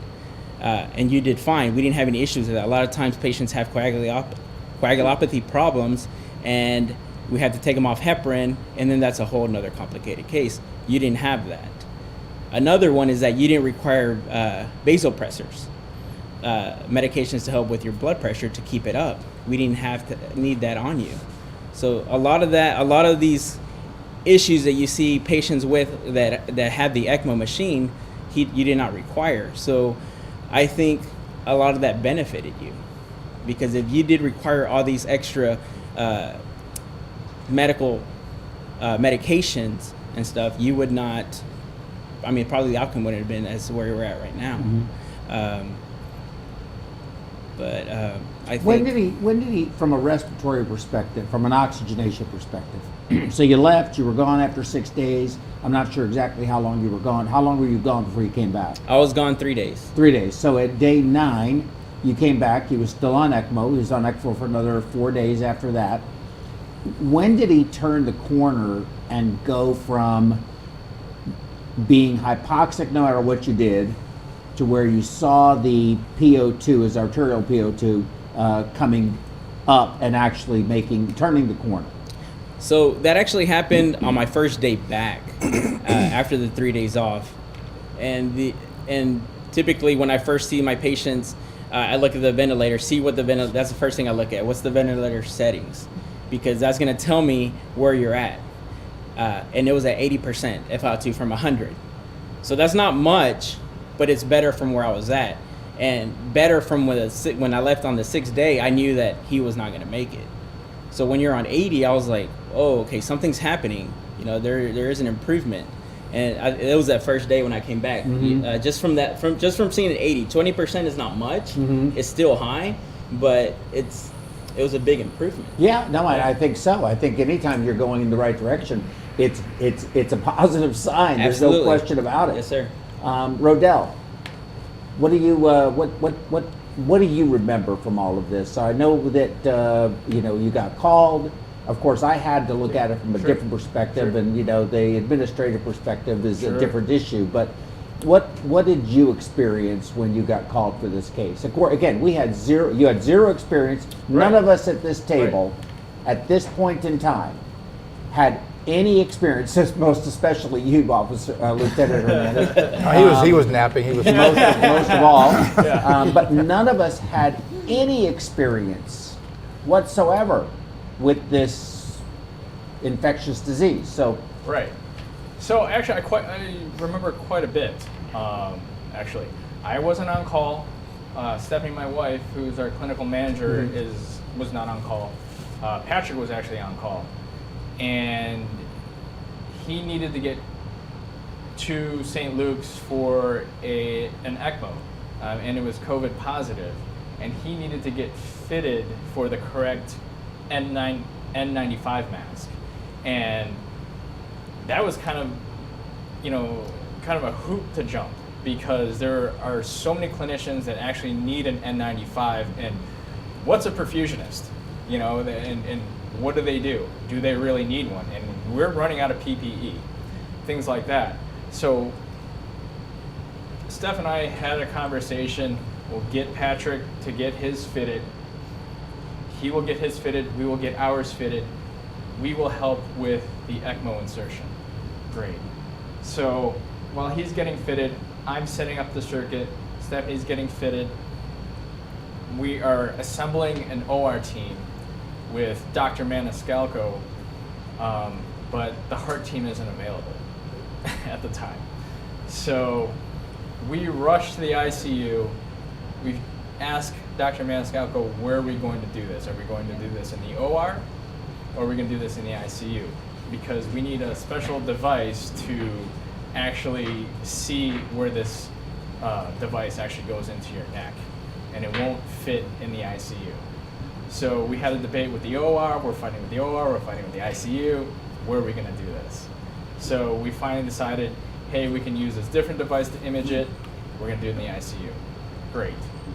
So Patrick and I are now up here with our circuit. I look at Dr. Maniscalco and he says, who's going to assist me with this? I can't do this by myself. I need someone to pass me instruments, hold this, hold that. And my wife actually volunteered. And I looked at my wife, who is a severe asthmatic, diagnosed. And I said, there is no way you're going in there. I'm going in there. I've seen this hundreds of times. I know what to pass Dr. Maniscalco.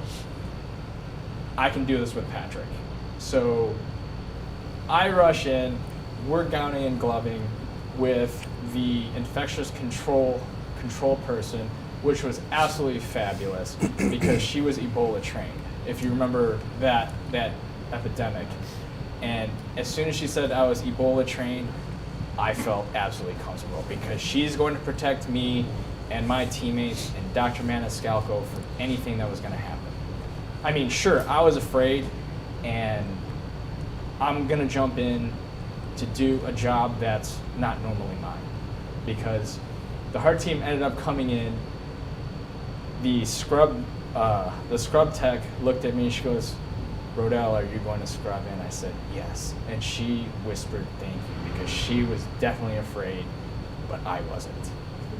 So it's just part of something I do that's just the extra mile. And you know what? Like I said off the air, I like to protect my boys in blue. I mean, you protect us, I'm going to do the same for you if I have the opportunity. So that's what I did with Patrick and myself and Dr. Maniscalco. We got you on safely. We gowned up, got out of there correctly, and the process of taking this stuff off was actually more intricate than putting it on, because now you're considered, you're dirty.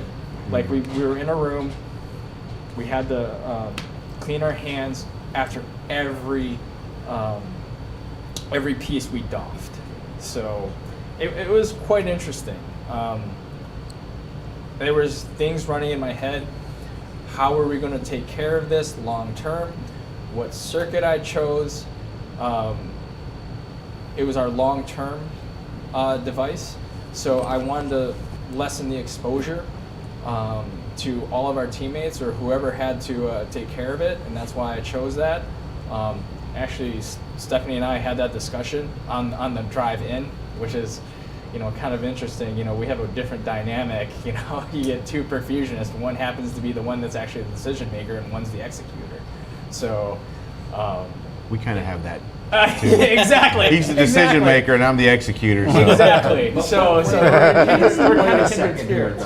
Okay. I am an executor. Wait a minute. Yes. You're not telling me that he is to him or to you like she is to him. Not Well, quite. they might be not that quite the close. same They dynamic. might No, be. that would be this one over here. Yes. But, I know there's a brotherhood, but how far is this going to go? Yeah. It's a work life. Now he does look pretty good after losing all that weight, though. I didn't know I was ugly, but okay. No, just kidding. So this is Stephanie. Hi. Hi, Stephanie. You want to? Here. I come. did. I wanted Here, to say just come something. Slide in here. Just take this. There. You don't So, have a pop. always at the beginning, when things are so unsure, everyone's more scared, right? And I mean, they were putting full suits on them and trying to figure out who should go in, who shouldn't, keeping the doors closed. It was a big thing, and my husband's like, you are not going in, you're not going to watch this patient. And since after you, there were many times, things settled out that I was taking care of COVID patients, putting them on ECMO, those kind of things. But initially, I think it's just that fear of, not knowing. Mm-hmm. So I wanted to touch on what Daniel was saying about that day 6. We were there and we were like really trying to figure out what more we could do.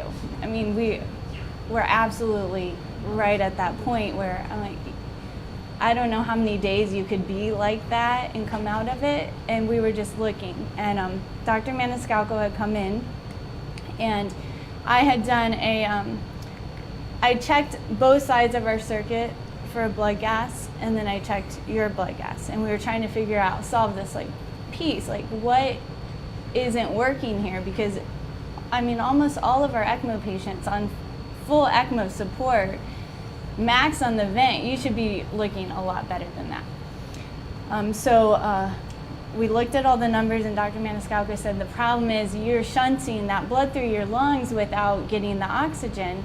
And we had wanted to use this rotoprone bed. It was this huge bed, but we couldn't get it into your room, and we couldn't expose all these people to like move you, put it on. And that's when the decision was made that we have to start moving you. So we started getting more people where like people have to go in, they have to help, and we'd turn you, prone you, and that was we hadn't heard that yet about proning, but that as much as we could elevate your bed, lower your bed, move you around. And I really think that being where you were at St. Luke's with such a good team and good strategy, that I really think that was one of the turning points for you, of that we got that blood moving a little bit better in your lungs, and then you started slowly to improve. But I remember that one day, that moment where I just wasn't sure, and then to see you walk out, I was like, I had tears, because I was so proud of my whole team for coming together. And actually, Daniel, I would tell him what to do through, I don't know if they told you, they had baby monitors.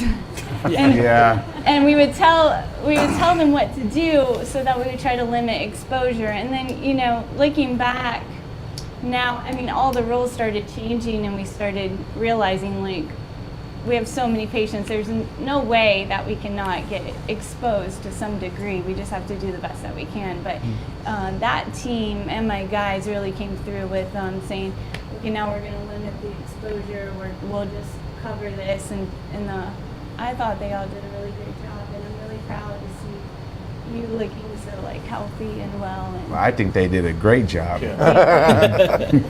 I'm proud of them, and I'm proud of you for how hard you fought to come through it, because it's not easy. I remember we saw you before you left the hospital, and you said that you were scared to leave, to like continue that physical therapy, and to see you back to work so fast, because we see the patients in the hospital, and we never get this opportunity to like look at you later and say, like, look at what you've done. You should be so proud. Well, last weekend he was called out, just so you guys will know, on a 3-day SWAT call out, and he did an excellent job. Wow. Oh. And I was supposed to just be a listener today, but I couldn't help myself. That's not true. No, you weren't supposed to be. I offered you to be on the panel. That's number one. But number two, more importantly, what lesson, and I think this is very important for everybody, not just with this case, but every case, how much contribution, because you mentioned it, and how important do you think it is that we not leave these patients, regardless of whether you have rotoprone bed or not lying just supine, flat on their back? How much of that do you think contributes in any case that's on ECMO? Well, I'm going to be honest that I think all of our VV patients, we do that.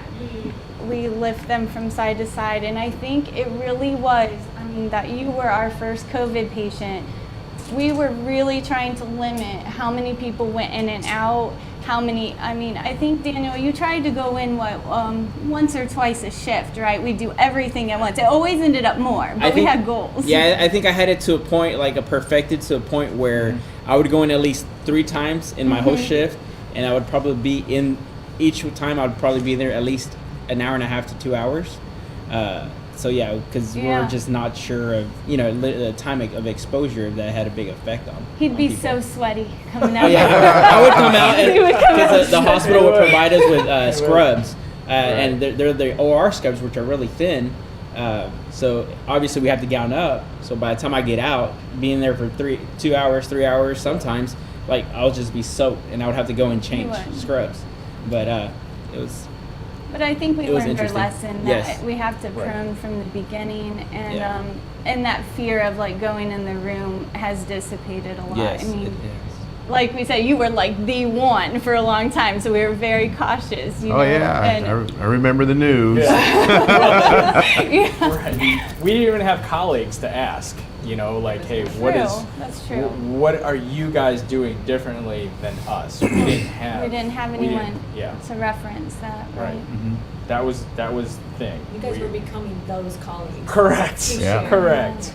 Correct. But I hate And to now be. everybody talks about Right. it. Exactly. But I we're hate to the be on first. camera. That's what it is. He did invite me on it. I hate to be on camera, but I couldn't help myself. But you're so photogenic. Oh, I mean, you thank really you. are. She's Thank you. she's an incredibly talented perfusionist clinician.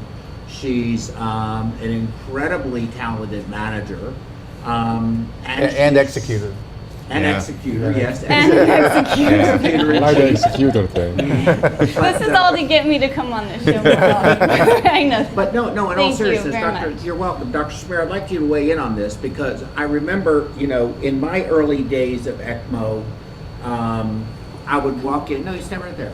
I would walk into a patient's room, ARDS for whatever reason. They'd be laying flat in the bed. They would just look bad. And I would be like, you know, have we not made any progress on the ventilator? No progress. You know, just looks bad. And I've just raised the head of the bed to 30 degrees. And the next thing you know, their sats are better and the ventilator can start being, you know, just dialed down just a little bit. Can you elaborate a little bit on, because we were going to do this whole program on proning, but she was talking about shunting. It is an issue. I don't think people appreciate the forces of gravity, but and leaving people lying on their back like that. But maybe you could give us at least a preview. Okay, can I make 2 comments first? Is that okay? 2 comments first? Yes. 2. 1.5. Okay. So I'm just gonna tell Chris that a friend of your family reached out to me because I have an extensive experience in ECMO to tell me what's my thoughts on ECMO. And goes one thing that you said that triggered in my head. For me, my experience in ECMO, you think about it, you do it. You said you walked in, you were surprised how quickly the decision was made. I think part of Chris's survival and how excellent he is the early decision making. That is correct. Procrastinating and all that, you end up on pressures and all that. Correct. So that's the big part of it. So that's the one thing, is one lesson to learn from Chris, and he should be the commercial for that. This is early ECMO survival, and you think about it, do it. Well, let me, you're right. I don't mean, and I want you to make your points, but I have to do this. I just have to. I know you cannot help Daniel, yourself. no, I cannot help myself. I get to go and I can't help myself. Daniel, your experience up to this point was they're going on ECMO, it's probably not going to be good. And of course, you know, that sometimes is a result of delayed decision making, and there's a whole lot of other factors. Of course, you know, selection does matter. If they're 96 years old, you're probably right. But at his age, relative health, waiting another 7 days on the vent and being hypoxic for that whole time, I think we all agree he wouldn't have survived. Has this experience with early intervention, what Dr. Samir was just saying, changed your opinion as a nurse, a critical care nurse, changed your opinion about the benefits of ECMO for patients in similar ARDS circumstances? Oh, absolutely. I think them putting it in hours after being intubated benefited him a lot. And like, again, typically, pretty much every ECMO patient I've had have not survived. And that's because they waited a few days being on the ventilator, being not getting enough oxygen, then they decided, let's put them on ECMO, when you're like, well, that's a little already too late. Mhm. You know, that's not gonna. They basically had an oxygen deficit for too long. Correct. And you have multi-organ system failure that follows it. Correct, because like I said, we didn't have you on vasopressors, medications to keep your blood pressure up. Your kidneys were working fine the whole time. So I think with them putting you on the ECMO helped a lot. Yeah, benefited him a lot. Absolutely. Dr. You Samir, cannot I'm use sorry. it as a I'm modality sorry to for a interrupt last-ditch effort. If you use it as a last-ditch effort, you will always fail. Correct. You're Yes. setting yourself for failure. I mean, the other thing is that I'm going to comment on the length of the ECMO. I believe ECMO is a tincture of time situation. You have to let the body hear tincture of time. So I think as everything is going okay and it's not getting any worse, you have to allow tincture of time. And I had spoken to your friend, and friend just kept telling me, no, just wait, tincture of time. You have to have patience with ECMO. I mean, it's basically allowing, you're resting yourself on a machine so your body can hear. That takes time from one person to the other. Your body can hear and you're continuously attacked by COVID-19. So it's not COVID-19 is gone, he's continuously being attacked. At that point, when Chris got sick, there wasn't IL-6 inhibitors, there wasn't, remdesivir was the new, nothing was really proven yet. So there's nothing to help with the situation. So after tincture of time is very important. Do you think remdesivir actually benefited him? I mean, or do you think he would have had the same outcome without it? Well, I know my biased opinion, and we're going to my backup plan for myself. I spoke to the study coordinator, enroll me in remdesivir study if I get COVID-19 positive. Okay, so you don't want hydroxychloroquine? No, I do not want hydroxychloroquine. I think remdesivir, I mean, just a logic, a little science in my brain. It's an antiviral, COVID-19 is a virus. So, but I mean, I cannot, something like hydroxychloroquine, I cannot see it working for a viral illness. So, I mean, it's just not, I mean, nothing about Gilead, nothing about, but it is just because it's an antiviral drug. Is there other antivirals that might work? I mean, I think probably. But why the IL-6 inhibitors are working? Because it's inhibiting the immune response. You have to look at it logically. It's why the they're COVID-19 working. version of Tamiflu. Yes, basically. Yeah, maybe. It's a little more expensive than Tamiflu. I need IV administration, but yes. For now. For so, now. did you make your 2 points? And not Because yet. you haven't Just not the answered- proning. Because you haven't answered my question yet. So, No. Dr. Samir, I watched another COVID ECMO talk, and they were saying their kind of gauge was 7 days if they didn't see improvement. And I was watching that talk thinking, if we had made a decision on day 7, that would not have been the right decision for you because you weren't there yet, to make a decision on if you were going to make it or not. So I think from what I got from it is if they need more time, Need the more time. It's right, a tincture I of agree time. with you. And you do cardiac surgery. There's a lot of, sometimes you go, you're on bypass, you need some recovery time for the heart. Let's come off right now. No, you need some just more to pump a little. We all learned that. Yeah. You need to just circulate a little while. Raise the pressure. And I'll tell you, increase your oxygen, perfuse the coronaries, give it rest. Let me ask you a question, Dr. Samir, in all seriousness, and this is sort of I know you have your philosophies. My philosophy is, in critical care medicine, it's DO2, DO2, DO2. I believe I tell you, since we're talking about tincture of time, I'll tell you, with heart transplants, then let's come off bypass. I would usually mislead medicine. I would say, okay, we've been perfusing for 30 minutes. I said, no, it's been 20 minutes. Actually, it's been 30. I'm giving a little extra time, for perfusion to get the heart to pump a little before you unclamp and do all that. So I feel tincture of time is very important when it comes to our business. And we underestimate it. Sometimes we're rushing too much, you know what I'm saying? As much as I say that, if somebody needs to be intubated right away. Make a decision. When you make a decision to do something, do it. Think about it, do it, you know what I'm saying? So the proning, tell you something, I have a new respect for proning. And I was not a big proning fan. And all the literature from SCCM, that proning improves oxygenation, doesn't improve survival. Now, we see that that's not true. It doesn't improve survival now. This is going to be the COVID-19 experiment. The proning improves survival. And now every hospital is having a proning team. We have an amazing proning team I was just talking about before you came. They're not only just clinicians like nurses or nursing assistants, they're physical therapists, they're the guys from the cafeteria. They'll get reassigned, big guys that worked out very well, get reassigned. And I'll tell you, I have a lot of respect for them, Stephanie, because it's easy for me. I need to prone this patient right now. And the problem is like in the OR and the ICU. If you prone and the patient decompensates, you have to straighten it up right away. And again, easy for me to say that. But again, I have to look out for the patient. We prone them, so I prone them as much as they can take. Like for me, we've been proning for 12 hours. You know what I'm saying? So what you're saying though, this experience has changed how we treat all patients on ventilators. Absolutely, that we're going to be proning a lot more. And I'll tell you, even without the ventilator, right now, if somebody is like on airflow, I tell the nurse, I tell them, please let the patient prone themselves. And then the nurse will use period. Sir, sleep on your stomach, sleep on your tummy. That's what I tell them. It's better for you because the doctor will put a breathing tube down your throat if you don't. And it actually does work. I've seen Airvo. There's the yeah, it does. Hey, I love to sleep on my stomach. That's a good thing. I was like, did I have that option? Yeah. I'll tell you, Airvo and proning, it does really work. I mean, we have saved the patient a lot of being intubated.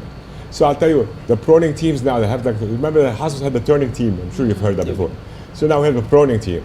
That's called the proning team. See, that's why we weren't proning him sooner. Getting that in your mindset that we need a team to come in and do that, and because you've seen disaster stuff in here, that people got prone, the ET tubes fell, lines fell out. If you do things carefully and pay attention, and you have somebody assigned to the ECMO cannulas, then it's going to be okay. You've also seen people with avalanche that walk and the cannula gets disconnected.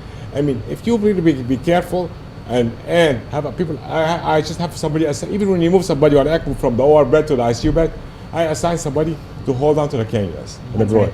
And if you just be careful and be meticulous in what you do, you can pay attention, it'll be okay. I mean, if it comes out, just put it back in. It's no big deal. After you lose a couple of units. But you're, just a couple. But don't worry. He even knows that is not okay. No, it's not. Don't mind all the air. That's not a big deal either. Don't worry about all that. So, but you're sort of, and I appreciate your answer. It's very good. But if you don't have proning capability, at least, I mean, do you feel sitting them up, turning them as far as you can, side to side, moving them. What does proning capability mean? You mean the fancy prone bed? Well, I mean taking a patient who is, well, some places are going to be very uncomfortable without a proning bed to take an ECMO patient and flip them. But if they don't want to do that, that may be optimal, but do you recommend, is what I'm trying to get at here, that you at least do these other maneuvers that may be a quasi-proning as opposed to leaving the patient laying Which on is their what back we flat. did. We did not. I'll tell you something. And as much as we have proning beds in the med center, like state of the art, I'll tell you, as you know very well, I cover other hospitals that do not have proning beds, and I give a lot of a shout out to them. The proning team would come and turn the patient over. Even the other night, I proned the patient at midnight. I told the nurse, I'm sorry to do this to you, but your PO2 is 50 on 100%. The hospital does not have ECMO capability. We proned the patient, the PO2 the next morning was 340.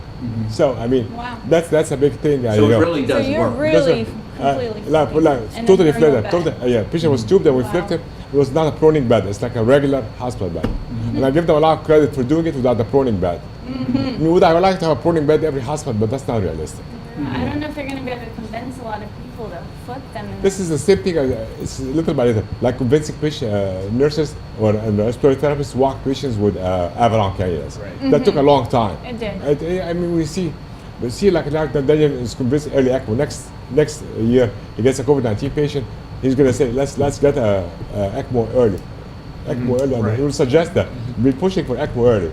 You know what I'm saying? And that is how the things progress.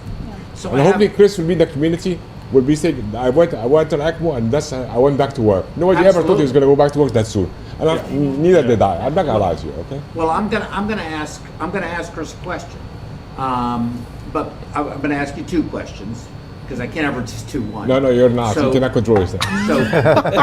So the first question is, do you feel you've had any memory differences? Do you feel in any way, other than just happy to be alive and maybe a new perspective on life, do you feel any different?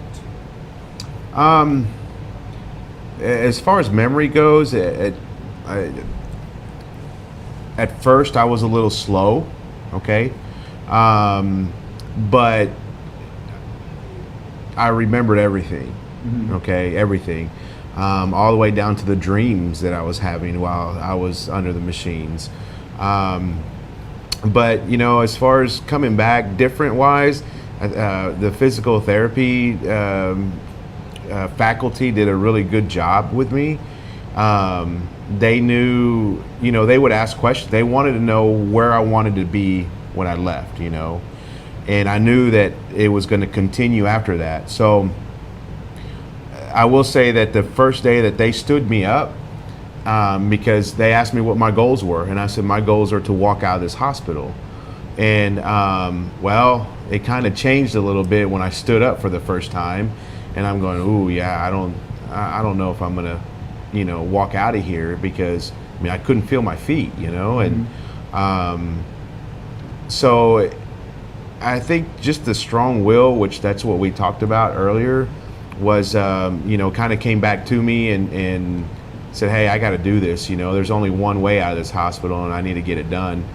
And, I did it. As far as how I feel now, I feel like cardio-wise, it's kind of weird to say this, or should I say, it doesn't make any sense.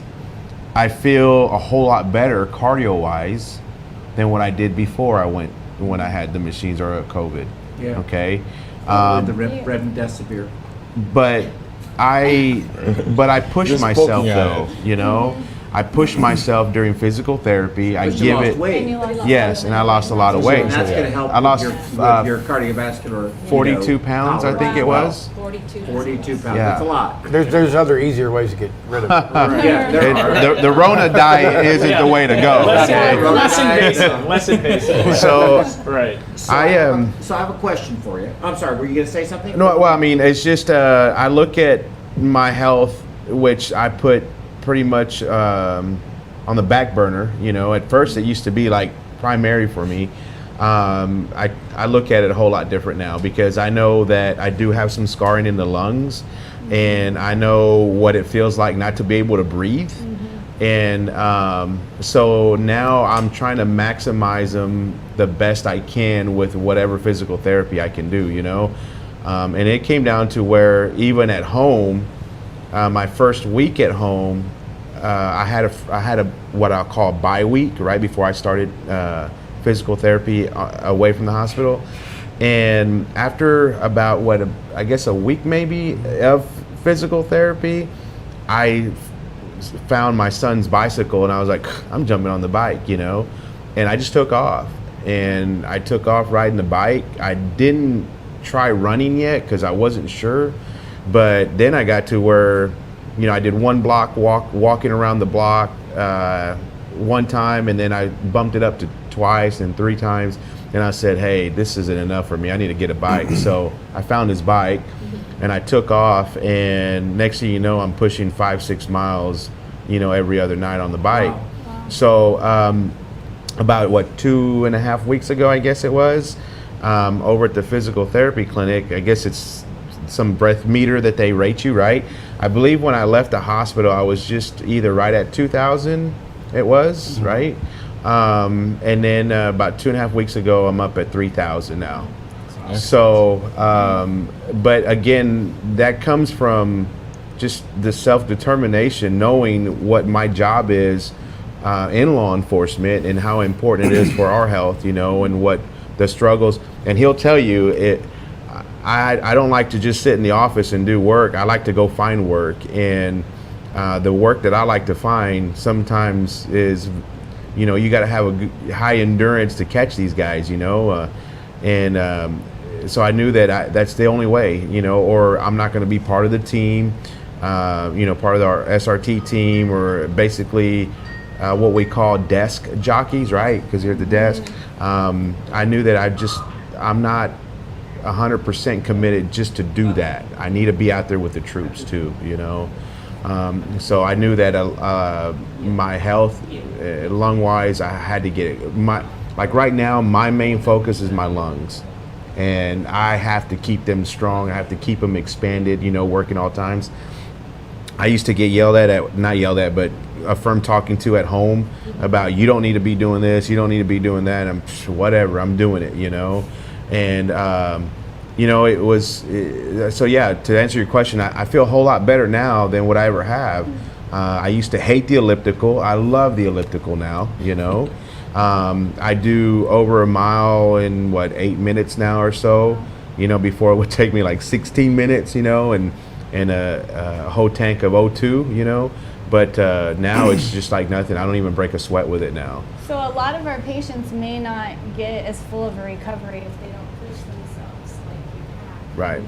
Well, youth, patient selection. Motivation, yes. Absolutely. There's somebody on the phone that called in. Could you just tell them they're live on the air? Oh, hi, you're live on the air?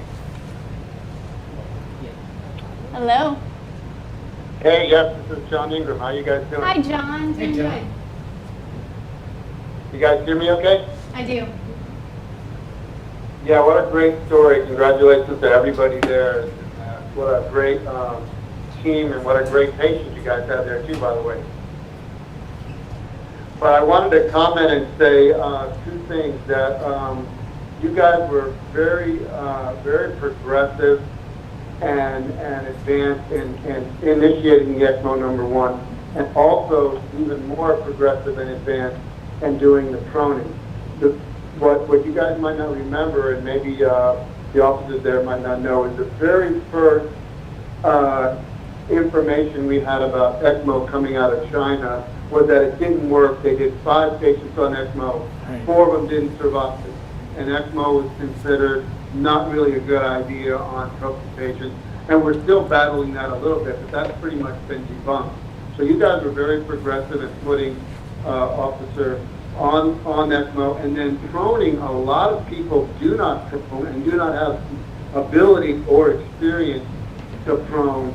So those two comments I just wanted to make that I think were very impactful on his care, and I think you guys did a wonderful job in doing both of those. So that's what I wanted to point out. John, thank you so much. Yes, keep him on the line. Hey, John, can you stay on the line for just a second? Yes, sir, I have all time. Yeah. Okay, yeah, hold on just 1 second. So I want to wrap this up, and I want to go around, and I'm going to start with you, Lieutenant Hernandez, and then I'm just going to go around, and John, end with you if I could. There is a debate, and I think what John just brought up about China is a very good illustration of this. But even in the United States, there is a debate as to whether or not ECMO saves lives, is a suitable therapy, and is actually useful at improving outcomes.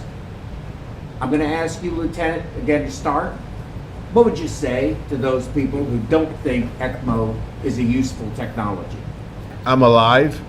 I like that. Very simple to the point. Very simple and straightforward, you know. I mean, obviously they had a tool, just like we have our tools to use it for specific reasons. And they used the right tool for a certain reason, or should I say for an uncertain, because nobody knew at the time, right? It was new, but they used it. They knew that the tool was there, said let's give it a shot, and it worked, you know.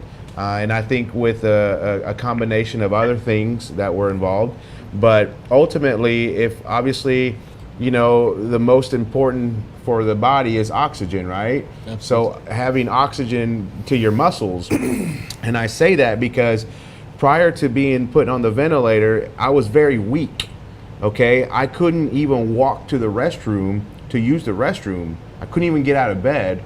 And that's because of the lack of oxygen that my muscles were, you know, wasn't getting. So knowing what the ECMO machine does now, and, you know, giving that extra bump, you know, to your muscles as far as your O2s go, I think it's very important. Absolutely. I think so too. Well, even though you pointed out that he was still requiring maximum ventilatory support, could you imagine, and his PO2 was suboptimal for us, we weren't happy with it, we eventually made it better, okay?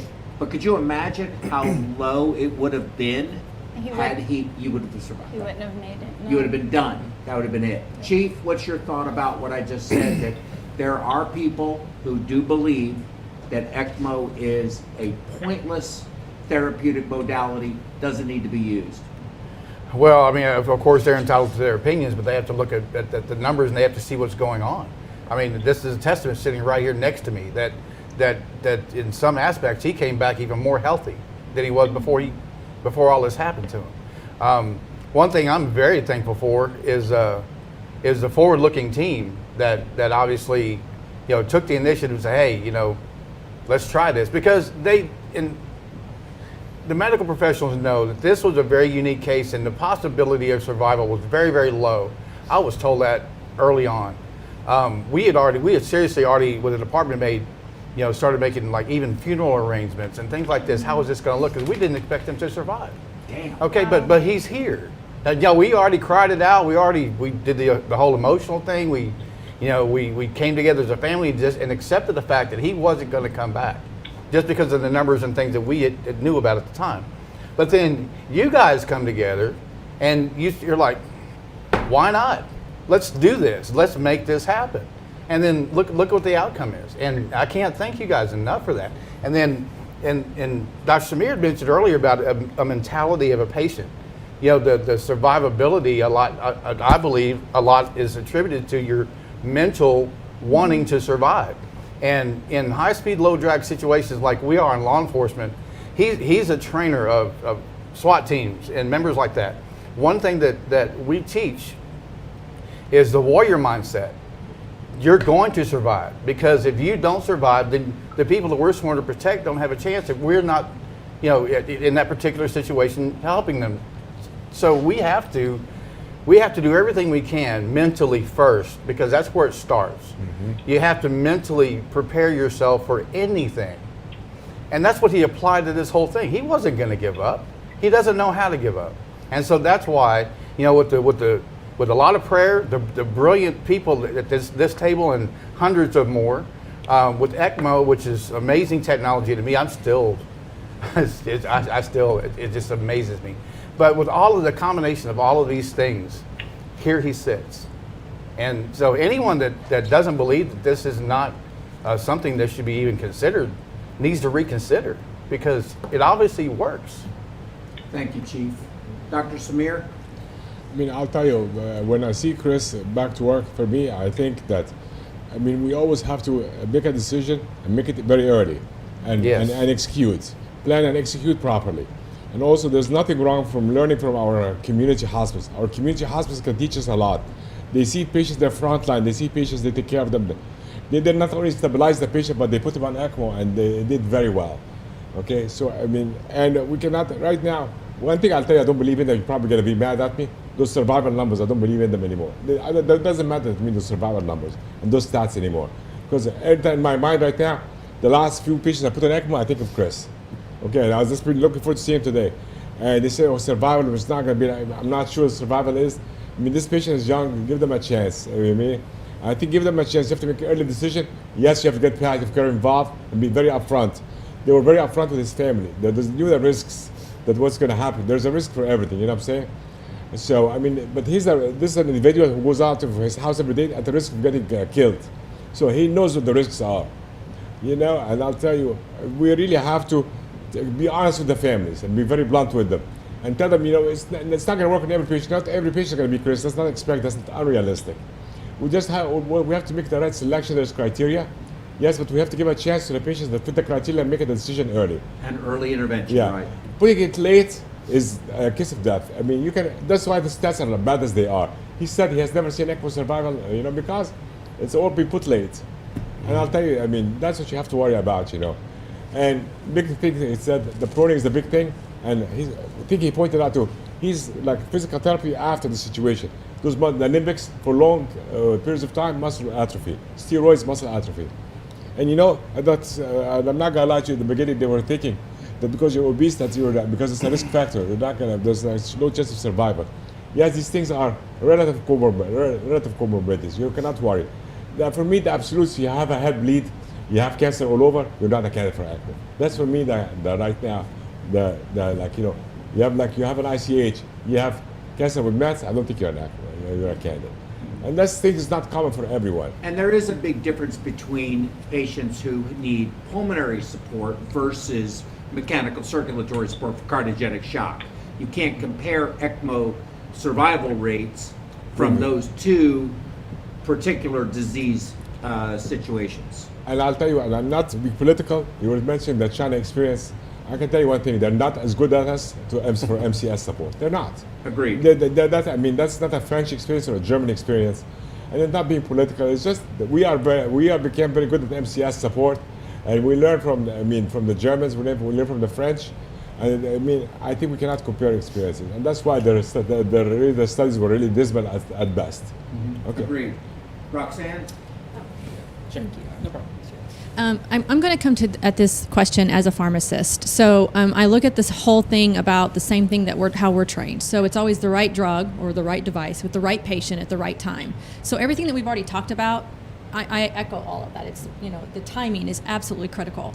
Also thinking about evidence-based medicine, anytime we look at anything that comes out in the literature, we have to look at it with hope, but also with some skepticism. So even though we look at something that says, okay, 4 out of these 5, or 100% of the patients who were prone did not survive, there's a lot more to that. It's like, well, how long were they on ECMO? How sick were they? Did they try proning on day 12? Did they try it on day 14? There's more to that information that can drive the conclusion of whether or not we still don't know if maybe if we do it earlier or if we try things differently, that maybe it would have a different outcome. So I think thinking about all of those things when we look at something in the literature, 4 patients, 10 patients, 15 patients, if it's negative, just be very careful because we don't know what we don't know. And then the more and just don't make that assumption, obviously, that it's not going to work. We shouldn't be doing it. Be open, be objective, and continue to pursue to learn on other ways that it could be maximized with different approaches. Agreed. I'm sure you read the CESAR trial. Yes, I did. So people hang their hat on the CESAR Yes. trial, but you know as well as I do, there's a lot of criticism from the CESAR trial. I tend to fall on the side of, I think that it has great utility. So, it is what it is, but hopefully we'll be able to, better protocolize how we manage ECMO patients, because right now it's still all over the map, regardless of what institution you go to, and I don't think that's something that helps with us being able to truly understand. Not every institution that does ECMO has the same outcomes as another institution. I'm sorry, and then one other thing, I had 2 other bullet points, and kind of going back to what Hany said and listening to what our caller was saying, that they don't have the resources. I remember you said that they pulled in people working in the cafeteria because they were big and bulky. So institutions can look across all of their internal resources, figure out how they can maximize what they do have to accomplish the goal that they're trying to accomplish. It may not be perfect, but it's something. Not only that, but the other part is the training component. If you get these individuals, you identify them in your institutions, you train them appropriately, it can be done. Mm-hmm. Daniel? I'm going to say it on the nursing aspect is that, yes, I believe that the patients should be put on ECMO earlier than what they've been trying to do. Now, the huge credit I got to give to is to Dr. Maniscalco, because on the nursing side, we can say all we want. Hey, maybe we need to put this patient on ECMO. This patient needs ECMO. We could do that for days. Ultimately, it's going to be the doctor's decision to say, okay, let's put them on ECMO. So a lot of it has to do with also the doctor who decided to, okay, I'm going to go in and put it in, because I've had a surgeon that said, no, I'm not going to go in there because you're COVID.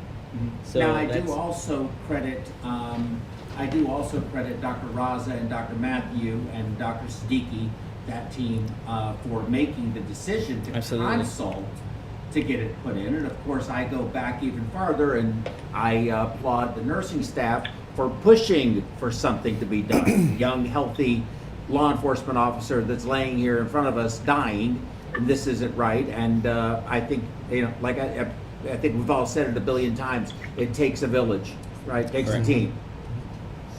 Rodell? So obviously I'm biased. I mean, of course I believe in ECMO. And Dr. Samir said it's all about, patient selection and things like that. There's a lot of factors into it. But, hearing everybody down the line, it's really about the collaboration. Absolutely. And taking care of one patient. I mean, look who I have to talk to. I have to talk to the RN. I have to talk to the intensivist, the hospitalist, the pharmacist, who I had a lot of conversation with about anticoagulation and what types of drugs would affect this oxygenator.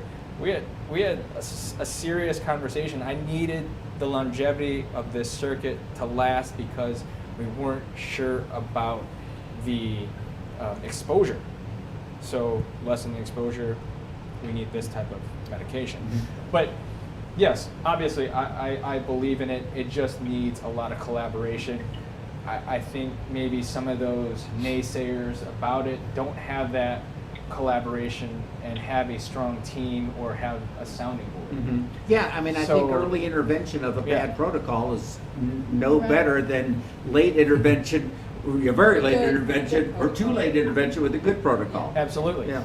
Absolutely. Yeah, does make sense. Stephanie, what's your thoughts? I'm just going to mirror what everyone else said and go like a step farther. I think you can't just put someone on ECMO and say ECMO is going to save their lives. That's just one small part of the puzzle that's giving an opportunity to do all the other things needed. And without a really solid team, if you just put someone on ECMO and leave them there, that survival rate is not good. Agree with you. So having a team approach and dealing with each issue step by step is really the key to success.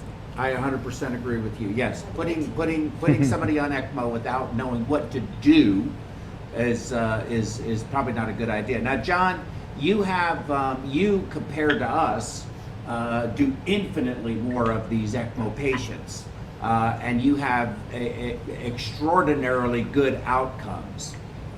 What's your view on what I asked, which is, what do you say to those folks that don't agree that ECMO has utility, number one, and number two, what is the formula in a condensed form of your very good program? Yeah, I mean, it's such a fascinating thing to be watching here from home. And let me just answer your question real quick, and then I wanted to make my closing comment. But the ECMO, if you put it on, COVID patients has been shown how to be far more successful than originally advertised.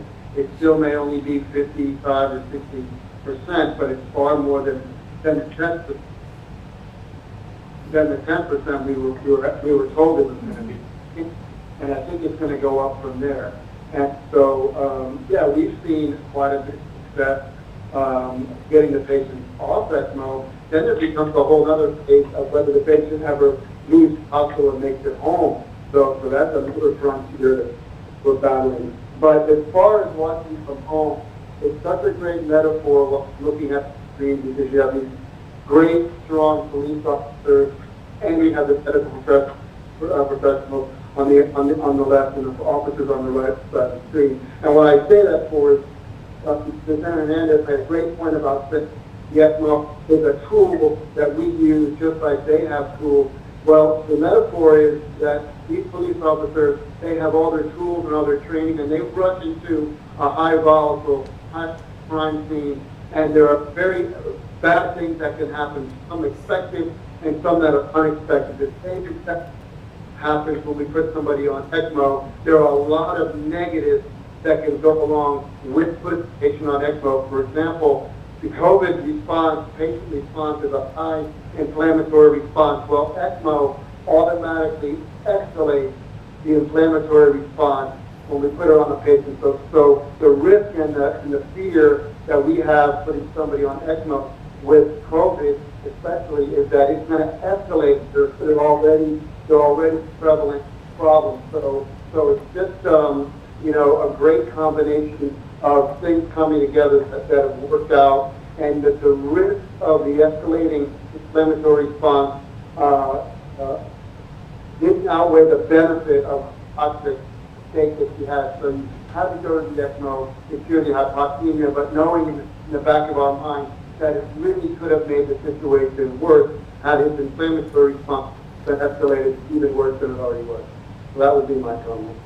Well, very good, John. Thank you we appreciate that very much. Now, Dr. Samir, you have one last lecture to give on telemedicine. You can blaze through it, because we're going to get the oven started, the grill started for your raw hamburger. I don't turn the gas on. You say I can blast through it, then you say things like that, and I have to attack you back. Why? I just take the hamburger and put it on a cold grill and flip it one time, and that's it, and we serve it to you. However, if I could I ask everyone, if you don't mind, just for Dr. Samir's quick talk on telemedicine. I think this segues into it, especially having to stay out of the room.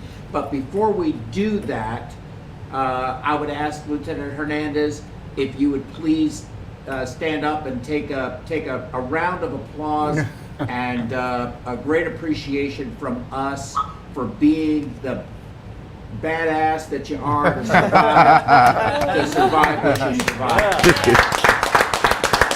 Thank you. Thank you very much. Dr. Samir, we can go with your slides. Can I get my laptop, please? Or your Oh, laptop? yes. Yeah. Yes. Forgot the little part. Yes. Mhm. Yes. Okay. Yeah, absolutely. So there's things that you said and Rodolphe said I'm gonna capitalize on for my telemedicine talk.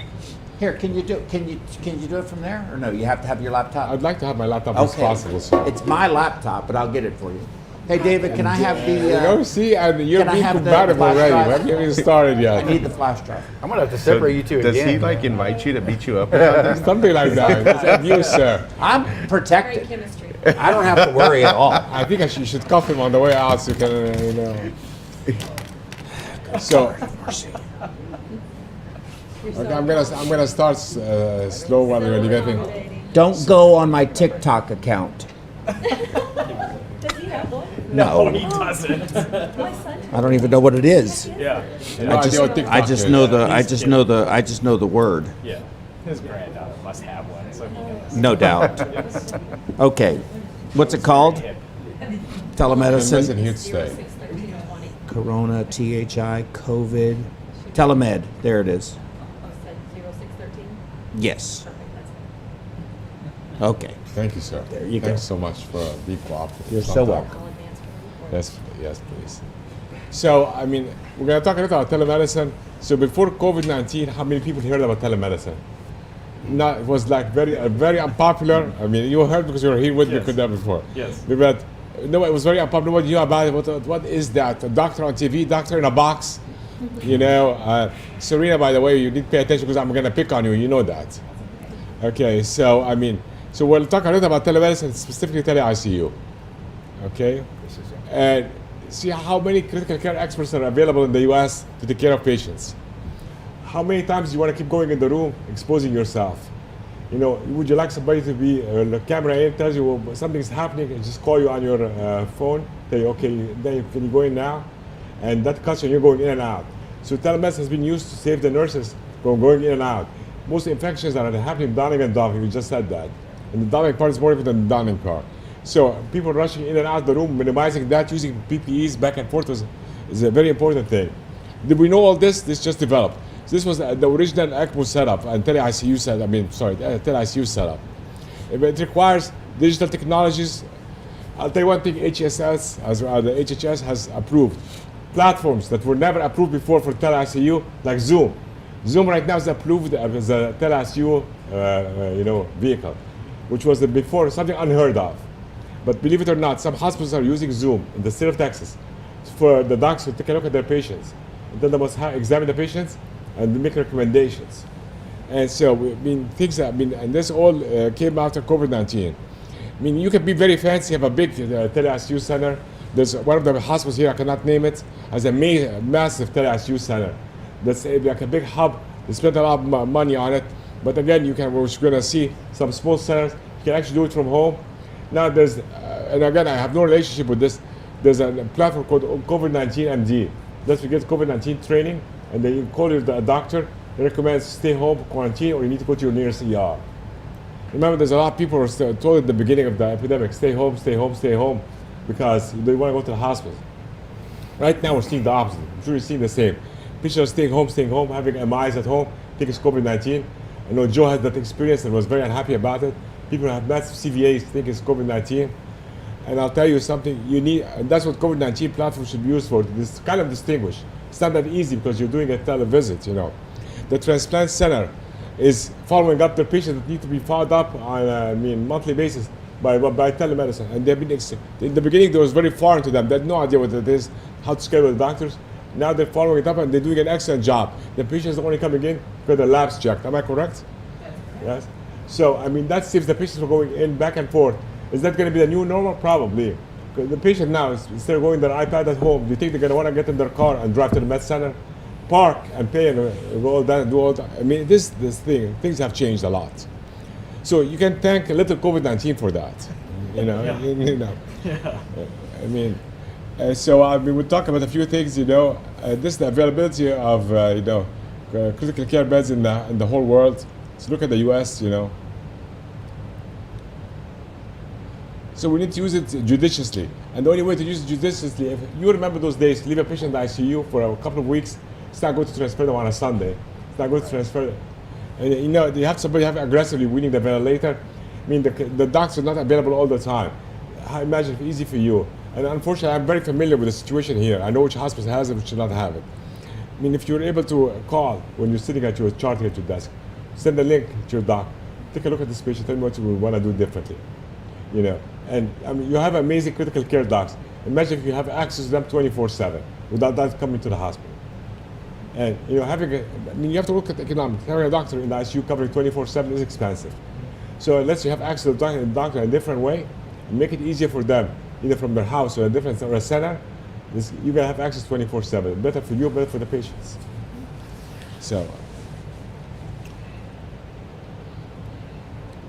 So, I mean, remember this whole thing with the news, and I know Joe doesn't watch the news we watch a different news. The whole thing about how the bad situation getting overrun again, and there's the alert system. You know where this alert system came in? This came from the TMC, about the occupancy of the beds. The occupancy of the beds, we went to occupancy more than the beginning of April. So our current occupancy is more than the beginning of April. So it sounded the alarm to the judge and to the governor, you know, that this is happening, you know, and have to manage the situation. You heard about the field hospital NRG. How are they going to staff that? You think there's fewer critical care doctors running around? So I'll tell you, I mean, there's now, I mean, there's even a language put in by the government, by Medicare now. I've seen and examined this patient by HIPAA-compliant two-way technology. I put that at the end of my note of my chart. Did that ever exist? You ever see that before? So this is how all of us are working together to take care of patients. So I'll tell you, I've been very impressed with the government involvement. For me to say that, that's a lot. So here about, I mean, how many critical care docs we have available. I mean, and we don't have them. That's the biggest shortage we have. And they are expensive to have them 24/7, I promise you that. Some of them are gonna kill me now for saying that. And now, you imagine if I'm at my house, I can pull up your x-rays, your CAT scans, and manage you, look at your hemodynamics. So not only just look at the chart, but sometimes look at live hemodynamics, cardiac output, cardiac index, and I can look with the camera without bothering you to go into the room. Go look at the camera at the pumps, see how much leave you're running, how much EP you're running. What's your last index? I can pull up the trend of your indexes, the trend of your wedge, and all that. You're going in and out of the room. And that's amazing. Another thing which have been used to, we have been hearing a lot about the families not saying goodbye to their loved ones. I'll tell you something, it would bother me a lot to die alone, probably a lot. So now we're able to send the link to the family to see their loved one before they expire. I mean, that's something amazing. And also able to send the link to the consultant. You know what I'm saying? Yeah. I know about critical care, but I don't know about everything. But I send a link to the lung transplant physician, the heart failure physician. What's your thoughts about that? And to be able to provide that link again. So it's all about making technology work to help us take care of patients. It's also it's giving patients access to experts that they might not have. Absolutely. I mean, every journal, every website has jumped on this situation. I'll tell you, everybody wants an investment, jumped on that situation. Mm-hmm. And again, we can be very fancy two-way video, e-alert button, you push the e-alert, you know, the doc comes on. But I'll show you different modalities, like, you know, how things can work. Here's the typical ICU room, and since adding more people in there, we just can camera in there. And that actually became like a new expression. I'm going to camera in the room. Here's a very fancy structure where you can see the patients, and the patients are all logged in. I click on the patients on the live stream, and I can pull up all the numbers I need to pull up. I can pull up their labs, and the last trend, the X-ray, the CAT scans, and if the patient is coding, the red, it's like red, yellow, you know, green, the usual. So red is coding, yellow is like medium, okay? That's an e-care manager system. Is that system cheap? It's not at all. You can imagine working in law enforcement, this kind of like high technology is going to be very costly. Oh, yes. Yeah. Can every hospital afford having a hub like that and cameras all over? No, probably not. So a different way of doing things. So that is an expensive way. I'm gonna have to say that. So the ICU center should have board certified critical care physicians with protocols and guidelines, and these guys are going to be in one hub, and they can manage multiple hospitals. Between them and APPs, they make a certain team. The APPs triage the calls and the route of the physicians, and they know the capability of each hospital. And the good thing is, it becomes like a command center. They can move patients from one hospital to the other. This hospital doesn't have this capability. I can move it to this hospital. And there's actually some centers in Florida have gone with an amazing system. And they use the color. They made transplant green. They made cardiac red or blue, depending on the cardiac surgery or MCS. And they would move the patients from different hubs. Like here, I'm just going to use Methodist of St. Luke's as an example. You have Woodlands, you have the medical center, and you move them from one area to the other where the bed is available. And you can see that on one big screen. You don't have to struggle. You don't have to go to the transfer center right now with an accepting physician. Now you have one hub controlling that and able to move the patient to the best care possible. Are we there yet? We're not. That for sure we're not there yet. But that's what we're striving for. It's very important for ECMO patients, for sure, that ECMO has to go to expertise areas. For referrals for transplant, MCS has to go there. And I'll tell you something, patient codes, cannulate them and then send them to a place where they can take care of them after that. That place will have the OR ready to take care of them. Like you said, every place has, Stephanie was saying, OR team might not be available. Other places, you have to look at the system, see what's available for you, send the patient there. So it's not about technology, it's more about patient care optimally. It's coordination. It is coordination, and believe it or not, in the end it becomes very cost efficient because you're moving the patient around to the best available facility that has available beds. There was a decision made early in one of our institutions that the patients that are not going to get tubed for COVID-19, like low level sick, they're going to go to a certain hospital, and that's where they all went, and they stayed there. And then the infection hub center, And then the ones that are all going on MCS or ECMO, they're going to go to the med center. That was an excellent decision. I'll tell you. And their care has expanded to multiple units now, being able to take care of ECMO patients. And something that makes you proud, They were innovative. They thought about, instead of moving the patients around, the patients were moving around to where the nurses can take care of them. They decided to move the nurses around. And the nurses were actually happy to move to do that. And those nurses taught those nurses, so become like a hybrid model, you know what I'm saying? So it wasn't only the ECMO nurses from the cardiac surgery unit. It was the medical ICU nurses now are able to take care of ECMO patients.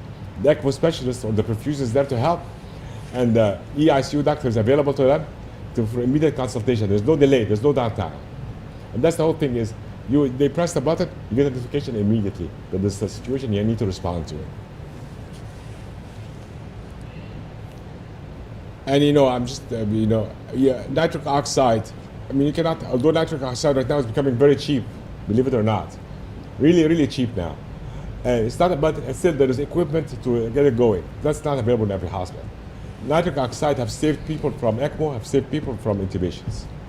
Now, there's a new way of misting nitric oxide. There's a bubble, you can put in your head. I don't know how it would feel wearing it. I would probably be like tearing it, like a cluster part. So it's basically like a big jar they put over your head, inflate with oxygen, and the nitric is misted inside it. Okay, and it's called the helmet. You've seen it on TV. Mm-hmm. Yeah, and I'll tell you, it has saved the patients from intubation. Mm-hmm. I'd rather just put the cannula in. Okay. I'm not taking the bubble. I'm not doing the bubble. Daniel was talking about drugs. At some point, Nimbix ran out, and there was a big back supply of Nimbix. That's unbelievable to me. That's unbelievable. When you use how much? Well, you have to remember. Because Nimbix comes from China. How much Nimbix? What is it? Would you try? How much Nimbix was being produced? Was produced with the OR? I use sedation every now and then, but wasn't that mass production? What that was never meant to be. You cannot blame them, So for them to ramp up just like that, it's like everything else, like ventilators, like everything could not ramp up like that. Mm-hmm. Now Nimbix is back in supply. Listen, remdesivir, they ran out of remdesivir, and now, it's the same thing. If you use something so much, they're going to run out. So, you're able here to triage your resources and moving around, Like somebody asked me the other day, and again, it gives the experience.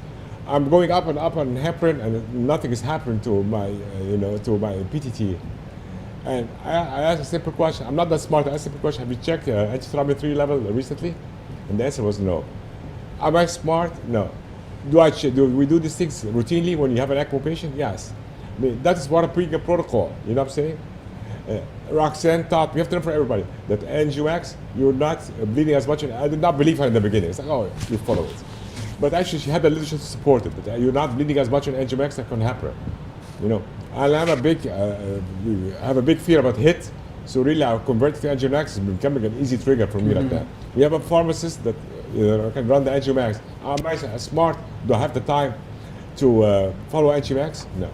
So I'll tell you, you have to transfer to a specialized center. It's not because the doctors, only the nurses, just availability of equipment support staff. You know what I'm saying? Our physical therapists have walked patients on ECMO, VV ECMO with no problems all the time. Does that happen every place? No. So you have to really move the patient. I mean, I think it should be moving patients should be much easier now, and I'm finding it more. I was so proud the other weekend.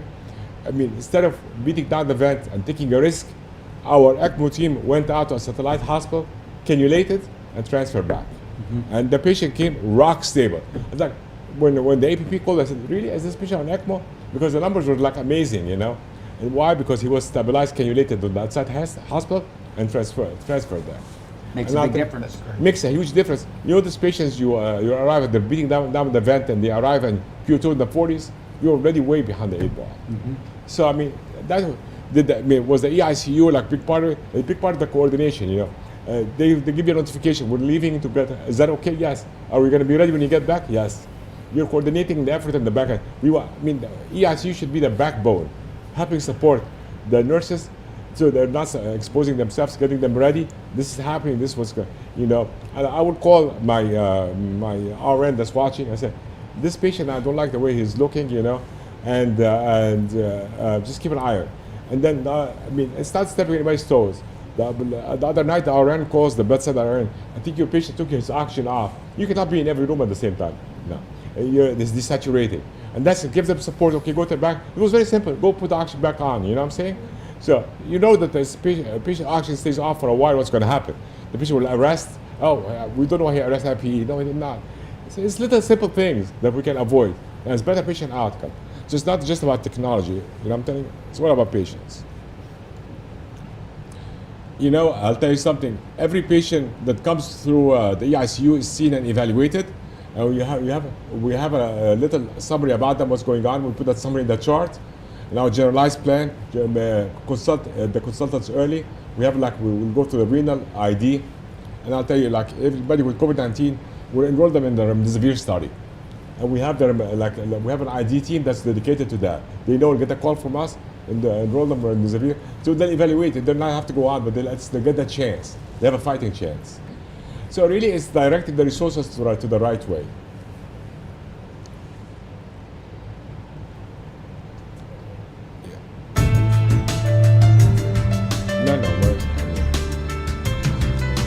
Okay. There are not enough intensivists to take care of all the critically ill patients in all the hospital ICUs in this country. At the bedside, time is a critical element. 15 minutes can be a lifetime.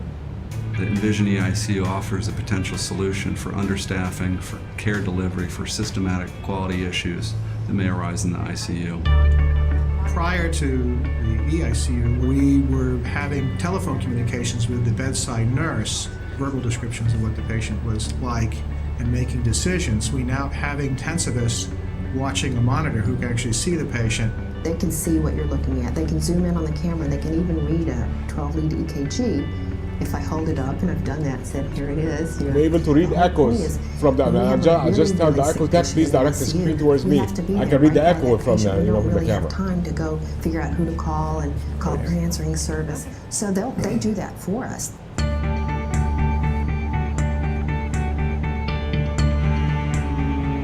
Well, my main goal every day is to protect the patient and to assist the nurse at the bedside. The nurses today have a much more challenging role. The acuity of the patient continues to increase. We have a very high-level technical system, and we have a group of people behind the camera that are very knowledgeable and very educated. We have an established cadre of board-certified and board-eligible intensivists, and established critical care nursing staff with over 400 years cumulative experience. that serve as a backup for the clinicians that are acting at the bedside to take care of these patients. That's a very common In model. any that's used around the country. situation, the patient can be going along and his blood pressure, pulse rate, everything's going well. And then all of a sudden there's a sudden change. I can address that sudden change. One evening, I was opening the camera. Patient's ventilator was alarming. I had seen the sat drop, and the patient had a tracheostomy. His inner cannula that was attached to the breathing machine had come loose and was starting to pull out. So I was able to get the nurse in the room right away, and she was able to address the situation. Therefore, the patient did not become anoxic. It makes such a difference. It makes a difference in saving lives. It's a safety net for the patients. It's a safety net for the hospital. The process is good. The use of a systematic quality tool that looks at every patient every day for CMS and other measures that are important for quality of care. Rounds with the nursing staff. We do patient rounds every night. We try to set our patient goals for the shift and sort out all our problems, and it's just smooth as butter. We make a diligent effort to continue the care plans as established by the bedside practitioners during the day. This has had a tremendously positive impact on the patient care as well as the physicians who were practicing during the daytime, because after working all day long, sometimes 14 hours, we would be able to leave the ICU in the hands of the EICU intensivist and then come back the next day and find that things had been cared for while we were not present in the ICU. After implementing the EICU, we were actually able to reduce the total numbers of beds that we needed to keep in service for critical care patients, because we were able to more efficiently manage them using a 24-hour intensivist model, whereas we had previously only an 8-hour intensivist model. The EICU I'm going to comment here and say, intensivist and EICU now nurses we are want to be part of progressive, our extend team, this to even though they ECMO are monitoring. As only many ECMOs that virtual we're putting members. in, There's a lot of trust, you there's a cannot lot be of teamwork, everywhere. and that's what And critical about care is. same thing for you Doing going in and things out of the like room. shock I want you to, resuscitation. right now to go You into the room, you need to go into the room. And we in want and you out of the to be room able and call the to watch private 3, 4, 5 attendant at ECMOs night, at the same time. You cannot watch them things are efficiently happening unless somebody is providing you support. Absolutely. So, yeah, so if somebody's providing support, then you need to go in this room, there's something going on. You need to check on that. Yeah, well, you're in this room, and the other ECMO is in the other tower. Now what are you going to do? Exactly, and that's the thing is. So you need 2 people, and there aren't enough of us. You think there's not enough intensivists, there's not enough perfusionists. I mean, that's just a reality. We've had this discussion a billion times. And I'll tell you what, so I don't think EIC will ever replace the human factor. You need the human factor to be there. It's providing a back support. So you're not able to go in and out, and COVID-19 highlighted that. So I mean, and this can be a big fancy setup like this, but there's a much more simple setup, a reactive model, where you call me, Dr. Samir, we need to consult you on this patient. So I have a hospital I cover, they say, Dr. Samir, we need to consult you, the hospital has Zoom. So actually we joke with the nurses, let's Zoom. So we Zoom, and the patient actually, if they're awake, they're holding the iPad. They're making me examine them, they're like going over, you know what I'm saying? And the patients like it, they feel they're interacting with the doctors. And and I at the beginning was doubting that Zoom is going to work, and it's actually working perfectly. And so there's different ways you can do it. And I'll tell you, we learned from the command centers from the airport, from the police department. They are able to manage all their operation from one center. And we can do the same, have a protocol. These guys, when they get called, they know what to do. They have a system. And we have to have a system what to do. Now, really, to be honest with you, I get called from Clear Lake, I get called from Katy, I get called from Willowbrook. It's the same system and the same expectation. And that they get a 3-way call between me, the surgeon, and the sending physician. All of us know we are all on the same page. There's no issue at all. And I'll tell you something, when it's really the more critical the patient, the better it is. Especially when the last weekend when the ECMO team went out there and got the patient, it worked out perfectly. We had a plan before they left. We got an update when they were there. Everybody was ready when they got back. The camera got turned on when the patient got to the room, and it worked out very well for the patient. They're doing very well. They're where they need to be. So let me, and I agree with you 100% that telemedicine, tele-ICU is, I think the title of your talk was here to stay, and I do agree with that 100%. However, and this is germane also to our law enforcement partners over here, you look at data you look at monitors, you look at waveforms, you look at labs, you look at. Do you feel, just similar to you guys, you get a call, okay, so we're looking at numbers, you're looking at labs, you're looking at data, you get a call at the radio, see the man at XYZ corner of walk and don't walk for a disturbance, some disturbance. But until you get there and really see with your eyes what's happening, you know, they can only give you so much information over the radio. They try to do the best they can, but until you have eyes on it, you really don't know. So Dr. Samir, how many times have we seen and heard the labs look great, the x-ray looked fantastic, but the patient is no longer alive because you didn't do an eyeball test. Can you effectively do an eyeball test with telemedicine? You know, you're striking it very hot with me today because I was told a couple of nights ago, the patient, the ABG looks amazing. I don't understand, it looks amazing. I came in the room because I'm a doubting Thomas. So, okay, call anesthesia start, okay? You know, and that's for me, you know, you look to the camera, you see that the numbers, the ABG looked amazing, you know, okay, so breathing is hyperventilating, trying to blow after CO2, the metabolic acidosis, they're about to die right now. So, I mean, and for me, camera taking a quick, it's a quick tool.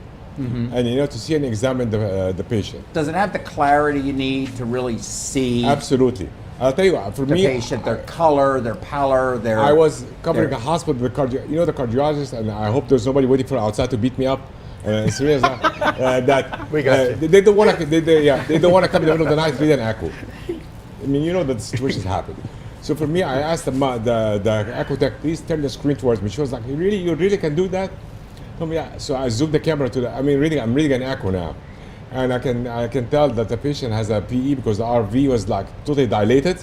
Had all the PE markers, but we didn't want a high creatinine. I cannot send them downstairs for a CT, spiral CT. So the RV totally dilated. I mean, were really bad. Put the patient on TPA, and by next morning everything was resolved. I thought you told us earlier that everything gets blamed on PE. I'll tell you, PE, you ask the medical examiner, it tells me, see, I remember. Poor PE. I remember. See? PE is such an orphan. That's what the medical, and I agree with the PE is an orphan. It gets blamed for everything. Exactly. So you gentlemen there, we'll close up with you guys. Do cameras do it for you? In other words, being able to assess what's happening at a scene? Or do you think the technology of video surveillance has reached a level where it can be equal to your own eyes on the scene? I would think that our video cameras for what we do, because they're more direct, right? Yeah. Okay. We have to observe the whole picture, the big picture, okay? So when we have cameras just focused on, you know, like if it was just focused on Chief here, then, I mean, we're not really getting the big picture of what's really going on in that environment, okay? Yeah. So it's we could only do so much with that. And so, like, for example, live PD and cops and so forth, you know. Do you watch that show? No, I don't. I used to, you know. I used to, but then it got to the point where I would get upset because I would see some of these officers making some real bonehead moves, you know, and it's like, man, why are you doing that, you know? And but again, it's just because it's focused just on that. It doesn't give me the big picture, you know, and he'll tell you, I'm always 2 or 3 steps ahead because I like to look at the big picture, you know. Like a chess game. Yeah, it's basically what it is. What these people are going to do in the next 5 minutes. Right. So I mean, it does, depending on how you use it and what we're doing. You know, if we're making a controlled buy on as far as on the dope side, on narcotic side, yeah, it's a very good tool to have. You know, we can video exactly what he's doing. You know. But for a call for service, as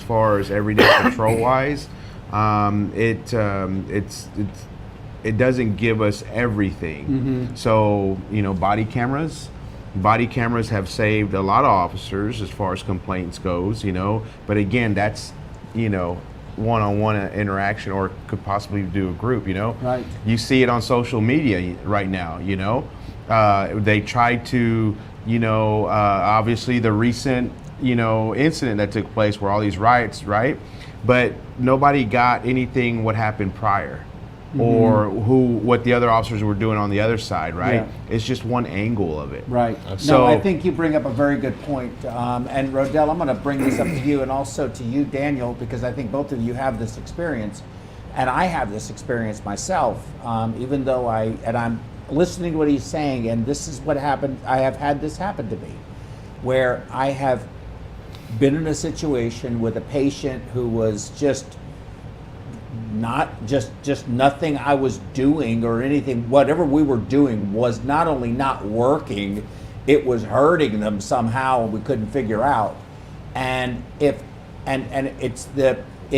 I've gone into the tunnel vision where I have looked at this, and then I've looked at that, and then I've looked at this, and I've done these things, but it wasn't until I was able to get out of that tunnel vision mode and just see, where I was able to see what the problem was. Can you do that in a telemedicine ICU or tele ICU scenario? I mean, do you feel that anything will, I mean, look, it's a matter of reality, and I understand that we have to be pragmatic. You need more intensivists, you need to add expertise in places that don't have it. But with that said, is there a limitation to the ability of the technology when it comes to managing patients in a truly high acuity critical care situation?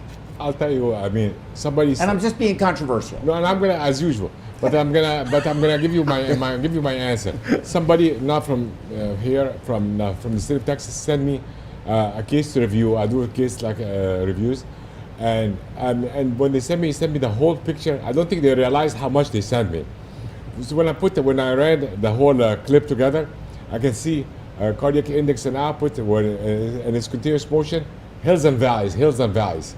And like so, was the case was an ECMO patient who post cardiotomy, and because the chest was open, they refused to accept he has tamponade. You know, I mean, you know, but I'm sure they had a vide drape over it. That's exactly it. And so, and the hills and valleys showed me. I said, I'm not that. And they said to me, we give volume, and every time you see they give the volume. Yeah. Okay, and then it goes down again. Yeah. So those clips showed me like, okay, there's something. The whole was a whole picture together. Mm-hmm. They were looking at certain time segments. You know what I'm saying? Yes. They were not looking at when you see this continuous flow. And the thing is, it was from a very fancy system they have. And you see the index and like the airport board, it keeps changing. Mm-hmm. And then it goes up and then it goes down. Mm-hmm. So you saw that. So I'll tell you, I think it's an additional. I think EICU. I don't think it's it only. I mean, listen, if I want a patient get tubed, I have to call anesthesia. There's limitations for sure. I mean, and I even mentioned your friend's name. I said, unless Dr. Lubs is going to build me a robotic arm to the TV, mm-hmm. I still would need support from everybody. So I think it helps the nurses, like she said, the patient disconnects. How many times did this happen? The patient disconnects their event, disconnects their trach. The nurses cannot be everywhere. And you cannot blame the nurse. How come you did not see this? How come you did not hear that? There's alarm fatigue. Yes. You have to have somebody else supporting you. That's another lecture, alarm fatigue. So I mean, you really need to go into this room. There's something going on. Turn the camera, you can see the patient going on. What's happening with the patient. Mm-hmm. And I think it also works with neuro. You could talk to the patient. The patient looks off. He was normal before. You could talk to all of a sudden looks off. You know what I'm saying? So. Well, I think that brings up, and I'm gonna close this out because I really do need to start cooking. I really am gonna. If y'all want to come over and come to, I'm cooking for everyone but Dr. Samir, as I said. I think my closing point to this, Dr. Samir, Rodell, Roxanne, and Daniel, and you fine gentlemen there, is that just like ECMO, you can put ECMO in, you can have the highest level of technology you want, put it in, and not understand what it does and what it's doing. Tele-ICU, you can have the fanciest equipment you want, but you saw what you saw because of experience. Exactly. You can't just have the most sophisticated telemedicine ICU with, and nothing wrong with people who are new, but a rookie at the helm. It's just going to have, all you then have is just a sophisticated platform, not the experience behind it. So I think that's a message. That's something that needs to be considered when people do this. Absolutely, and I'll tell you, I have a good friend of mine, and maybe that's not politically correct. He says, EICU is not for a brand new graduate. No. You have to have you're making decisions on your own, from your house, based on data that you and your experience. Okay, or even if you're in a center, there's a few attendings, you might be the most senior attending there. So you might be making decisions on your own. You know what I'm saying? And you need to be looking at the data objectively, see what make a good judgment call. So it does take a lot of experience to do that. I'm not gonna lie to you. Absolutely. It's a tool, Joe, it's a tool. It's an additional tool. It's a tool.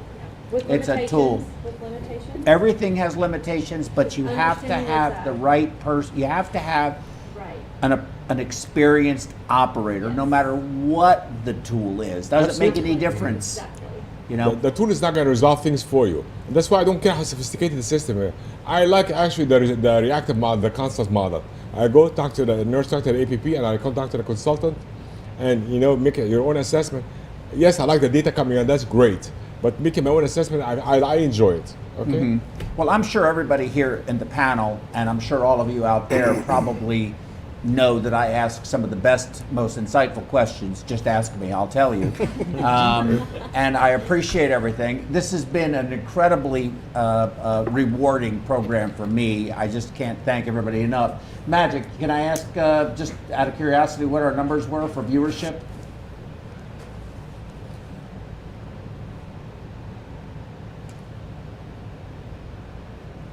Da, da, da, da, da, da, da. Are you doing calculus? Yes.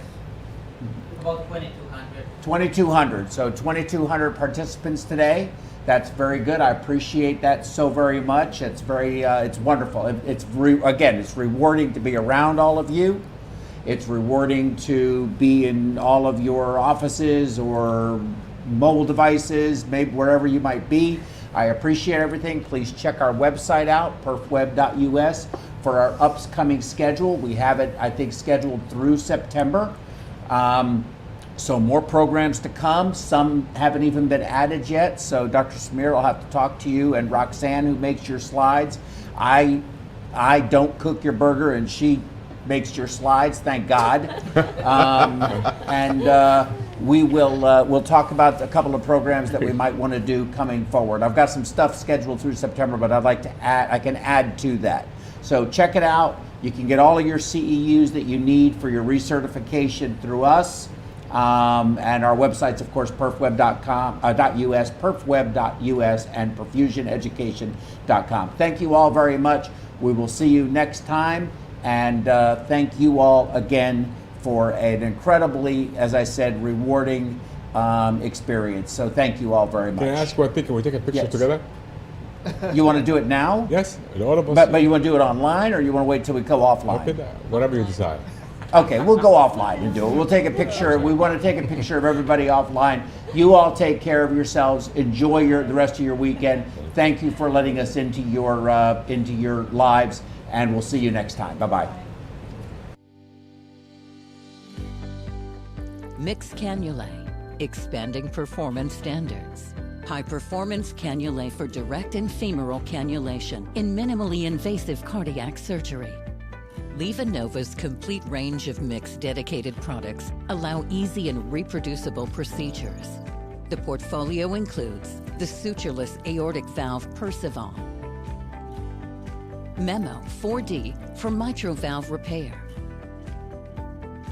the HeartLink system for assisting the perfusionist in applying goal-directed perfusion therapy, and a broad choice of high-performance dedicated cannulae. LivaNova's range of cannulae suit every cannulation technique for minimally invasive cardiac surgery.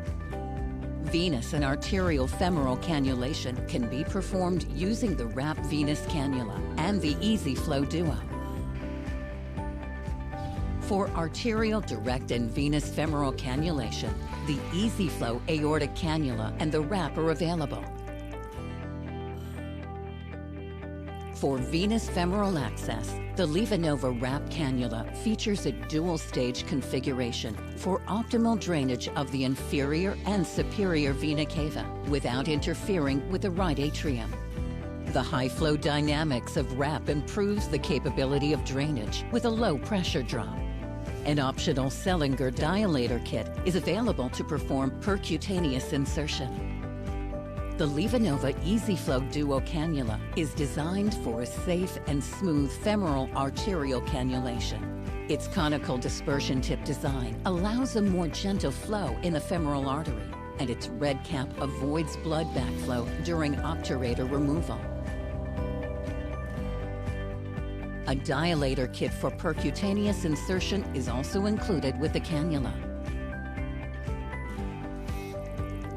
EZ-Flow cannulae are designed for safe, reproducible, direct aortic cannulation and include a malleable stylet to aid cannulation insertion, facilitating bloodless introduction into the aortic arch, as well as a special conical dispersion tip for a more gentle flow in the vessel to reduce shear stress.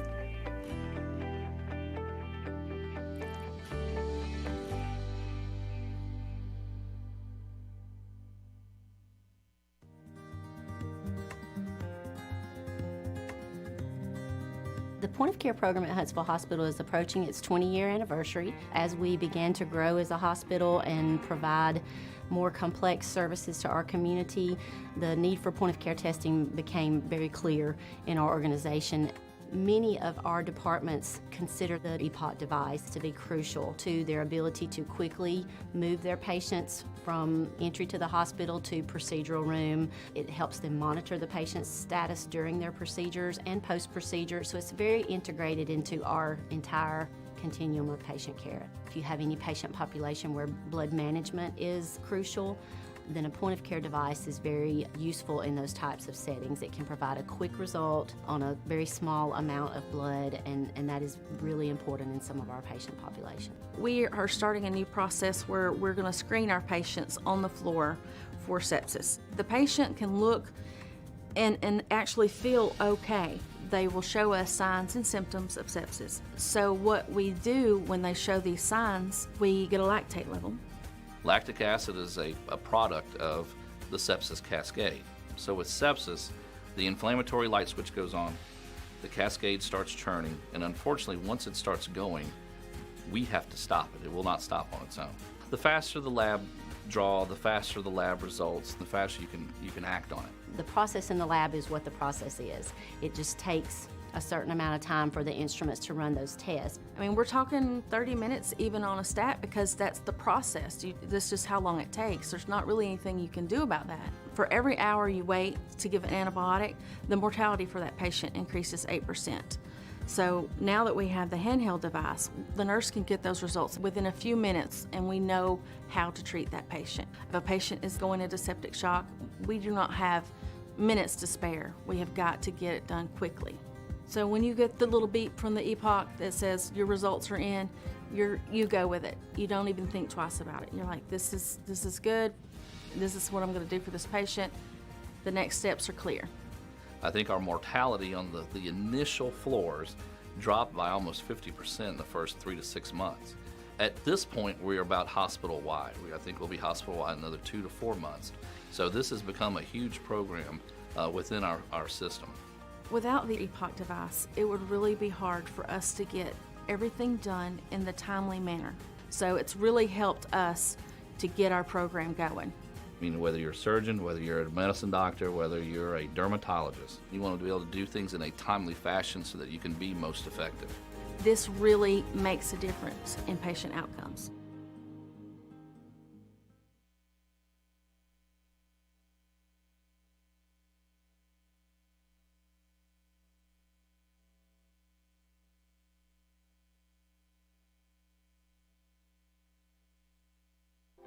Like all perfusion professionals today, we are busy and frequently short-staffed. Does taking time off for a conference create a burden for your teammates?